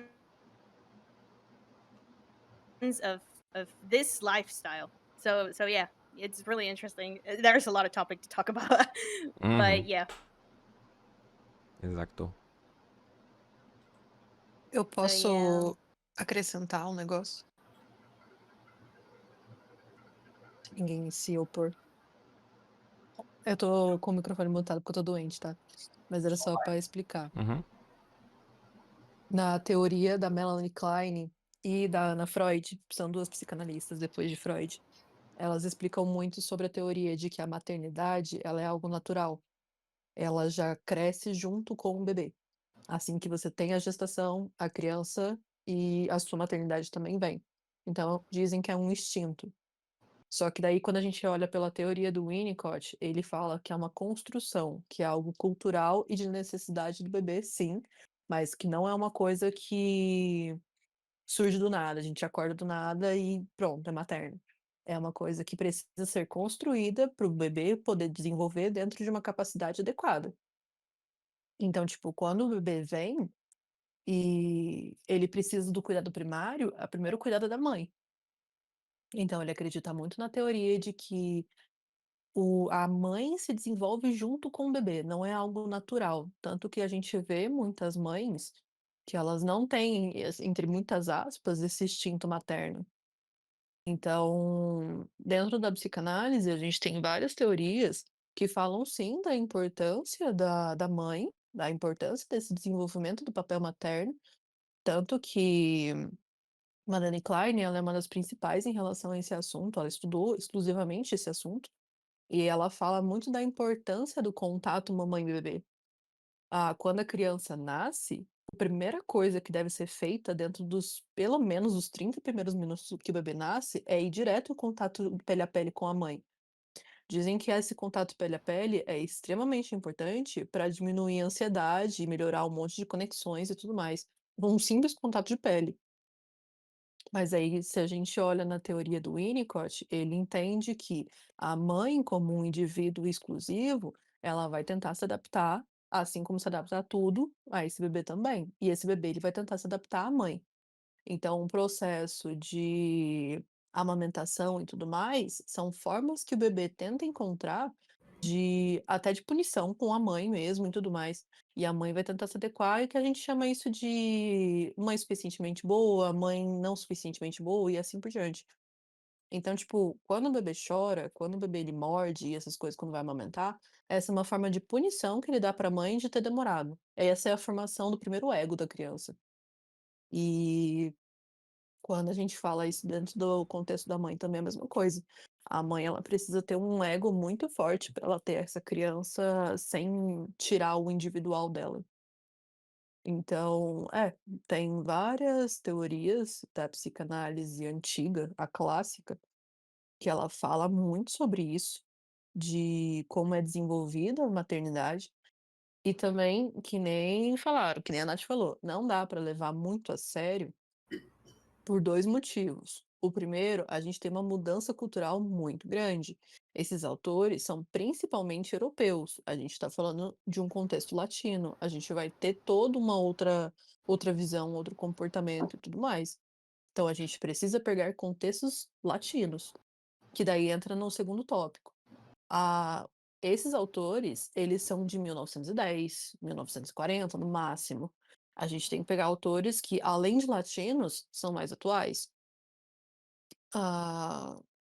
Tem alguns psicanalistas que são super interessantes daqui da América Latina, porque ele olha muito nesse contexto colonial também, pré-colonial, e todo o lance que a religião é mais fácil. Religiosidade. Muito obrigada.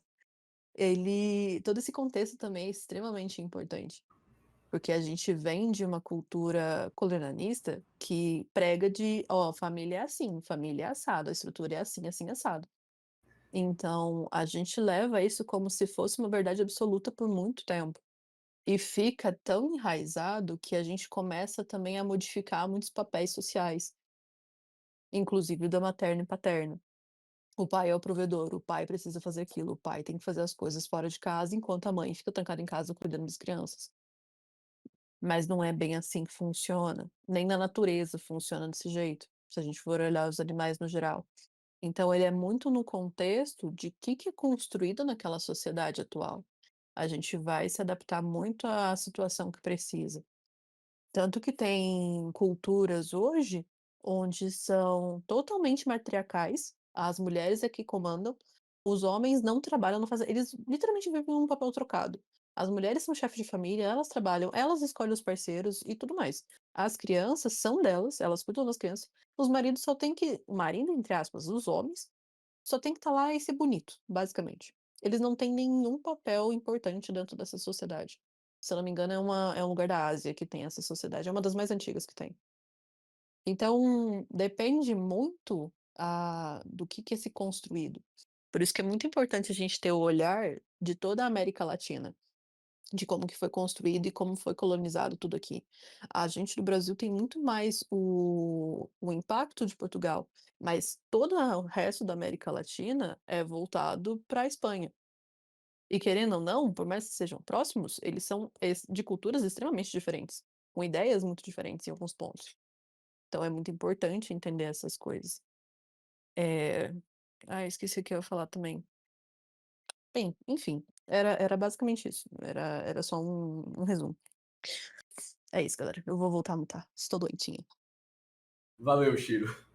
Cinema, mano. Muy buena presentación. Muy chingona. Muy buenas reflexiones. Hubo muchos, muchos temas diferentes hoy. Sobre cultura, sobre cosas serias, sobre volcanes, muchas cosas diferentes. Me gusta eso. Y aún tenemos Vai. más. Quem vai? Quem vai?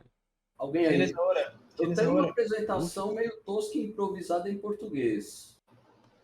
Querem ouvir? Não, não quero. Brincadeira, manda aí. Bom, Goofy. Quem era também?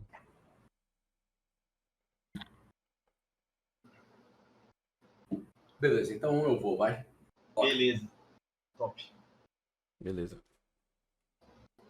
Deixa eu fechar aqui. Deixa eu pegar aqui. Apresentação.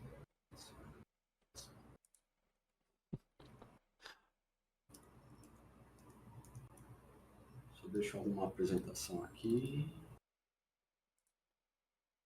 Share your screen.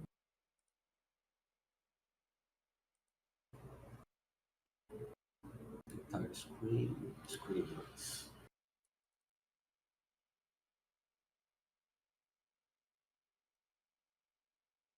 Vocês estão vendo? Deixa eu ver. Sim. Sim.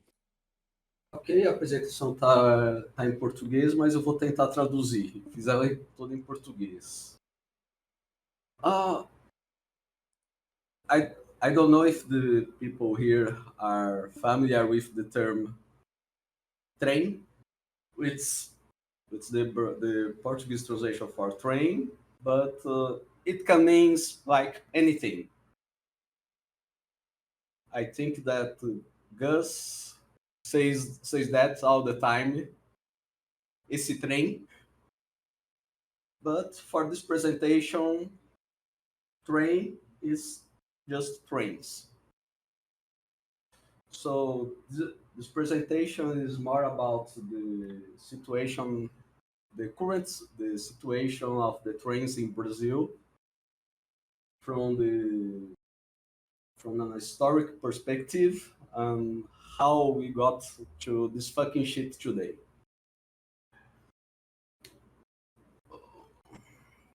Let's go. Next one. We have like 5 topics. How was the start of the trains in Brazil? How we hated JK with for us Brazilian, it's Juscelino Kubitschek, that was a Brazilian president between, I guess, 56 and 61. we'll talk about the trem bala, bullet train, TGV, Shinkansen, depends where you are. How we got this project of one of these high-speed trains here in Brazil, and that fucking crappy idea of the Hyperloop. Then, starting for the first topic,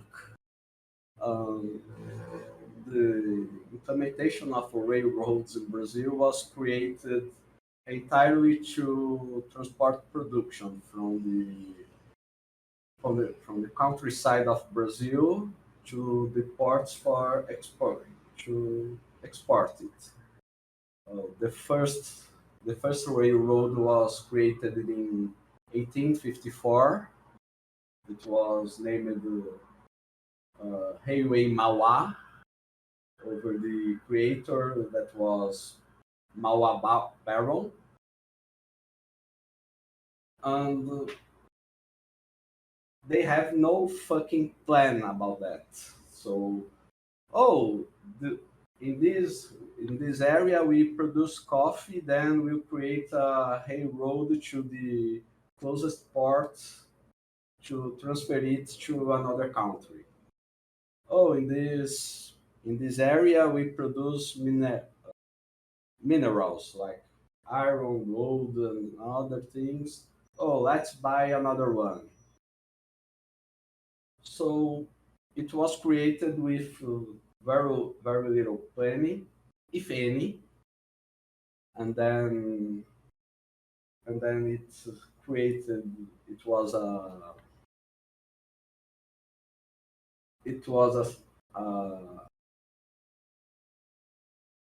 I'm trying to translate that, but it was like the political situation in the country at the time. So politicians of some areas didn't had different interests from the other areas, and each area has a highway made in a different way. So Brazil is like one of the few countries in the world where the rails have different distances between them, which is called bitola in Portuguese. So it's a very important information. It's a very important definition because it changes like everything in the train. The way it is built, how much it can carry, and things like that.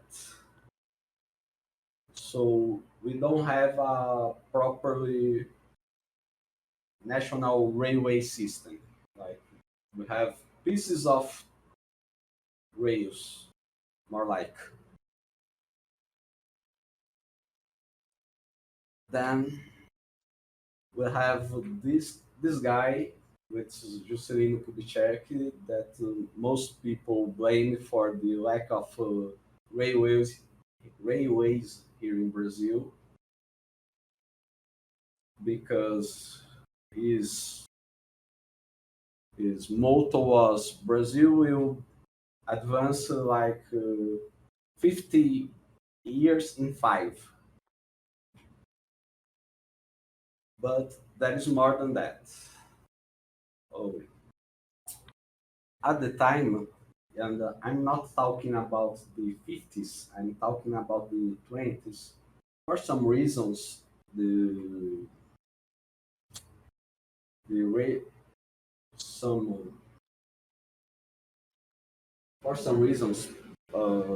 railways were being decommissioned. Some companies went bankrupt, and the railways were seen more like a heavy weight from the past that we should carry on. If we look, it was I guess it was 26 when another Brazilian president called Washington Luiz Gilbas His lançou a motto braba e was deu like, 5 subs. governing is creating roads. And it was even like 30 years before Juscelino. But and since then, like it was more than 100 years, Brazil focused in expanding more building roads than railways. One of the arguments was that roads was way cheaper, like 12. You can buy the same distance with roads for 12% of the cost of a railway. Ratotino lançou a braba e And deu it's built 10 subs. it's built much faster. With Brazil, it's like a big advantage because politicians here don't like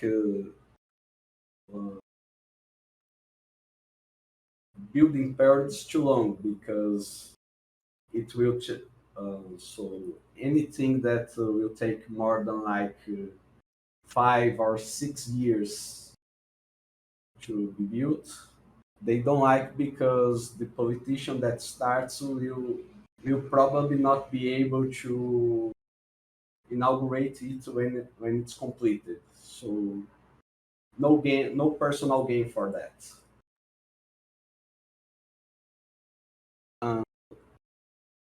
And Juscelino went there with the promise to build more and more roads, were able to attract investment from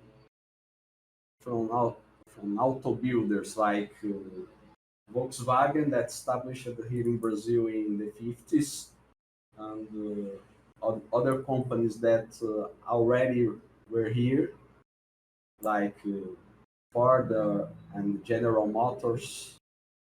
They put massive investments here with that promise. Nowadays, Brazil has about 30,000 kilometers of railways, but nowadays only 10,000 is being used. For roads, I don't have this number, but it has not even comparable. And then we have the bullet train.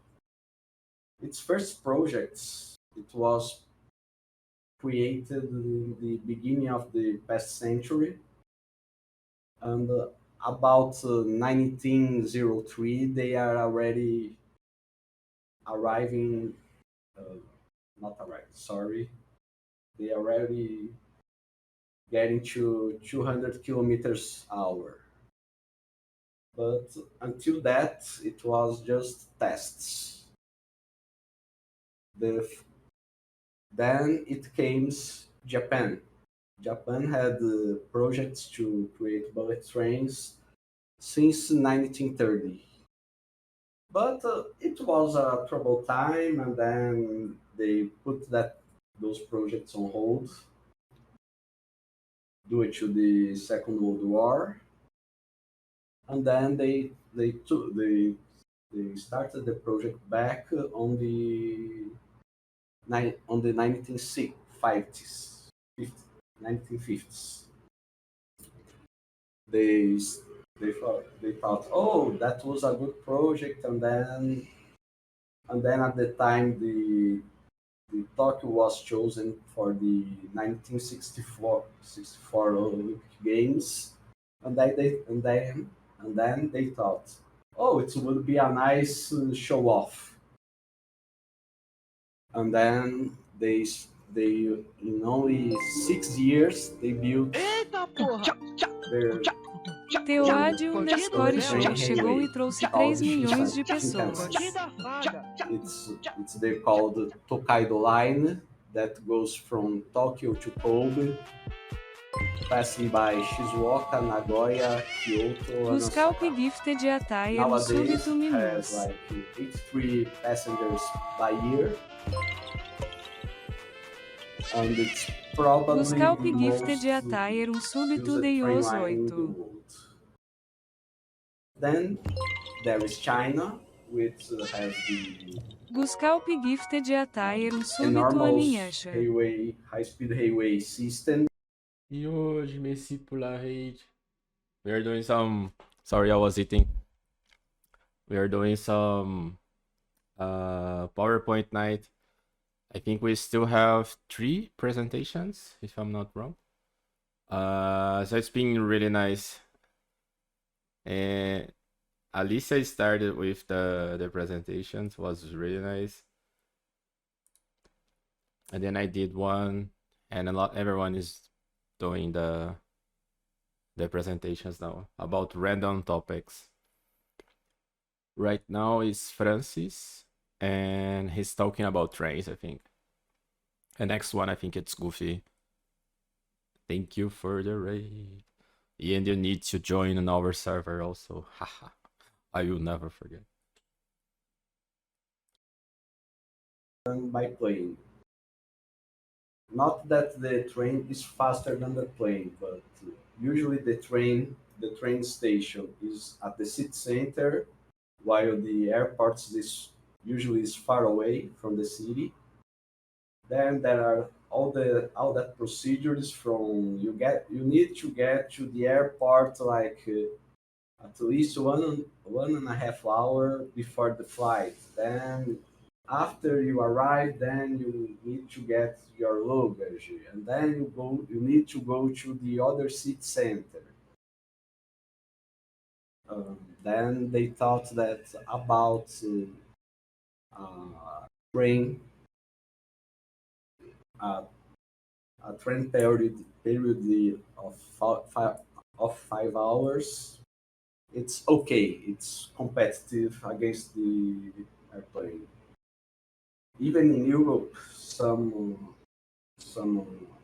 airlines disabled some city like flying from Paris to Lyon and then flying from Paris to Brussels because it's easier to go by train. They have it's said that the trains by magnetic levitation is the future. There are patents about that from 1902, about that year.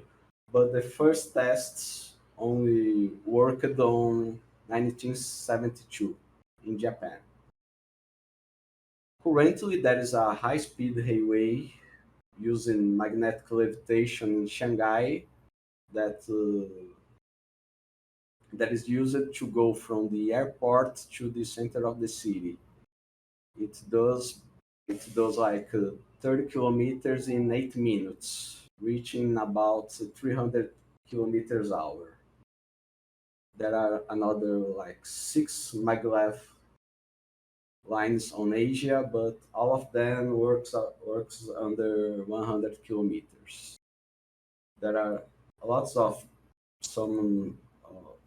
designs in the world, but used like tests. One then here in Brazil on Federal University of Rio de Janeiro.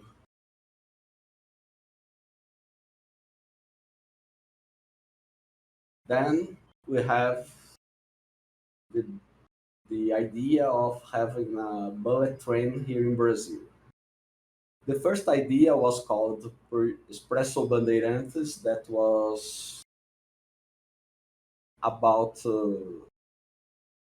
making from São Paulo city to Campinas, that's another city about 1 hour in some distance from São Paulo. It was 100 kilometers, and they thought, oh yeah, let's do that. Then in 2009,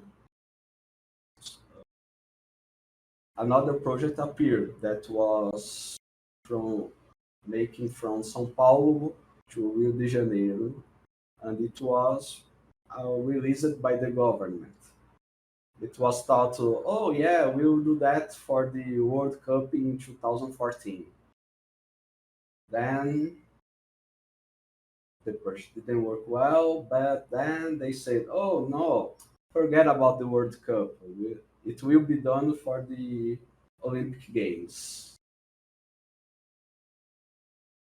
At the time, there are some people that thought, oh, this is a crazy project. It shouldn't work here in Brazil.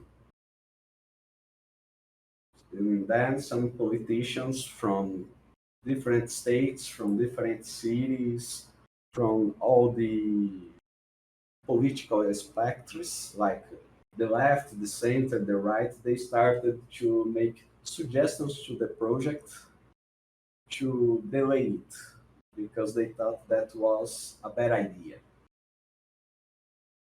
The most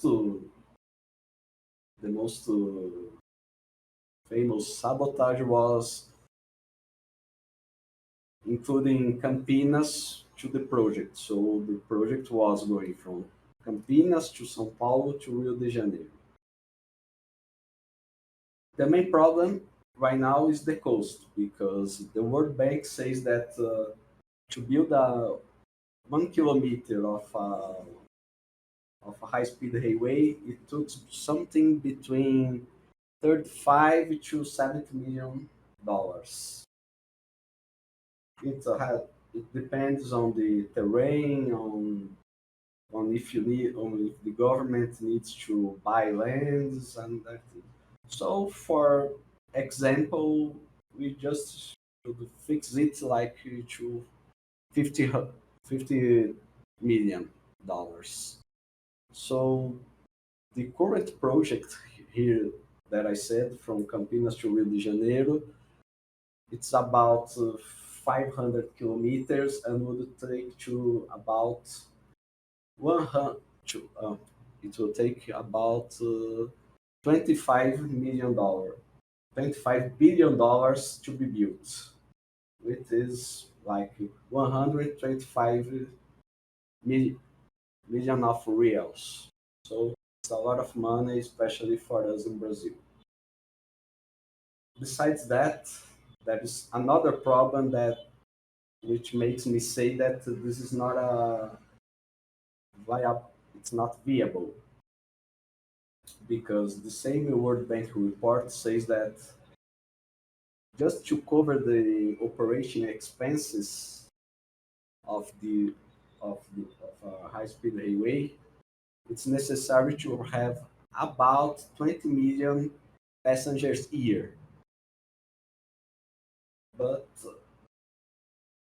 right now, if you pick the airlines, the entire air traffic between São Paulo and Rio de Janeiro, it's about 7 million passengers by year. Even if we consider that all people that flights from São Paulo to Rio and vice versa, and all road travel trips between those cities is not even close to 20 million. So right now, I don't think it's not possible. If we try to build it, it will give it will take a lot of money yearly just to cover the expenses. So in fact, it's a bad idea. Sorry?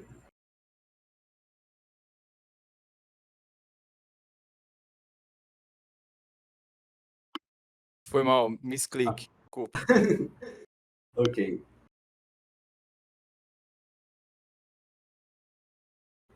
And then we have this another fucking crap idea. That's called Hyperloop. That fucking rich guy that you know who he is started teasing this idea in 2012 and published a white paper about that in 2013. It's like it's a tube with low pressure that should transport capsules in an extremely fast way. It's entirely based in a concept called vac train, that's vacuum train, that instead of low pressure tube, it's a vacuum pressure. It's a vacuum tube. But using a vacuum tube for long ranges, it's extremely difficult. So they thought, oh, what if we don't use a vacuum, just low pressure? It would be easier. And lots of people say, oh, yeah, that's a great idea, just because they admire him. But in fact, this entire plot, this entire white paper was just created because United States were considering to build a high-speed highway network, but it was against his interests, that he just wanted to sell more cars. Not only him, but most of rich people in United States. Not only the car makers, but also the entire oil companies and another guys like that. And what was left of that?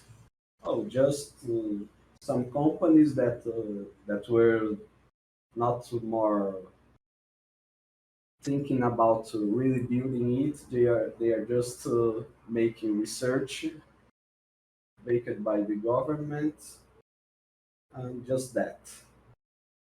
So it was a fake project that completely reached its original objective. And then that's it, guys.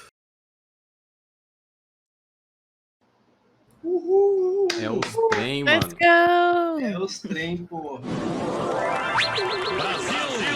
Brasil!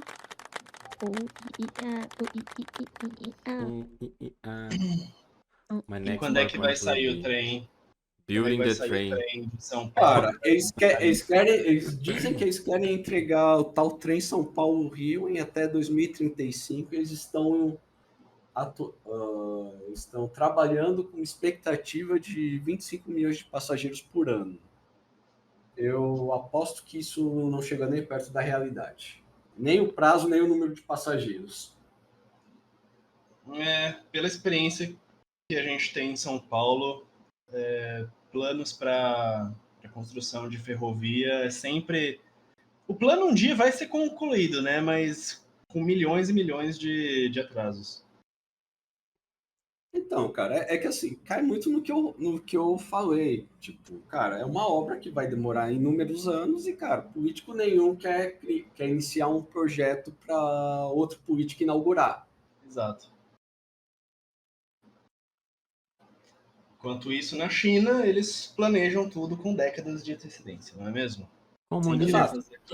Inclusive, vira até aqueles memes do tipo, criaram essa estação aqui não tem nada em volta. Eles criaram a estação porque eles sabiam que dali a 20 anos aquela área estaria industrializada. Wait, let me put this here. Goofy, ¿vas a hacer en español? Hola, sí. Hola. ¿Me escucho bien? Sí. Un poco bajo, pero sí. Sí, escucho. Ok, voy a poner los subtítulos en mi pantalla. ¡Qué emoción! ¡Qué emoción! Estoy muy nerviosa. Goofy, estás más nervosa que con tu apresentação de tesis? No tanto así. Ese día me estaba muriendo, literal. Muchos adultos en ese cuarto. Pero bueno. Hola a todos. Yo soy Goofy. Que ya no voy a ningún salón B.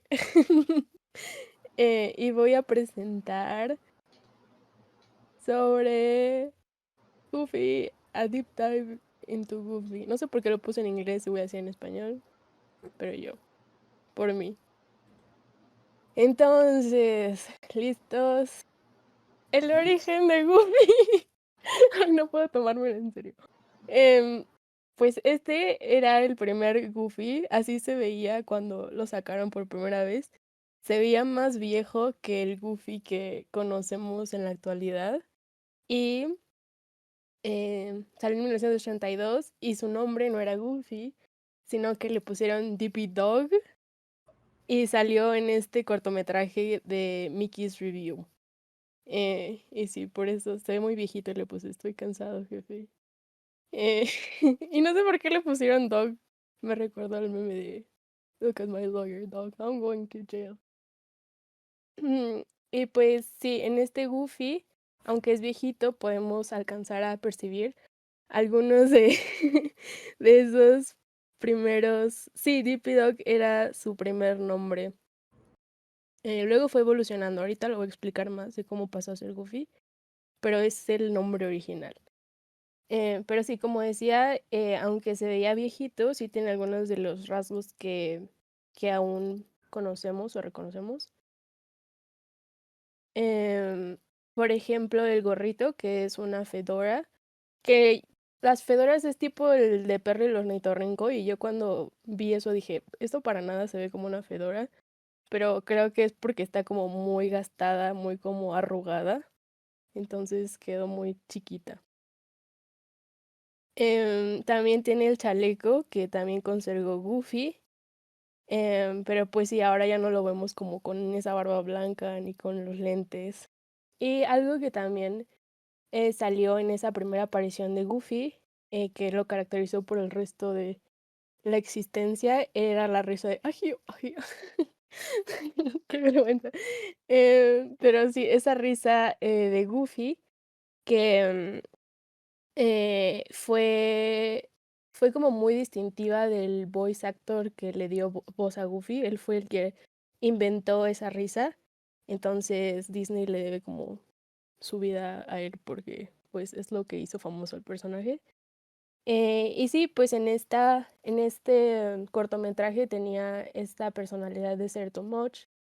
Estaba como comiendo esas, ¿cómo se llaman? Cacahuates. Y era muy ruidoso y su risa molestaba a todos los demás, entonces era como mal aceptado o era visto como muy excéntrico. Y voy a hablar más del voice actor que les dije de la risa más adelante porque es muy interesante, así que recuerden eso. Em, y hice aquí como un recuento de, de Goofy a través del tiempo.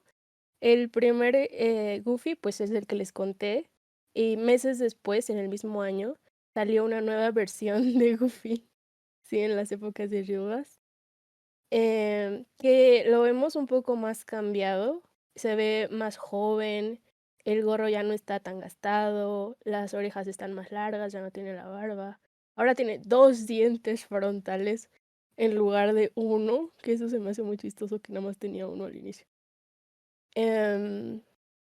Y sí, tomó nuevas características, también lo de la cola. Después en 1934 salió al lado de los personajes de Donald Duck y Mickey Mouse, bueno, el pato Donald y Mickey Mouse. Y ya no se le conocía como Dippy Dog, sino que le acortaron el nombre a The Goof. El nombre completo en sí sería Dippy the Goof, pero en la caricatura lo referenciaban como The Goof. Y ajá, lo ponían más seguido en los cortometrajes, ya no era como un personaje de fondo. Luego en 1935 salió este cortometraje de The Band Concert, que fue el primer cortometraje a color de Disney. Y vemos a Goofy por primera vez. Eh, por primera vez a color. Pero apenas si se le nota el color porque si le vemos la cara, sigue viéndose como en blanco y negro todos sus rasgos, menos la ropa, que ni siquiera es la ropa que conocemos de Goofy. Entonces ya es hasta 1935 cuando ya le dan como un poquito más de vida, que salió el Technicolor. Le cambian también un poco la ropa, ya no tiene el chalequito nada más y el gorrito, sino que le ponen pantalones, guantes, los zapatos larguísimos y le dan un poco más de color palette, como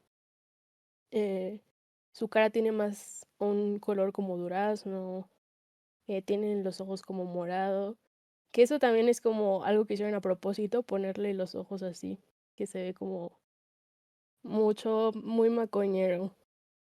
Va por mal camino Goofy en este momento. Y después sigue evolucionando todavía más, pero yo quise dejarlo hasta este porque siento que es el Goofy que más nos resuena. Sí, macoñero como Mariana. Que salió en 1936. Y para este punto Disney había cambiado su forma de animación.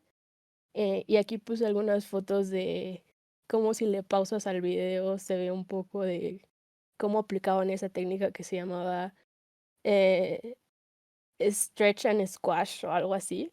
Entonces estiraban mucho la imagen y luego la reducían. Y eso ayudó también a darle como personalidad a Goofy porque a cada rato se caía, era como muy, pues sí, muy goofy y como muy flexible y así. Entonces ese Goofy aprobado, esa imagen de Goofy. Y para este punto y a final de los años 30, Goofy alcanza una cúspide en su historia, porque ya no se le pone al lado solo de Mickey Mouse, sino que tiene como un papel más protagonista. Y a este punto ya no le dicen The Goof, sino que ahora es Goofy, o sea, se apropia de la palabra Goofy como tal. Sí, Goofy mejor que Mickey. No, no hay debate.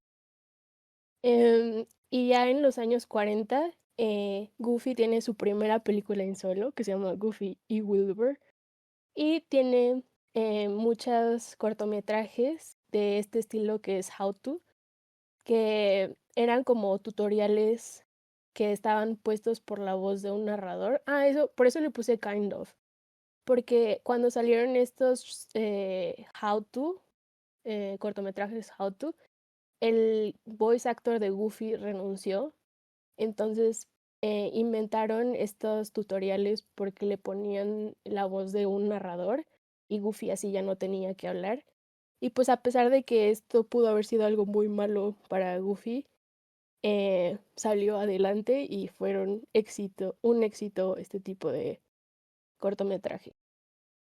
Y luego aquí hice como un poco de recuento, porque me estaba enfocando más como en el diseño del personaje de Goofy, y no tanto en su historia. Entonces, en las primeras versiones de Goofy que conocemos hasta este punto, que les contaba al final de los años 30, 40, pues era solo como un soltero y estaba muy allegado a la vida rural.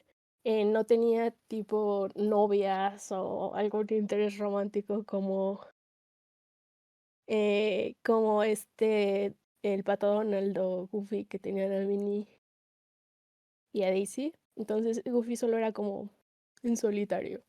Pero ya después de la Segunda Guerra Mundial, Disney trató como de empujar esta nueva narrativa de Goofy siendo un hombre de clase media, viviendo una vida ordinaria. Entonces le pusieron un bebé, le pusieron rasgos más humanos, literal, hasta las manos se les pusieron como de skin tone, muy loco. También le dieron una esposa, pero nunca se sabe quién es la esposa. Y el nombre de este Goofy es George G. Gift.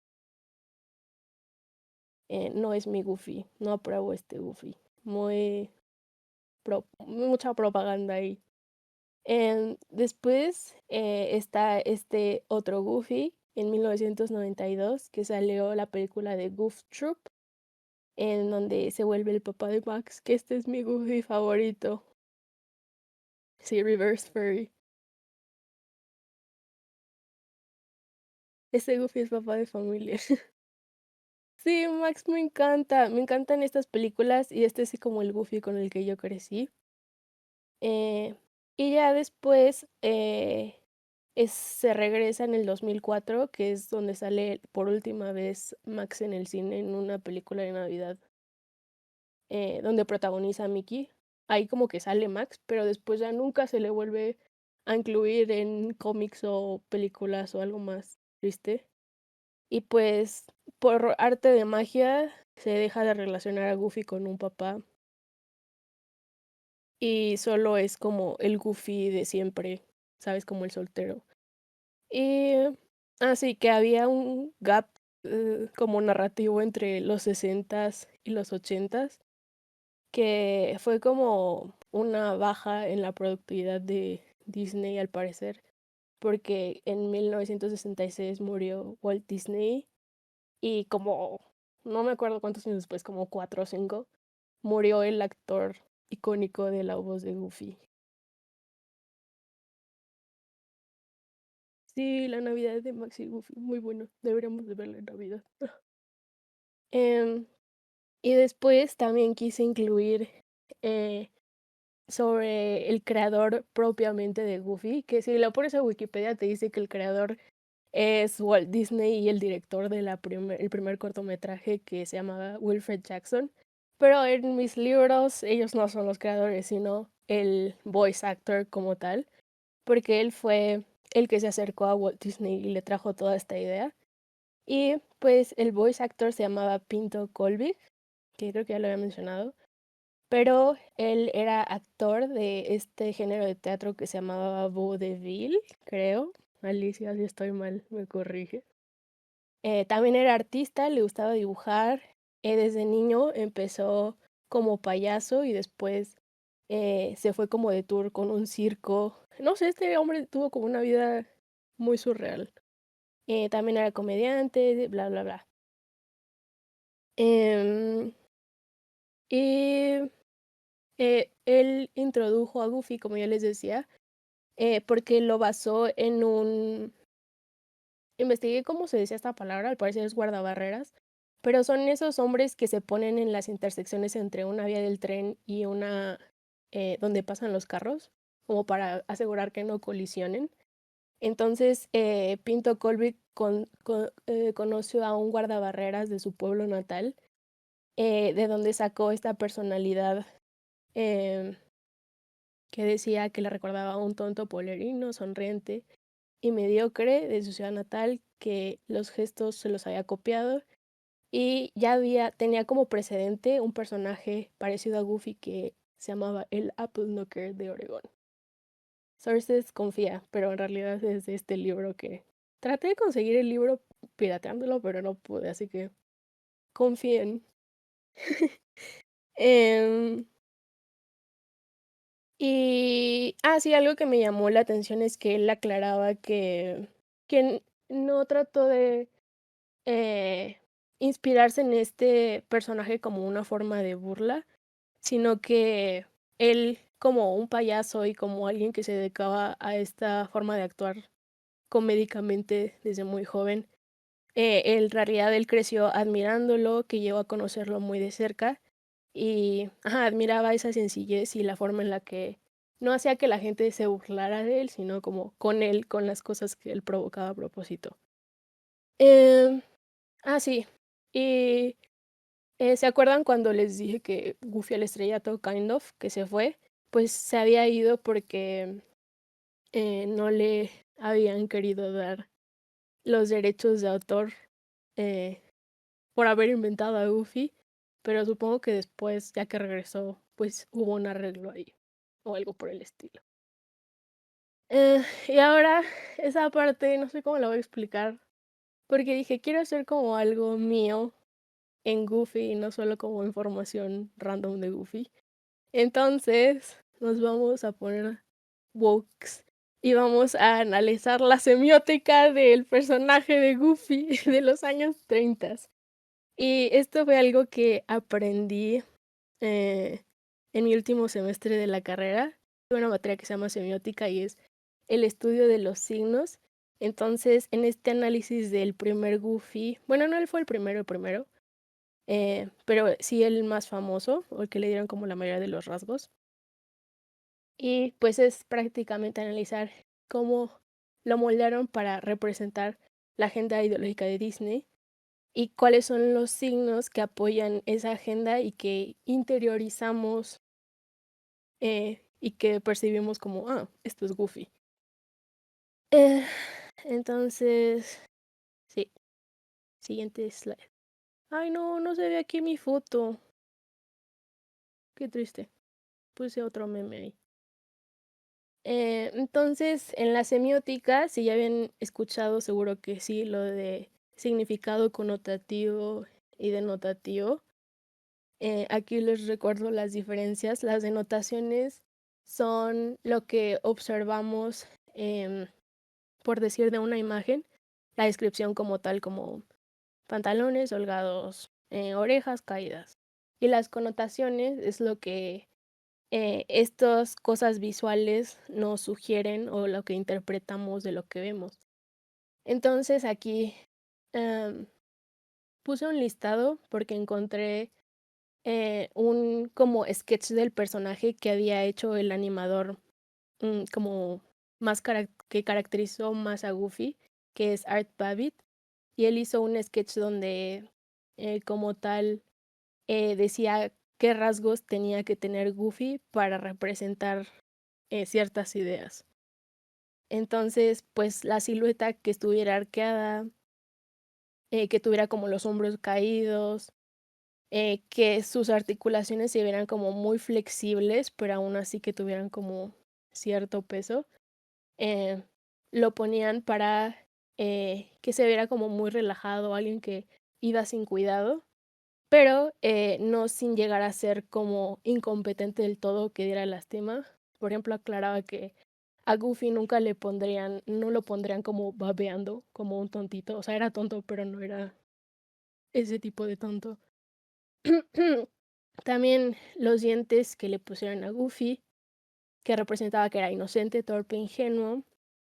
La ropa, la fedora que ya les había dicho, que en realidad, si ven aquí en la ilustración está muy chistoso porque incluían lo que se veía abajo del gorrito de Goofy y tiene un chipote. Y aquí puse cocazo porque me acordé de Cami y me dio risa. Y también el resto de su ropa, pues que está muy holgada, que está muy gastada. Sus pantalones, digo, ¿cómo se llaman? Sus zapatos que le quedan muy largos y eso dificulta que camine. Entonces, pues lo que sugiere es que se pone en situaciones muy inconvenientes porque pues sale como medio herido de que el cocazo y eso, que es ocurrente, como la forma en la que lo esconde, que pues usa cosas que están muy pasadas de moda, que no está como adecuado a las normas sociales. Después también en el habla con el voice acting que le dieron, trataron de que fuera una voz que fuera poco clara o menos desarticulada, digo, más desarticulada que el resto de los personajes. Entonces Goofy es como más lento y tiene como un ligero acento que se nota como que es de otra región. Y también que su risa es muy fuerte y muy gutural y pues en su forma de hablar que se habla mucho a sí mismo. Y esto le dio un matiz de como ser del Midwest, es ser como de rancho, que era poco sofisticado, pero alegre, y que pues tenía que decirse las cosas a sí mismo porque estaba como tontito y necesitaba escucharse para procesar las cosas. Entonces son como cosas que vemos y lo que interpretamos, que esto podría ser algo completamente diferente, pero es lo que se ha normado. ¿Y por qué se ha normado para que sea eso? Porque las denotaciones al final, este tipo de símbolos llevan a una mitologización. ¿Y qué es una mitologización? Esta fue una idea de un semiólogo que se llamaba Roland Barthes, que es francés. Alicia otra vez en mi presentación, shout out. Y es lo que pasa cuando transformamos algo en un signo o cuando esa cosa que ya hemos interpretado se vuelve nuestra versión de la realidad. O sea que puede ser una realidad distinta si tienes una interpretación distinta, pero eso ya se vuelve como tu visión de vida, el mito de tu vida. Y la forma en la que yo analicé este mito, ay, es que no sé por qué, voy a tratar de Y darle puedes actualizar. reload. Sí. Sí, porque no cargan esas imágenes y están muy chistosas. Ahí. Es ciego. Vale. Sí. Y lo que yo hice para identificar este mito fue que vi que había una sincronía, o sea que estaba ubicado este Goofy de los 30 en una época concreta, que era de la Gran Depresión, 1929 a finales de 1930. Entonces era la Gran Depresión en Estados Unidos y el tipo de código que pusieron en Goofy pues era un código cultural muy preciso. Entonces con la recesión económica lo que pasó es que el gobierno trató de impulsar una política moralizadora en el sentido de que como el capitalismo y esta narrativa de querer trabajar mucho eh, y el hombre moderno y todo esto falló porque pues llevó a una falla económica. Lo que el gobierno propuso era como regresar a las ideas del costumbrismo, o sea, ser un poco más tradicionales eh, para, para tratar como de sanar a la sociedad. Y pues estas son las ideas que llevaron al éxito del personaje, porque lo que hicieron en Disney es que implantaron en Goofy la idea de un hombre de campo que era pues como sencillo, bondadoso, que estaba como muy en sintonía con la naturaleza, porque como les puse en una de las imágenes de cuando Goofy era soltero, le gustaba mucho como la pesca y todo esto, el campo. Y pues esta como sintonía con la naturaleza lo hacía más puro, más ingenuo, más incorruptible. Y pues esta inadaptación a la forma moderna de capitalismo lo hacía, pues resonaba con las ideas que el gobierno estaba como empujando sobre como tratar de recuperarse. Entonces daba la sensación de ir hacia un bienestar y ser este comic relief que era chistosito. Y pues sí, en resumen, estas ideas se pueden resumir a la idea de que la felicidad es un estado mental que empuja también mucho Disney, de que la imaginación nos puede llevar a todos donde queramos, de que cualquiera puede cocinar y todo esto que está en muchas películas de Disney. De que yo no tengo nada en contra de las películas de Disney, pero es claro cuando lo analizas que, pues, Disney no se volvió tan famoso de la nada, o sea, de que hay ideas que resuenan con personas que tienen poder. Y encontré, ay, esto fue algo muy loco porque empecé a buscar como cosas de los símbolos en Goofy y el único paper que pude encontrar en donde analizaban a Goofy era de una persona de Salamandia Goofy, digo, a este Goose, iba a decir Goofy, que estudió en donde Gus hizo su maestría. Entonces, este es un paper, mis fuentes es de Goiania. Sí, eso fue muy loco. Entonces, tomé esta quote de ese paper que decía que la actitud de Goofy, que se estaba como ido, que estaba como en su propio mundo, se volvió en una materialización a la que Disney llamó la felicidad como un estado de espíritu que podía ser alcanzado de acuerdo a la manera en la que se vieran las cosas. Al final les enseño el artículo, sí está muy loco. Y pues sí, se me hizo como interesante cómo surge este arquetipo del outcast que es chistoso o el hombre cómico desplazado. y que mantiene como ciertos signos o ciertas cosas visuales que son constantes. Por ejemplo, también vi en otra fuente que decían que Charlie Chaplin era como el doble de Goofy porque por los pantalones holgados y porque él también tenía como los zapatos muy grandes, porque el vestuario ocasionaba como expresiones cómicas corporales de que se tropezara y se viera como muy awkward. Y en donde Charlie Chaplin se viste así, em, está pretendiendo ser un hombre de clase alta, pero su vestuario pues lo delata porque son como prendas que no están a su medida.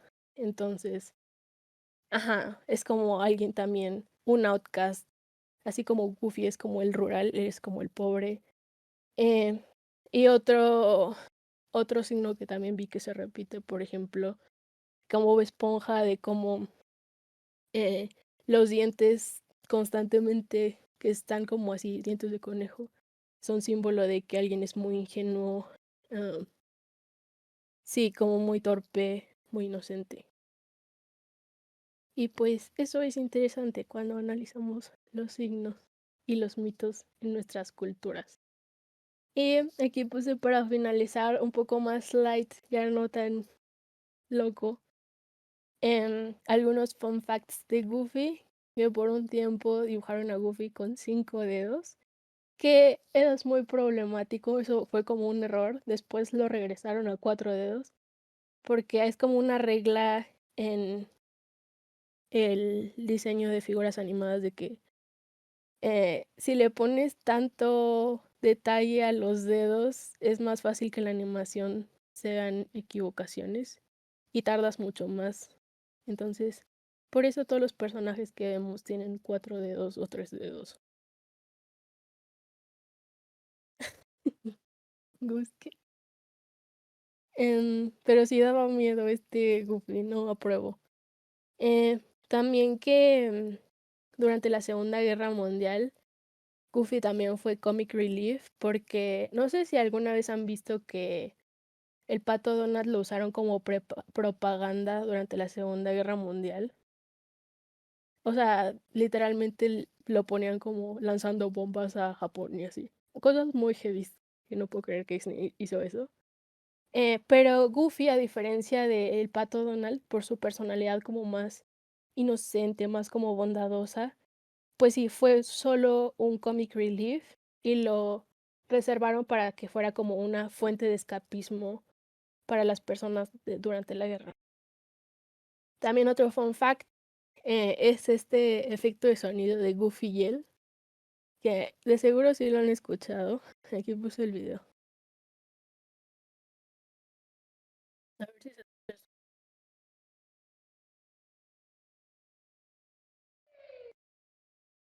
¿Cómo de nuevo?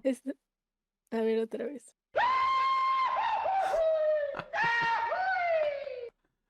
Clásico. Sí. Ese grito es como también muy icónico de Goofy, además de su risa. Y viene de este corto que les mencioné de los videos How to, tipo los videos tutoriales, en How to, en The Art of Skin. También es...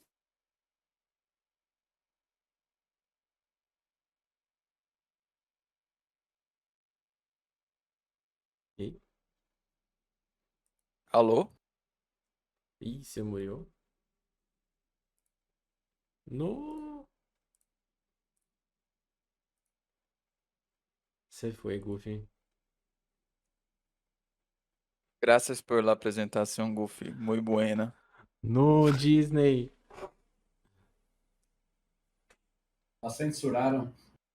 Censura. Big Disney killed her. Internet.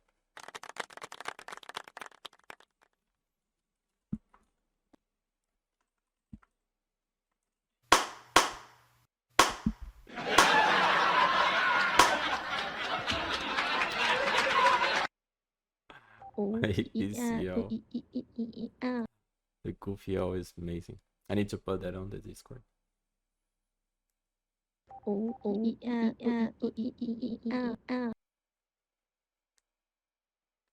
Hola. Aló, ¿Aló? volví. Volví.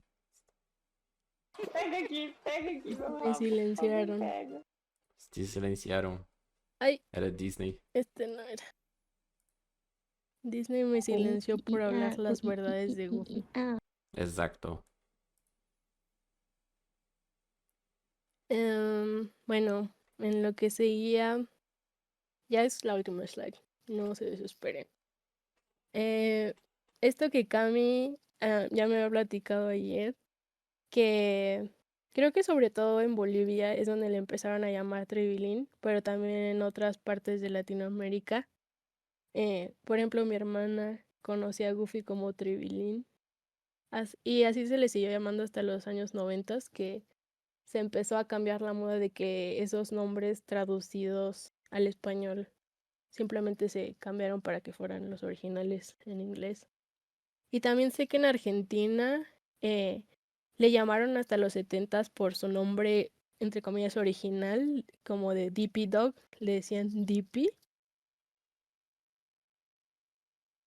Y en Brasil no sabía que le decían pateta, entonces, Pateta. fun fact. Y el último fun fact era que Walt Disney odiaba el personaje de Goofy. No le gustaba porque sentía que era como algo vergonzoso que fuera tan tonto y que fuera como muy poco sofisticado. Y en algún punto amenazó con quitarlo como de la franquicia de Disney. Pero al final, pues se apiadó porque decía que le estaba dando mucho trabajo a varios animadores. Entonces, no lo quitó. Y si no, lo iba a pelear con él. Y felicidades por llegar hasta aquí. Yay. Y por llegar hasta ¡Viva! aquí, Let's go. traje un bonus content. Goofy. Soy yo con Goofy cuando conocí a Goofy. Una fan. Caralho, mano. Una fan aquí que la conocen como Mariana, de seguro. Nem fudendo. É a Mariana? Sí, mi Caralho, hermana. mano. Caralho, güey.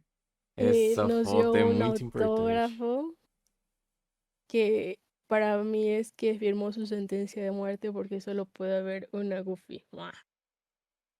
Pero sí, tengo la firma de Goofy. Es una Que foto de Goofy increíble. con Goofy. Sí. Y miren, les voy a enseñar, esta fue mis referencias, claro. He hecho esta actividad con integridad académica. Pero este fue el paper Sim. Ligia María de Carvalho, Facultad de Artes Visuales de É o Goiás. FG, Goiânia porra. mencionado. Goiania. Pero ya, eso fue todo. Gracias, amigos. Increíble, Goofy.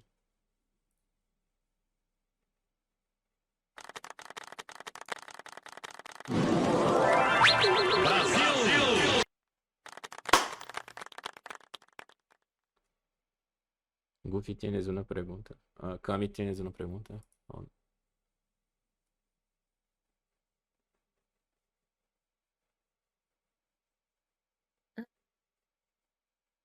¿Por qué te gusta? Pues en realidad la razón por la que me puse Goofy no tiene nada que ver con Goofy. Pero siempre me han hecho broma de que pues todos relacionan el nombre de Goofy con ese Goofy. Pero yo me puse Goofy porque tenía un nick que era Goofy Bunny. Y al final me lo acorté a solo Goofy. Pero lo usaba como adjetivo, no como el personaje. Goofy Bunny 13. Cara, En Gilbas doxeando. Clásico, Gilbas. Queria saber quem é esta persona. eu pensei que era alguém que eu conhecia, Amigos, mas não era. Olá. estoy nerviosa, pero les voy a presentar. Ok. Vamos. First of all, I made this presentation like in the morning. I just woke up and I made this. I'm gonna do it in English because I saw there's people who doesn't speak Spanish, and I want everyone to understand. Uh, First of all, who is Pao? Who I am? Who is me? Okay, so I'm Paola.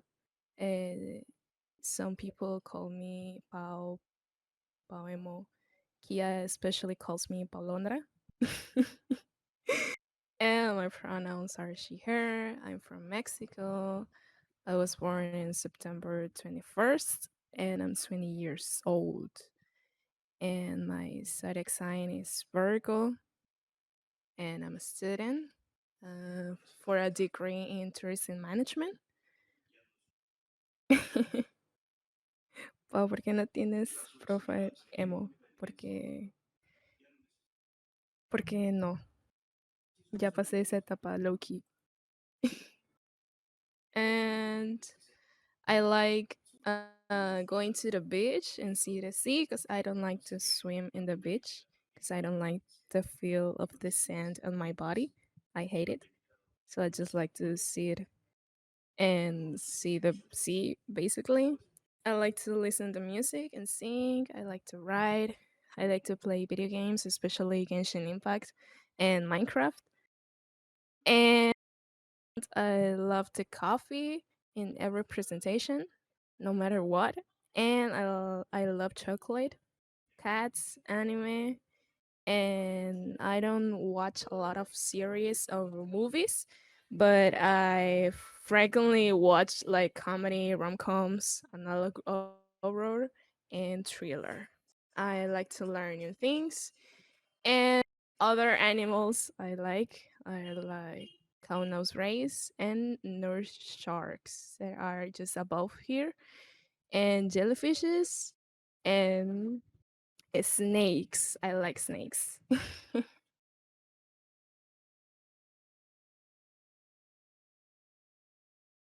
Okay, my favorite musical artists are these ones, but the principal one are 21 Pilots and Lana Rhaid. And I went. My first concert was on 2019. I went to Guadalajara and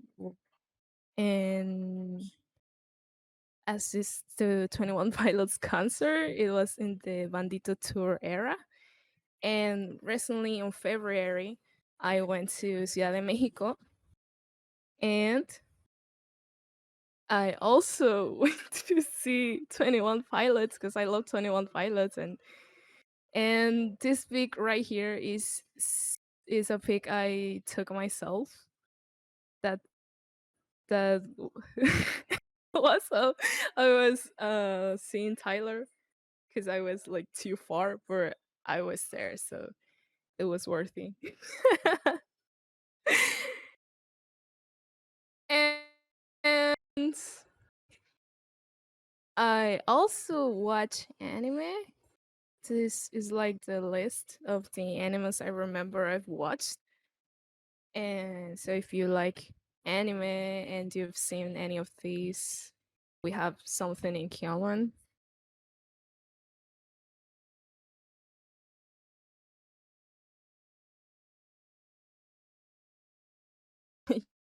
Yes. And this is my favorite one, my slight favorite, because here I'm talking about Rubius.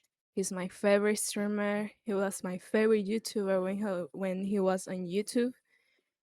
I've been watching him since like 2014, maybe.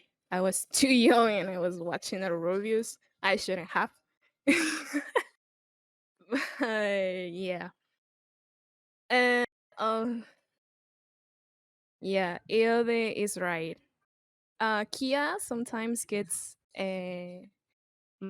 mad at me because she says I talk a lot of reviews. I mention reviews in every conversation I have, so if I say something about reviews while I'm having a conversation with you, just don't be scared. It's like a part of me. And well, I've got some notices from him. Is it the guy from 21 Pilots? Yeah, he is. Oh yeah, probably some of you don't know who Rubius is, but he's like the biggest YouTuber, Hispanic. Like in 2015, he was one of the biggest one, and yeah. Okay, now honorific mention to Kia. She definitely don't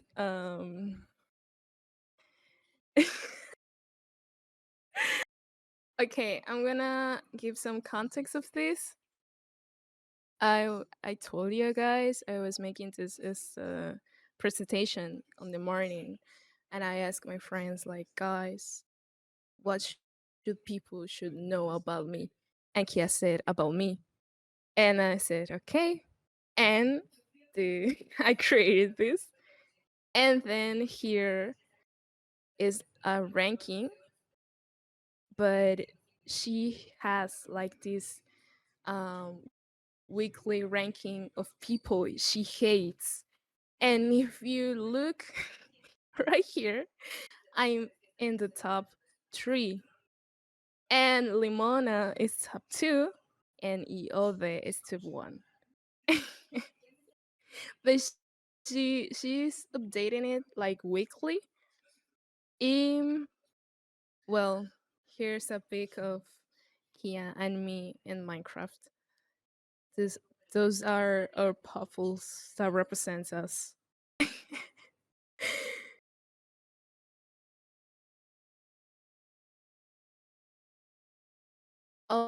Also, I want to make an honorific mention to my friends, my dear friends, Kia, Nat, Eode, Limona, Luke, who is in here, and Anita, who is also not here. But yeah, my Shaylas. They are like my best friends. Every since I started this year 2025, I've been talking with them like daily, like literally they are my daily chat, and I'm so happy of having them like my friends. And here is like this Roblox pic, and the blonde one is Goofy, so it's Goofy mention also.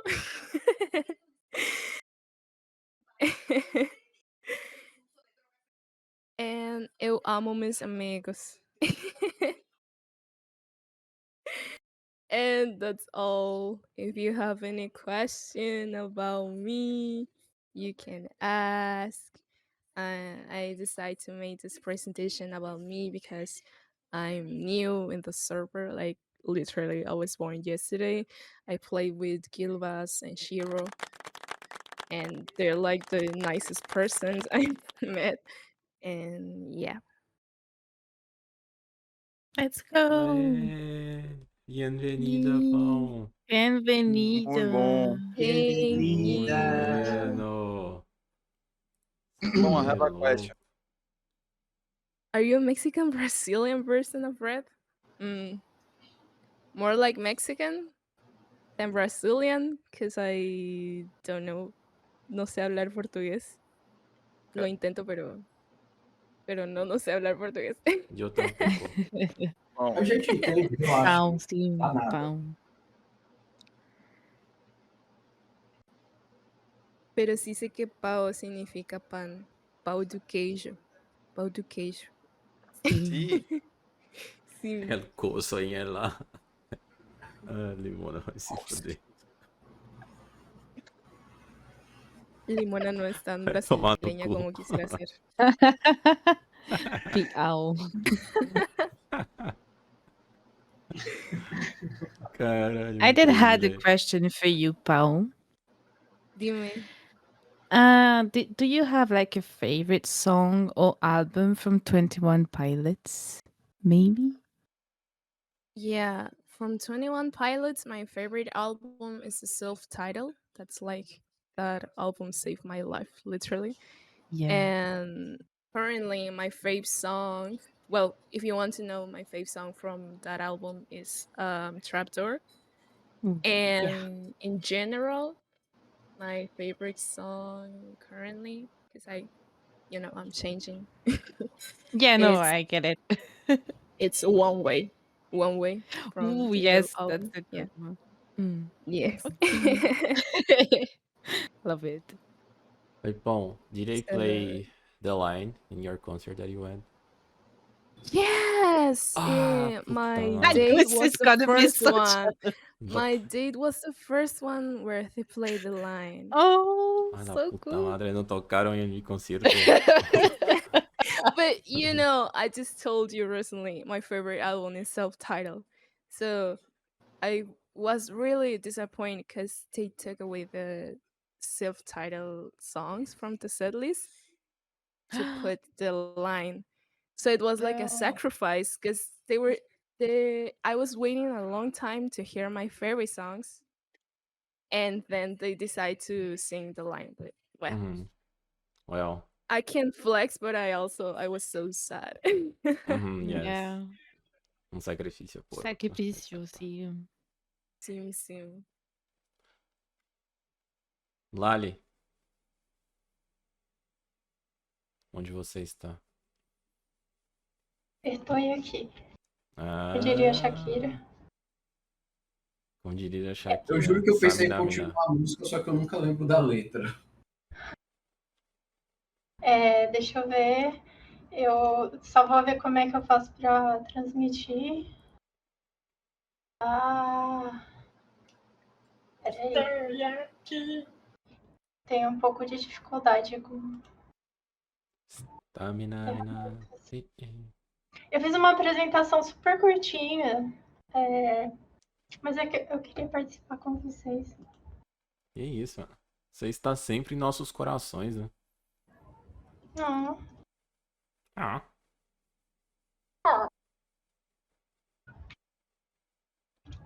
Size Can don't you see matter. my Say it, presentation? Kami.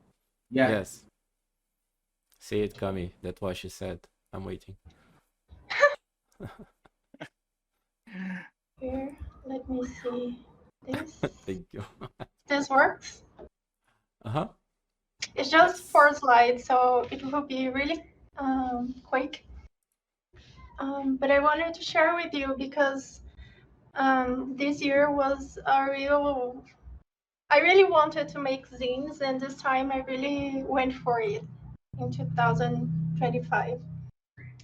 So here is a brief introduction for people who don't know zines. What is a zine? So it's about self-publishing. The name zine comes from magazine, and it's a counterculture production. Usually, it's really important for marginalized groups. It's usually made with paper, and you can use a printer or a photocopy to produce it. It's really low budget. It's supposed to be a way for you to express your ideas about whatever you like. So maybe it's a cause that you believe in, a band, a video game, books, fiction, anything you care about. And you can use like art, illustration, design, writing, collage, photography, or anything you can think about, really. It's really interesting how freeing it is. The important thing is like, it's important that you do it yourself, so DIY. And I don't know, you don't stick to perfection usually. And it can be traded or commercialized, although it's not usually incentivized to be commercialized. You can, but it's part of more of spreading ideas about what you like and all that. And it's about community too, like with other people that like zines or with people that share same interests as you. So it's really cool. Like, I think the ideas behind the zine is really powerful. and it's having a comeback. There are a lot of people making digital zines nowadays. And where to find zines? Like, there are international sources, like this college has a database from all around the world, and it's really interesting. Also, in Brazil, we have Biblioteca Digital de Zines, which is a recent project, but it's really interesting. I have a lot of friends that have zines there, and it's free. And also, you can find zines in events, libraries, artists' websites, and a lot of other places. So, but these links that I shared here, they're both, how do I say, you can also already have access to zines right now, as soon as we finish. And then how to make a zine. There are free digital tools, like you can make them a digital zine in Canva, or also you can make them and print them later. And also you can make with the electric zine maker, which is a really interesting tool. It's still in development, but you can already use it, and it's a tool thought for zines specifically. So it's really interesting. I think you guys should check it out. And also you can make the single page technique. There are many ways of creating, but the single page technique is really easy and accessible. You just need one sheet of paper, and I'll show you guys how to make it. But here is a a guide that you can follow. And here are the resources, extra resources for anyone who's interested in trying to make a zine, and the credits of images they used or sources or more. Yay, that's it. But I'll show you how to make a zine, just a paper zine. I'll just stop here and open my camera. I'm sick, so I'm sorry I don't look very well today. But here it is. You get a sheet of paper, any size you want, okay? And then you fold it in half, okay? And then you, let me fold it here with the table. Okay, so here it is. You fold it. And then you fold it again like this. Okay. And then, okay, so here it is. Let me show you again. So here, it's easy, right? This is a really tiny zine. Zine. Okay, I folded this one like in front of you. And then you take, this page is open, right? It will be like this, okay? And then, okay, you get a scissor, and then the side that is closed, like this one, you will cut here just until the fold. Can you see, like until here? So I'm cutting here. It's hard to show and do it at the same time. So here, it's cut here, right? So then you just, it will be cut in the middle, like a mouth. So the thing is, you need to close it like this, like, and you have this, and it will work like a little mini booklet from one page. It's like meio torto because I'm doing it in front of the screen. So here it is. Tiny book. Yeah, and then you can do anything, and inside you have like a poster on the other side. It's really interesting. So I'll show you. While we were talking before we started the presentations, I did this one when I was talking to you, like mini zine. And here is like, I took note of what Gilbas was telling me about the Samsung folder. And then you can draw something.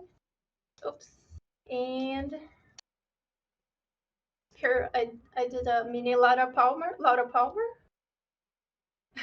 And then like a few faces, a kitty and a guy. And bye. When you Caralho. open, this is what it looks like. Let me show you. So in case you're curious, this is what it looks like. You see? From a single sheet of paper. And also the poster behind, because I was drawing something else here. And I'll take the opportunity to show you guys my favorite zine I did this year, which, because I'm obsessed with Twin Peaks, I started watching this year and I'm totally obsessed. So here's my Twin Peaks zine, Twin Peaks Fire Walk with zine. And here is the owls are not what they seem. Who knows? Fire Walk with me. This one is collage mostly, right? Fix Your Hearts, which is a famous quote from Twin Peaks related to the trans people, like fix your hearts or die, that David Lynch said in the 3rd season. And here is Special Agent Raisu, which is my signature. And it opens like here, which you can see all the collages and stuff. Like, and inside it looks like a scene from the series. So also Amazing. so I'm really excited, and it's so easy to make, and everyone can make and spread.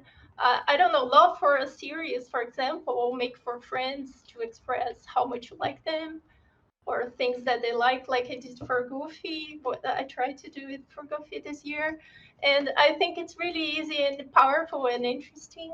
So I was really excited to share it with you guys. So thanks It's for listening. amazing.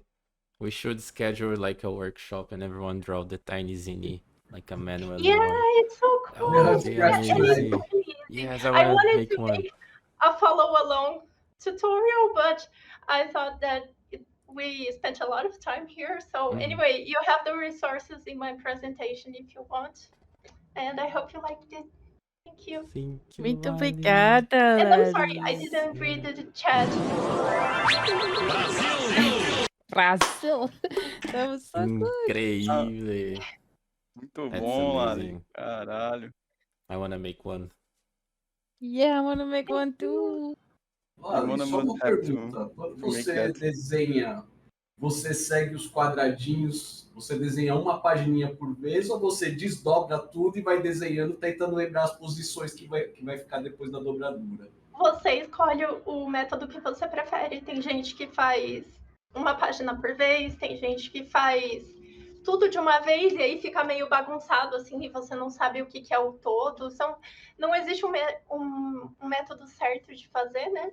Você faz o que você acha que funciona para sua expressão, assim. Então eu acho que é muito rico, assim. Tem gente que faz zine de fotografia, que nem eu falei, ou de texto. Tem zine que é só texto. Tem pessoas que querem espalhar ideias, então são informativos, ou pode ser ficção. Eu acho que é tão rico e tão legal, porque você tem o direito de criar o que te interessa, né? É autopublicação. E o importante, o core, assim, é o DIY mesmo, é você fazer o que você mesmo fazer, mesmo se ficar imperfeito, a imperfeição é parte da beleza, assim. Eu acho que isso serve para zine, mas serve para nossa vida também. Cara, é um presente muito bonito também de fazer. Eu Legal. acho. Eu fiz muitos zines de presente esse ano, porque eu acho muito emocionante, assim. Eu acho legal, não sei. Tá vendo, irmão? A imperfeição também faz parte da beleza. Você aí que é feio. Vai tomar no cu, velho. Sabe o que você fala aí? Zine evento, vamos hacer uno. Where are you Thanks for listening, guys. And sorry, I made the presentation in a hurry, so I'm sorry. I wish it could be more in depth, but that's what I managed to do. Was so much. amazing, Lady. Amazing, it's perfect. It's Irmão, perfect. Oi. saideira, you wanna finish this with cinema? Saideira, né? Yours in English, so we can close this. Oh, actually, I can translate for Portuguese. I'm sorry, guys. Guys, I know. It's Ok, too pode long, falar, irmão. but well, wait, it's 7 hours we are here. Well, it's December. Ok, sorry. Pode falar? Pode? Calma aí. Deixa eu abrir aqui. So.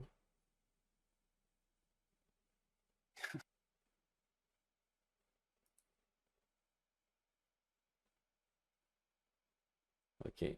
It's funny because when you said of this presentation like 6 months ago, everyone will start to laugh. Oh, it's too early. Yeah, Let's it's talk too about early. Why are you saying later. this? Yeah, yeah. Why are you sending these in July? It's only in December.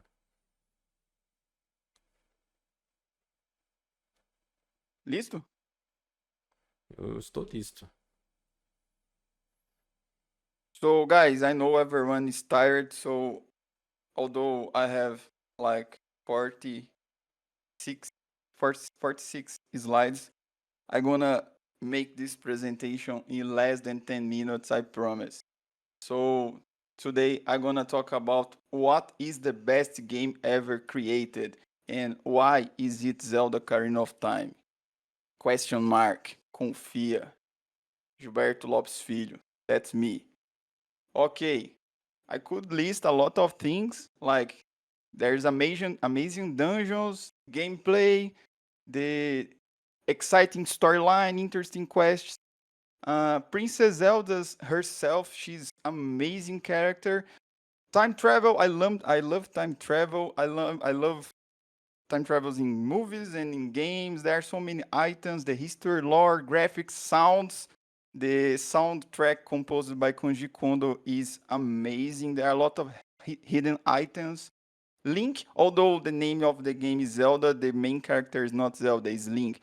There are tons of mini games. There are a lot of hidden things. Like there are 100 hidden spires called Gold Skulltula spread around the map.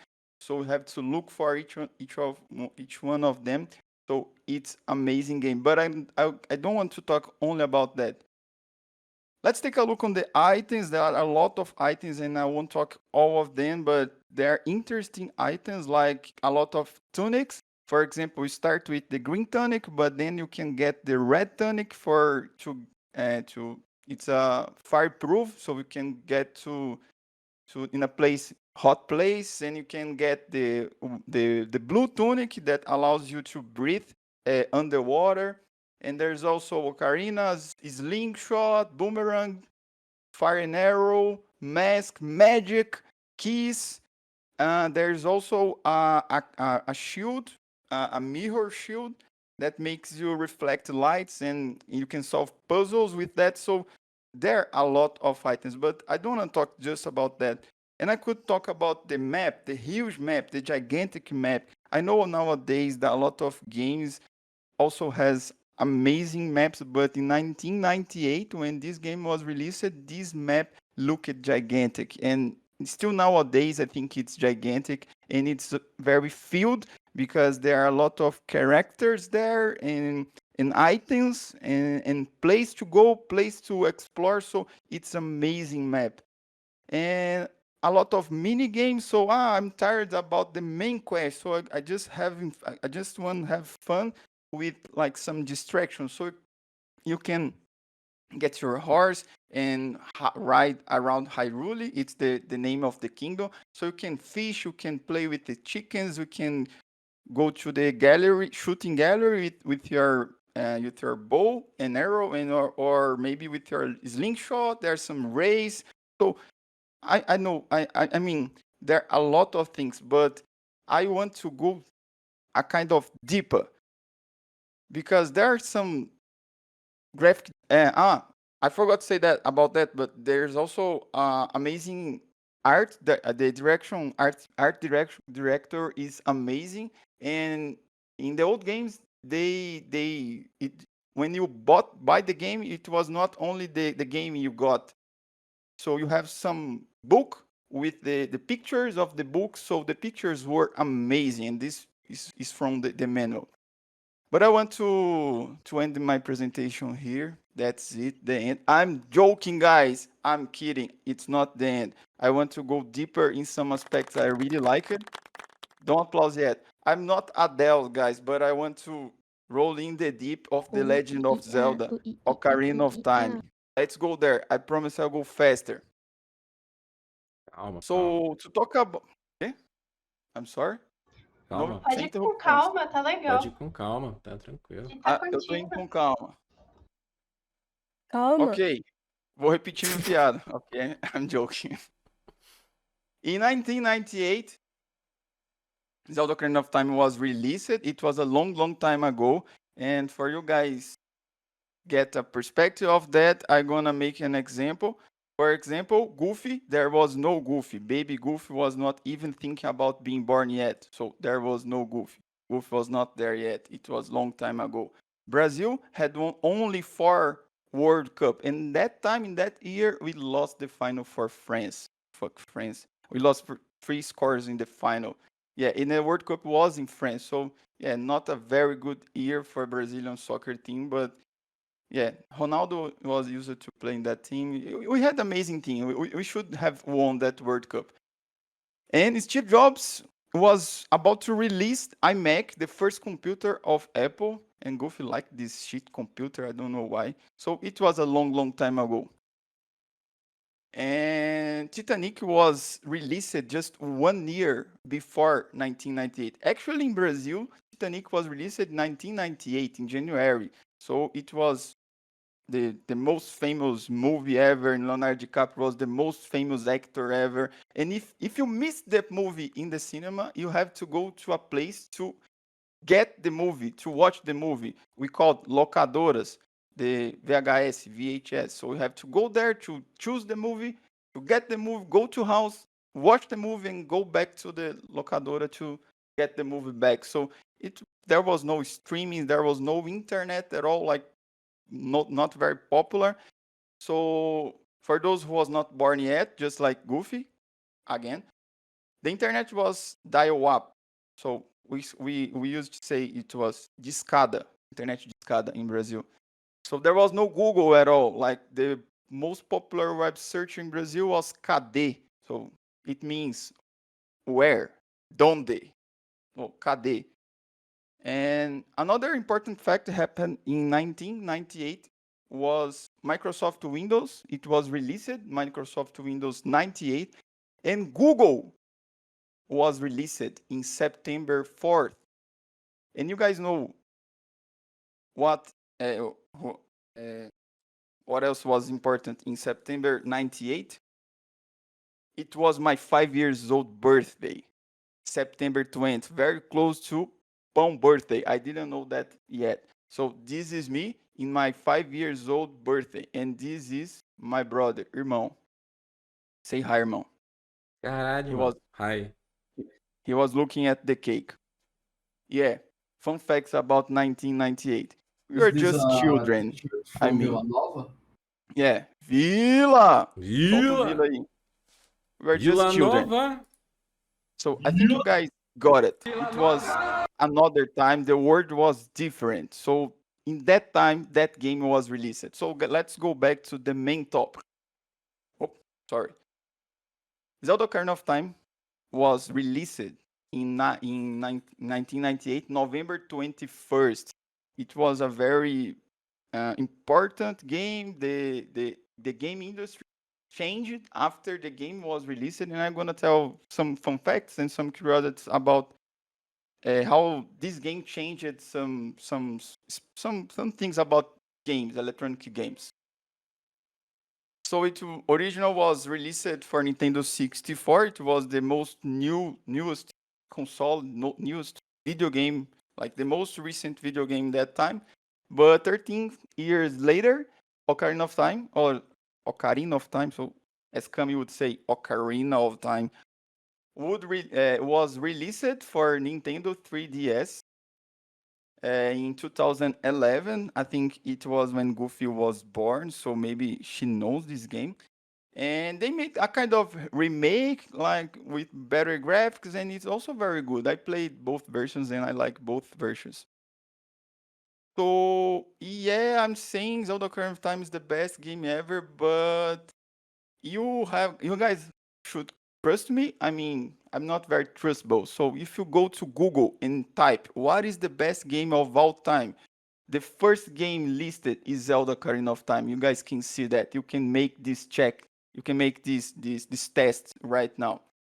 And other websites also listed, also say is the best game ever, like Metacritic. It's a very popular website. It gives scores for games, and Zelda is the top one game for 27 years old. And also, it's the only game in that site that could achieve it, like could get the 99th meta score. It's the only game. So it's a very important, important thing in the history of video games. And there are a lot other websites like IGN, IMDb, also Zelda Ocarina of Time also listed in the top games ever made. Okay, so let's take a look in some graphic design. I really like graphic design of this game. The first place here is where you get your horse. It's called Long Range. The second one is the Hyrule Field, when you face the death, walking dead things. The third one is Dondongo Cave. It's a cave made of kind of lava. Water Temple down there, and Temple of Time, this one here, and Ice Cave. So you guys can see it's not nowadays. You could say it's not a very good graphic design, but in that time, guys, you have to look that with the mind of a person in 1998. It was amazing. Like, it was very revolutionary graphic design, because it was the beginning of the game, the 3D games. So, and I have to ask you guys, you saw that image, these screenshots I made. So I can ask you, what is the game size in megabytes of Zelda Ocarina of Time? You guys can guess. So guess one number. Yeah, 1. It's not 1. No, it's not 64. I'm gonna show you the answer in 3 seconds. You have 3 seconds to guess. Yeah, Alicia was very close. It's 25 megabytes. Only 25 megabytes. So you guys, to have some comparative things, like the Nintendo 64 cartridge, o cartucho, the cartridge of the game, in 1998 was only 32 megabytes. So it's a very tiny, small size of a file. And if you guys look forward to compare the most recent game that won Game Awards, Clair Obscur, a French game. Hi, Alicia. Bonjour. It has 45 gigabytes. So it's another scale of size. So, I mean, in 27 years, we made a lot of changes in the game. Okay, so talking about hardware limitations create fairies. In the games, you have some fairies to guide you. So in the first area of the game, there are a lot of people, a lot of characters, and the video game could not load all of these characters. So the game designs have to make an improvisation, and they put fairies in the place where the characters was supposed to be, because the hardware could not load all of them. So the fairies was only a small ball, a small light ball, fairy ball. So it was light for the hardware. So when you get closer, the character appeared, they load. It was like having a small chunk loader in Minecraft. So yeah, the hardware limitation created fires. Like because of that, they created fires, and the fires is a part of the lore in Zelda Ocarina of Time. So let's take a look in this video. So in these videos, you can see the first area of the game. So I'm gonna go down here, and now in this time you can see fairies here, fairies here. So when you go closer, when you get closer, the character appeared. So let me look at this moment now. See, you can only see that fairy there. So when you get closer, pay attention, Goofy. See, the character appeared. So with that, the hardware limitation was not a problem anymore. And they made a very good choice because the fairies is a very cute character in all Zelda games, and they add that, and I think, in my opinion, it was a very good decision, and they could make the game better. Okay, so talking about, I'm talking about Ocarina of Time, as Kami would say, Ocarina of Time, but I say Ocarina of Time, and also I have Ocarina of Time. What is Ocarina? It's an instrument. So I have one here. You guys can check on my camera right now. And it's also work. And I think you guys cannot hear because of Discord filters, but it works. Ocarina is an instrument, a wind instrument, just like flute, and you can play it, and it has a main core of the game. Like Link can play Ocarina in the game. So you have two Ocarinas in the game, actually. And Ocarina of Time is the name of the game because of that. It has so many ocarinas in the game, so yeah. And talking about songs, the music has a very important role in the game because there are a lot of songs you can learn with your ocarina, Mitio Ocarina. And you have some special powers with that songs. For example, you can turn day into night and turn night into day with some song. You can make it rain with Song of Storms. You can open door, you can call your horse, you can fast travel.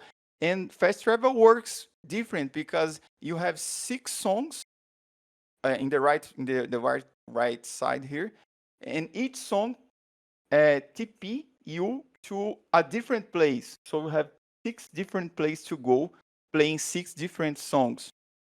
And you guys might notice that these songs has only 5 notes. The composer was called Koji Kondo, and it was a challenge for him because of hardware limitation, he could compose only songs with 5 notes, and with only 5 notes they made all these songs. And I also could talk about modal versus tonal. It's a very specific thing about music, but in summary, the left side of this thing here is there are modal songs, like it's more circle, it has no beginning, no ending, no middle, you can play like in loop. And the right part of this thing here, they are tonal songs. Let's hear some songs just to guys see. I hope you guys are hearing. This is Zelda Lullaby. It's a lullaby, canção de ninar. This one is how you call your horse. It's called Epona songs because Epona is the name of your horse. And this one is more vibranted. You can feel the dance. It was called Saria song. This one you can turn day into night and night into day.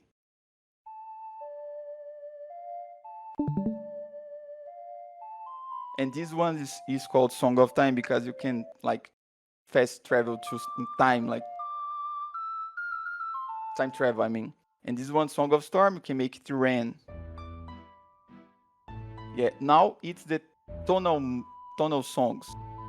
It has a begin, in the middle, and the end. Like you feel the end coming when you hear these songs. And this is a bolero. Bolero of Fire. you play that inside of volcano. Eode, volcano.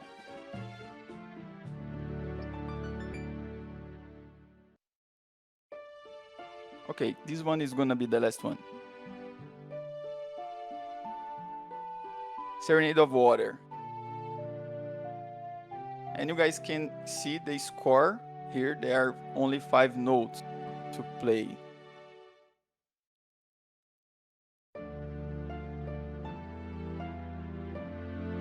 Yeah, now you can hear other instruments, but the main theme has only 5 notes.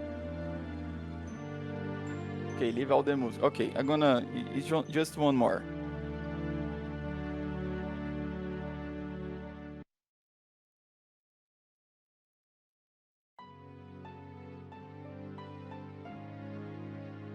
This one is very good because it has something in music we call quartal harmony. It's a very difficult to explain, but it has you can feel some feelings, strange feelings.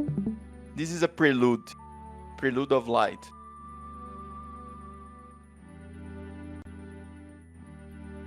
Prelude is like a song that makes before other songs.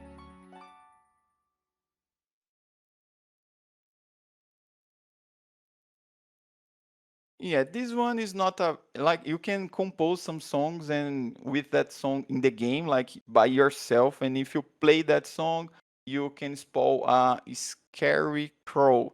So I don't want to hear that because I've heard and it's not good, but you can play your own song there in the game.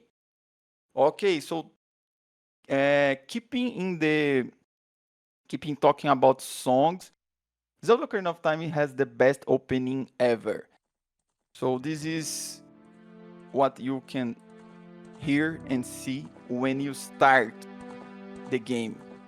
Link riding in a horse, and you can hear this song. I'll stop talking. Just 1 minute.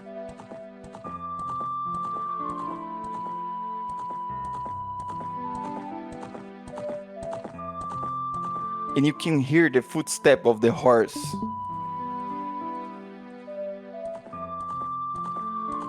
And what you guys can hear is an ocarina. It's a very popular instrument in Japan.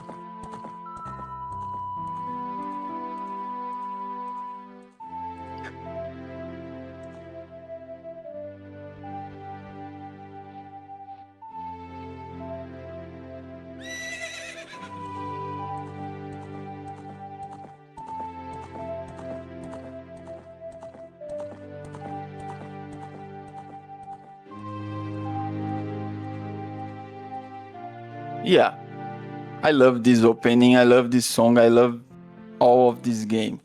So let's take a step further. Let's talk about another song. It has a very good lore, Song of Storms, because it has some amazing thing. It's called Bootstrap Paradox. It's a very common thing nowadays. If you guys have watched Dark, you guys might know about what I'm talking about.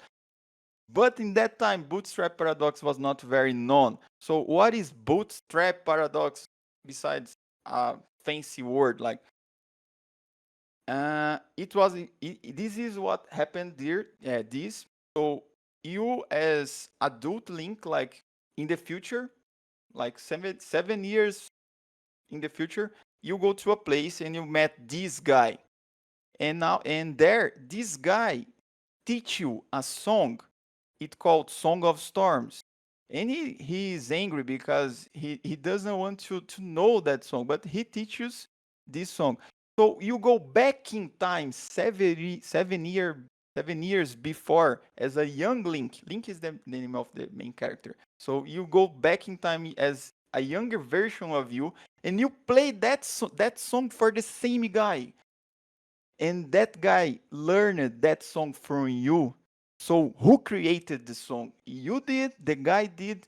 Like, it's a very difficult thing to understand because like it's a loop, it's a paradox. So this is what we call bootstrap paradox. Zelda Ocarina of Time did not invent this bootstrap paradox.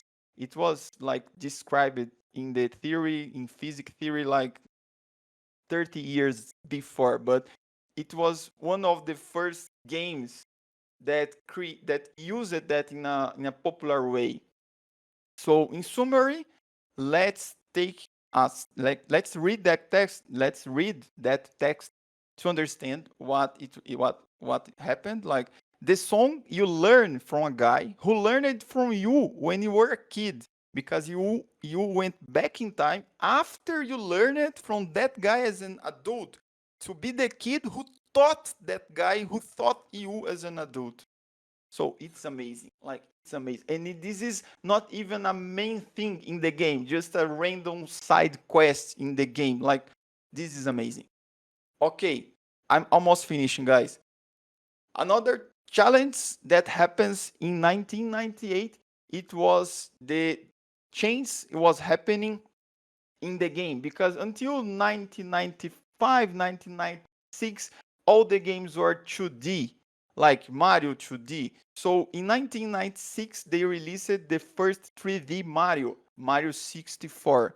And they had a lot of problems because in 3D, you have the camera, you have to point the direction you want to go, like in very specific way. And was a very hard problem to solve. In Mario games, I love Mario 64, but a lot of people complain about its camera, the way you control the camera, because it was the first one of the first games that used 3D things. And in Zelda Ocarina of Time, they tried to make some things different. And Zelda is not a platform game as Mario, so they have to think more about that. And they created a thing that is used until today. I'm talking about Z targeting, but nowadays it's known as lock-on. Zelda created this system. Like it was not the first game that used that system, but it was the first that used it in a very good way. Okay, what is that? Z-target or lock-on is the system of locking on to enemy. Oh, Mr. Obvious. Like enemies, characters, and objects using a specific button. So you can aim in an enemy, in objects, or in a character. And using that, you can go to that specific direction, like with no mistakes. And guess what was the button to use that? It was Z button. Because of that, it was called Z target. This is the control of Nintendo 64. And the Z button was a secret button down there. It was not secret, I'm just... And yeah, Zelda Ocarina of Time has created the most popular lock-on systems in 3D games, and it's used nowadays like in all 3D games. If you think about any game, 3D game nowadays, they have lock-on system. Probably it was based on game that used based on Zelda Ocarina of Time. And here you guys can watch some example, like Link is lock on that rock and the moving circles. So let's take a look in this video here.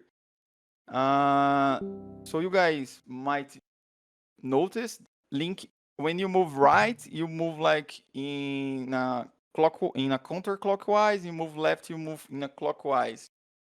So a fun fact about this thing is because the devs was struggling with that thing. Like, how can we make sure the player is gonna hit the target? So they were walking in a park in Japan, and they saw a performance of a ninja and a samurai, and the ninja like threw a chain in the samurai, and they was like attached each other, and ninja moved in circle around the opponent, and they were connecting. And seeing that, it seems drawing an invisible and unbreakable line between two entities helped the developers visualize how this system could work.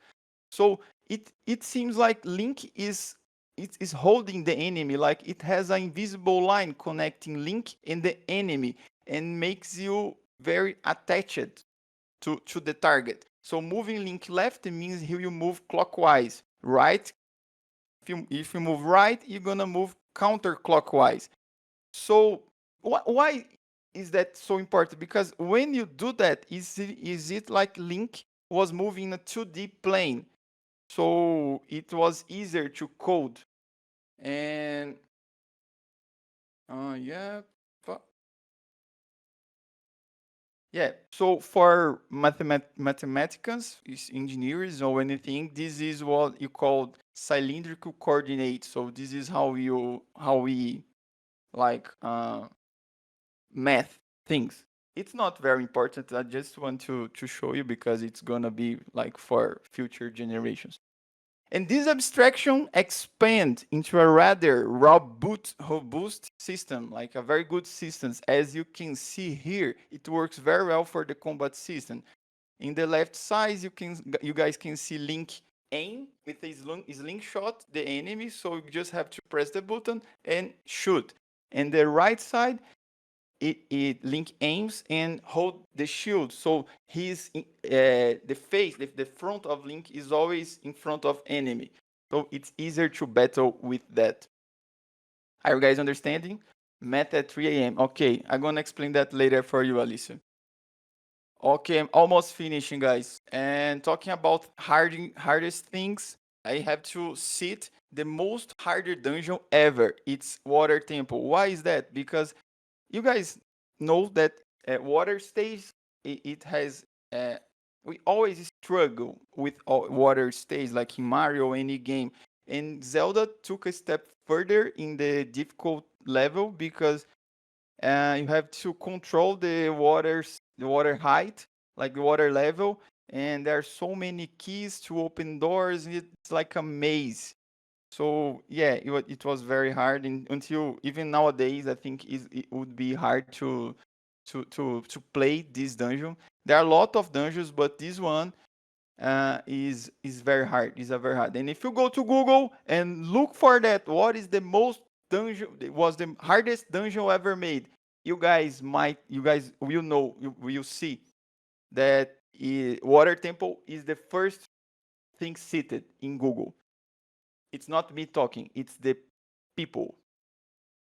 Okay, also in Water Temple, you face the most funny and amazing enemy. It's called Dark Link. It's an evil version of you.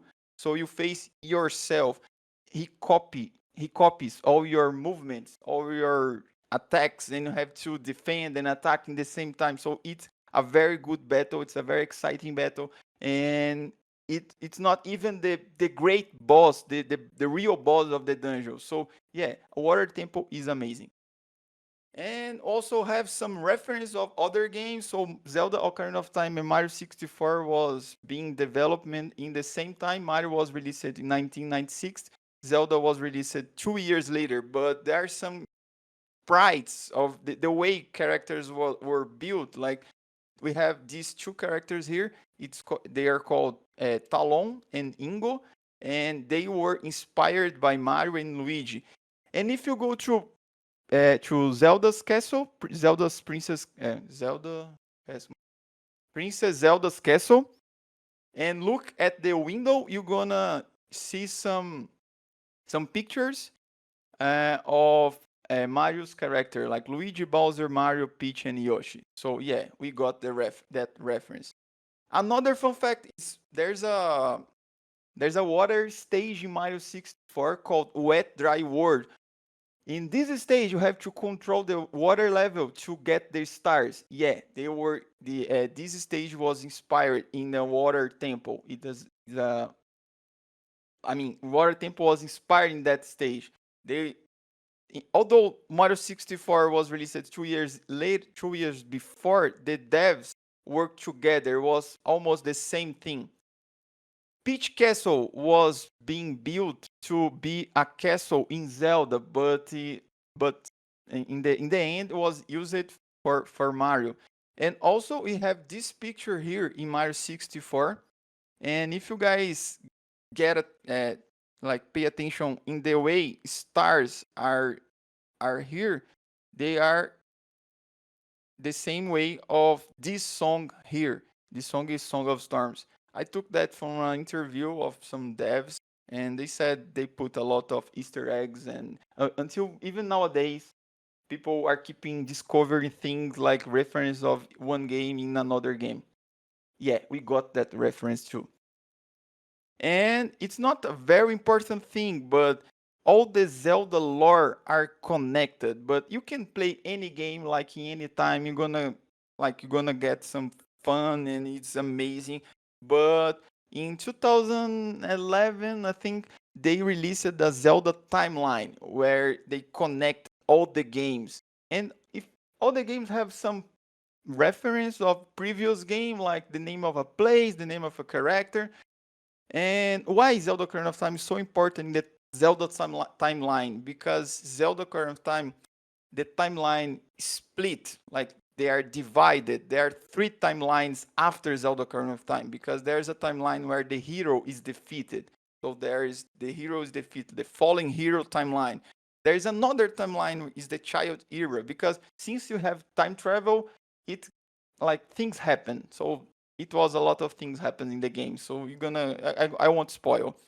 So there's a child era and there's adult era. So yeah, Zelda Ocarina of Time has a very important core in Zelda timeline. Okay, I'm almost finishing, guys.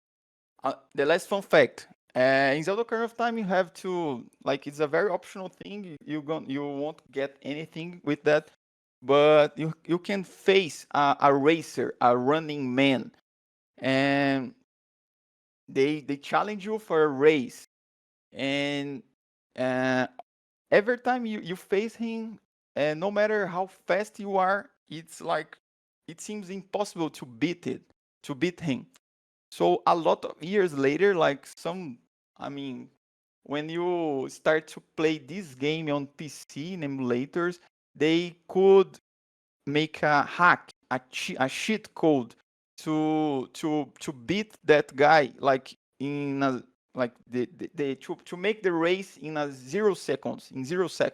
So it would be the fastest time ever. So you would win the winner race, the racer. But no, you did not win. You don't win. It's impossible to win. Nintendo did that just to make you try and keep trying, keep trying. It's not possible to win.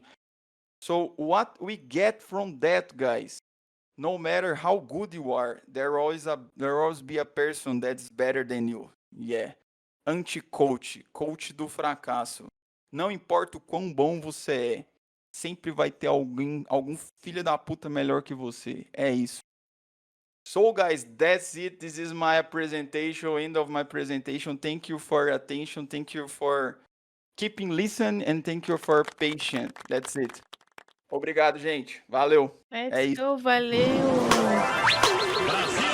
It was crazy. Sometimes I forget you're an actual teacher, bro. Caralho, muito foda, muito Cinema, mano. Cinema, velho. Perguntas. Preciso I de think você you me were ensinar the música, mano. most excited host today. You were Thank you. so Valeu. passionate about your topic. That's I really like this game. Yeah. This game I is played a lot. We amazing. can tell. Everyone should play. I have a question. Sim. Do you like Ocarina of Time?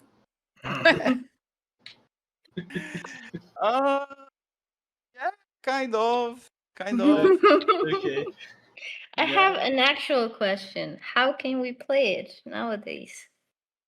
Yeah, there's a lot of options. Like you could buy a Nintendo 64, but it's a very hard to find. So you have to if you have a Nintendo Switch, you can play that. But also you can play in some emulators. It's a very easy way to play. Like you just download in a non-legal way, and you can play that because it's a very light game. Like you can, and if you're gonna beat the game very fast, you can beat the game like in 18 hours. But if you're gonna enjoy the game, you're gonna spend 30 hours easily. But yeah, You can play Yeah, like in your it's not so computer, on your long. cell phone, and anything. Okay, I will be waiting for the non-legal link then. Yeah, Okay, I I'm gonna play it. send you. I'm gonna send you. Yeah, I play it normally. I have two related questions, and also kind of maybe answers to this question. Maybe you can tell if those answers could be valid or not. Anyway, I know there are two alternative ways of playing this game. One of them is like a fan edit of this game for a computer. So they took the game and made like an They will emulation code. an emulation of it, but with so many mods that make the game look much nicer than it looks, because today we have the technology for that without like spoiling the game, without making it lose its like authenticity. So this is one of the ways one can play it. And another way is a remake. I watched a video on YouTube saying this remake is really good because it like respects the original one, and it was by the same YouTuber that made a video about the Majora's Mask. And I think the YouTuber was like being really honest, because his review of the remake of Majora's Mask was saying the remake was really bad. So if he said Majora's Mask was really bad, but Ocarina of Time was really good, maybe I think he's being honest. So Yeah, I I don't know agree. if you have played those versions, but maybe you have something to say about it. No, yeah, I agree. I played those versions, and I think the remake of Zelda Ocarina of Time is a very good remake. Like they the graphics is more polite. The places are more brighter, or more The controls are brighter. better. And about Majora's Mask, I didn't like the remake. I played just once, man. They like I could make a presentation of that why I don't like the remake, but the original game is also very good, and the remake of Ocarina of Time is also good, and the original version is also good too. So no matter which one you're gonna play, you're gonna enjoy. I'm sure about that. Play the three of them.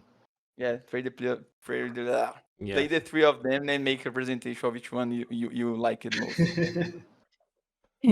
I do have a question because I have really short memory. Um, as someone who's never played Zelda games, is Ocarina of Time the right one to start with? That's a very good question, Alicia. Yeah, Do you it have the was my answer? y- y- it was my first Zelda game. I really like this game. It like, I mean, yeah, I think could be the first game. And also we have more recent games. They are also very good, but they are larger, bigger. You're gonna spend more hours in that, like Breath of the Wild or Tears of the Kingdom. Ocarina of Time is more short, is more like more comfortable zone, I think. I would say yes. Yeah, I think would be a very good choice to begin. It Okay. has a lot of puzzles, and a combat system is also good. The quests are also good, and it's not a very very long game, so you can enjoy not losing your life for that. Yeah, Okay, I think. thank you. Yeah, I've I heard think. of people who really love Zelda, who started from so many different games, like Link's Awakening, that one from Super Nintendo, where I can't remember the A Link to name. the Past Yeah, Link to the Past. is Also, also very good. Ocarina of Time, Breath of the Wild. So people begin Zelda with many different games, and they love it. I think that factor of the game being like short is really really important. But Yeah. when we think of for the story, which one begins the story better? I don't think there is only one good answer. There are many Yeah. games that Yeah. you In begin with. fact, I wrote in the chat that when Hidden Historia, the book from 2011, came out, people minds exploded because until that, everyone accepted. Oh, each game has its own story, but the only thing. It's every the guy is Link, the girl is Zelda. You are on Hyrule. Then at this book, Hero Historia, I have this Nintendo book. still together every timeline, and then they explain it how they are linked. No point Yeah, intended. the games have different stories, different universes, right? Yeah, I'm keep Yeah. saying I about mean, this some of them. this game, this Zelda Ocarina of Time, but the most recent game, it's called Zelda Echoes of Wisdom, and it is the first game you play as Zelda. Like you not play as Link, you play as Zelda. So it's an amazing game. I really like that game, and it's also a very good starting point, Alicia. But you have to play on the Nintendo Switch. So I mean, it would be more expensive to do that. Can you Switch? Yeah, but yeah, it's Yeah. a very good starting point. I think Also. I vouch for Zelda Ocarina of Time as a starting point too. But you Yeah. can start with any game. But one interesting thing, it's because like Gilbas showed it on his presentation, because of the story splits in like 3 lines. Ocarina of Time is really, really a good start, because when you ended your game, like you ended the Ocarina of Time, you could wonder like, oh, what would be next? What happened next? And then we could go for Wind Waker, you could go for Twilight Princess, you could go for Majora's Mask, and it is crazy. It was not my first Zelda. I remember watching someone playing Ocarina of Time. Was my first contact with Zelda was Ocarina, but the first game that I played was Majora's Mask, and it is my favorite Zelda. I think it's hard to choose, but it was my starting point. But I wanted to start with Ocarina of Time because I think it's the most interesting Zelda. I don't know, it's perfect. It's amazing. Everyone should play.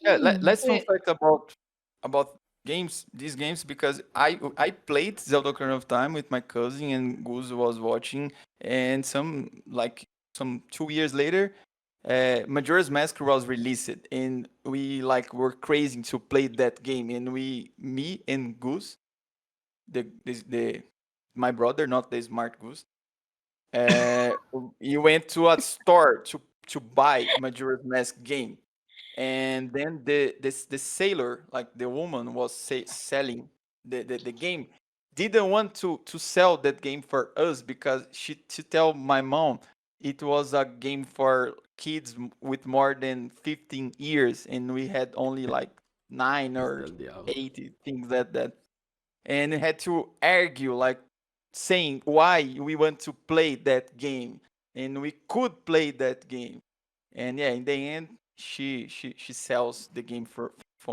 us. Sorry, I interrupt someone was talking. Sorry. Yes, I was gonna say, if we want to play the game, are you gonna send us a Nintendo Switch to our houses? Ooh, I can send you. interesting.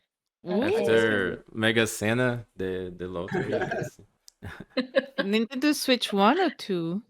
No, one. The two is yeah. Yeah. I don't even have this Switch 2. I have a question. Too. If we delete Ocarina of Time of the Zelda existence, which is your favorite Zelda game? Which one? Ai, caralho, sei lá. I'm not prepared for Second that favorite. question. I really like Majora's Mask, the 3-day cycle. Wind Waker, when you sail all the gigantic ocean. Twilight Top Princess 3. is also me. Majora's Mask, Breath of the Wild, Twilight Princess, I think. I Not in agree. this order. That's my top 3. Yes. If Ocarina of Time doesn't exist, that's my top 3. Okay. Amazing. Also, Tears of the Kingdom is also very good. Yeah, sei lá. Sepa lá a bola, mano. Sepa lá a bola. Skyward Sword is also very good. Ai, caralho, esqueci. Yes. Yeah, I don't know. Skyward Sword was the first game in timeline, so it was everything was created from there, and you play like making movements. Yeah, it's a very good game. Also, it's a very good starting point. Very good game. Okay, I'm gonna stop talking. That's it, guys. Thank you so much for your attention. Sorry to. Thank you. It was great. Valeu. I need him to teach me more music. Like, I love that. Yes. I can Like send your you workshop. a soundtrack all the soundtracks. Your workshop yeah. has to be about music because that was very interesting. I love to learn about that. Next Thank you. PowerPoint. As Lali was saying, we could do like every, I don't know, 2 months. I don't know, 3 months. No, it's over. It was the last one. Wait, there is any other one? I don't think so. I mean, I don't mind One talking last about Star thing. Wars I again. think but- Goofy could show us Oh yeah, what Goofy. happened Can you when show? she said, Can you show like, oh, something? guys. Sí, Ooh, yeah, amigos, tengo remember? que enseñarles algo.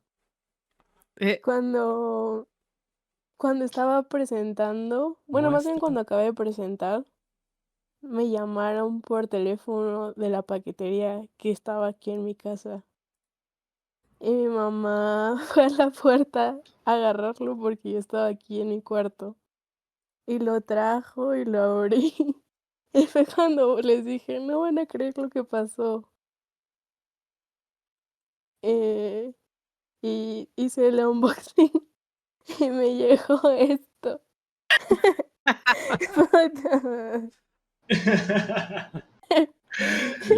Oh my god! ¿Sabías que en México señales Demasiado Então é verdade. Un timing muy It is loco. true. Perfeito. Nunca me voy a olvidar ahora. Si lo dudaban. Oh my Yeah, Pero god. gracias. Aí zerou o amigo secreto. Que bonito. O que disse tu mama, Goofy? Mi mamá. Mi mamá lo vio y me dijo que. No me acordaba que. Voy a decirlo en inglés. When my mom saw it, she asked me if I ordered that and why did I pay for that? Like, what did I need that for? And she was so confused and she was like mad at me for wasting money. And I was like, no, I didn't order that. And I was like, what? And I knew that it was Gilbas. So I was like, no, I didn't. It was someone else. And she was like, who? And I was like, someone from my friend group. And I told her about the Secret Santa thing. And she was like, is this what you got from that exchange? From the Secret Santa? And she was like, what? She didn't understand why I have a street sign as a present.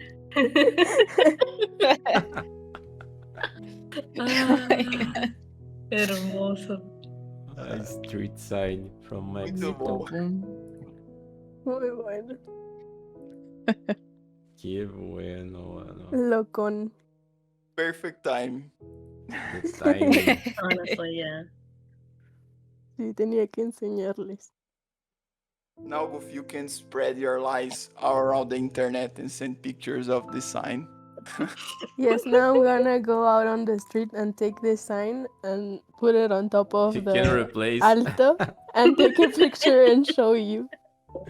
You can trick the GeoGuessr players for, oh wait, that's stop, it's not Mexico.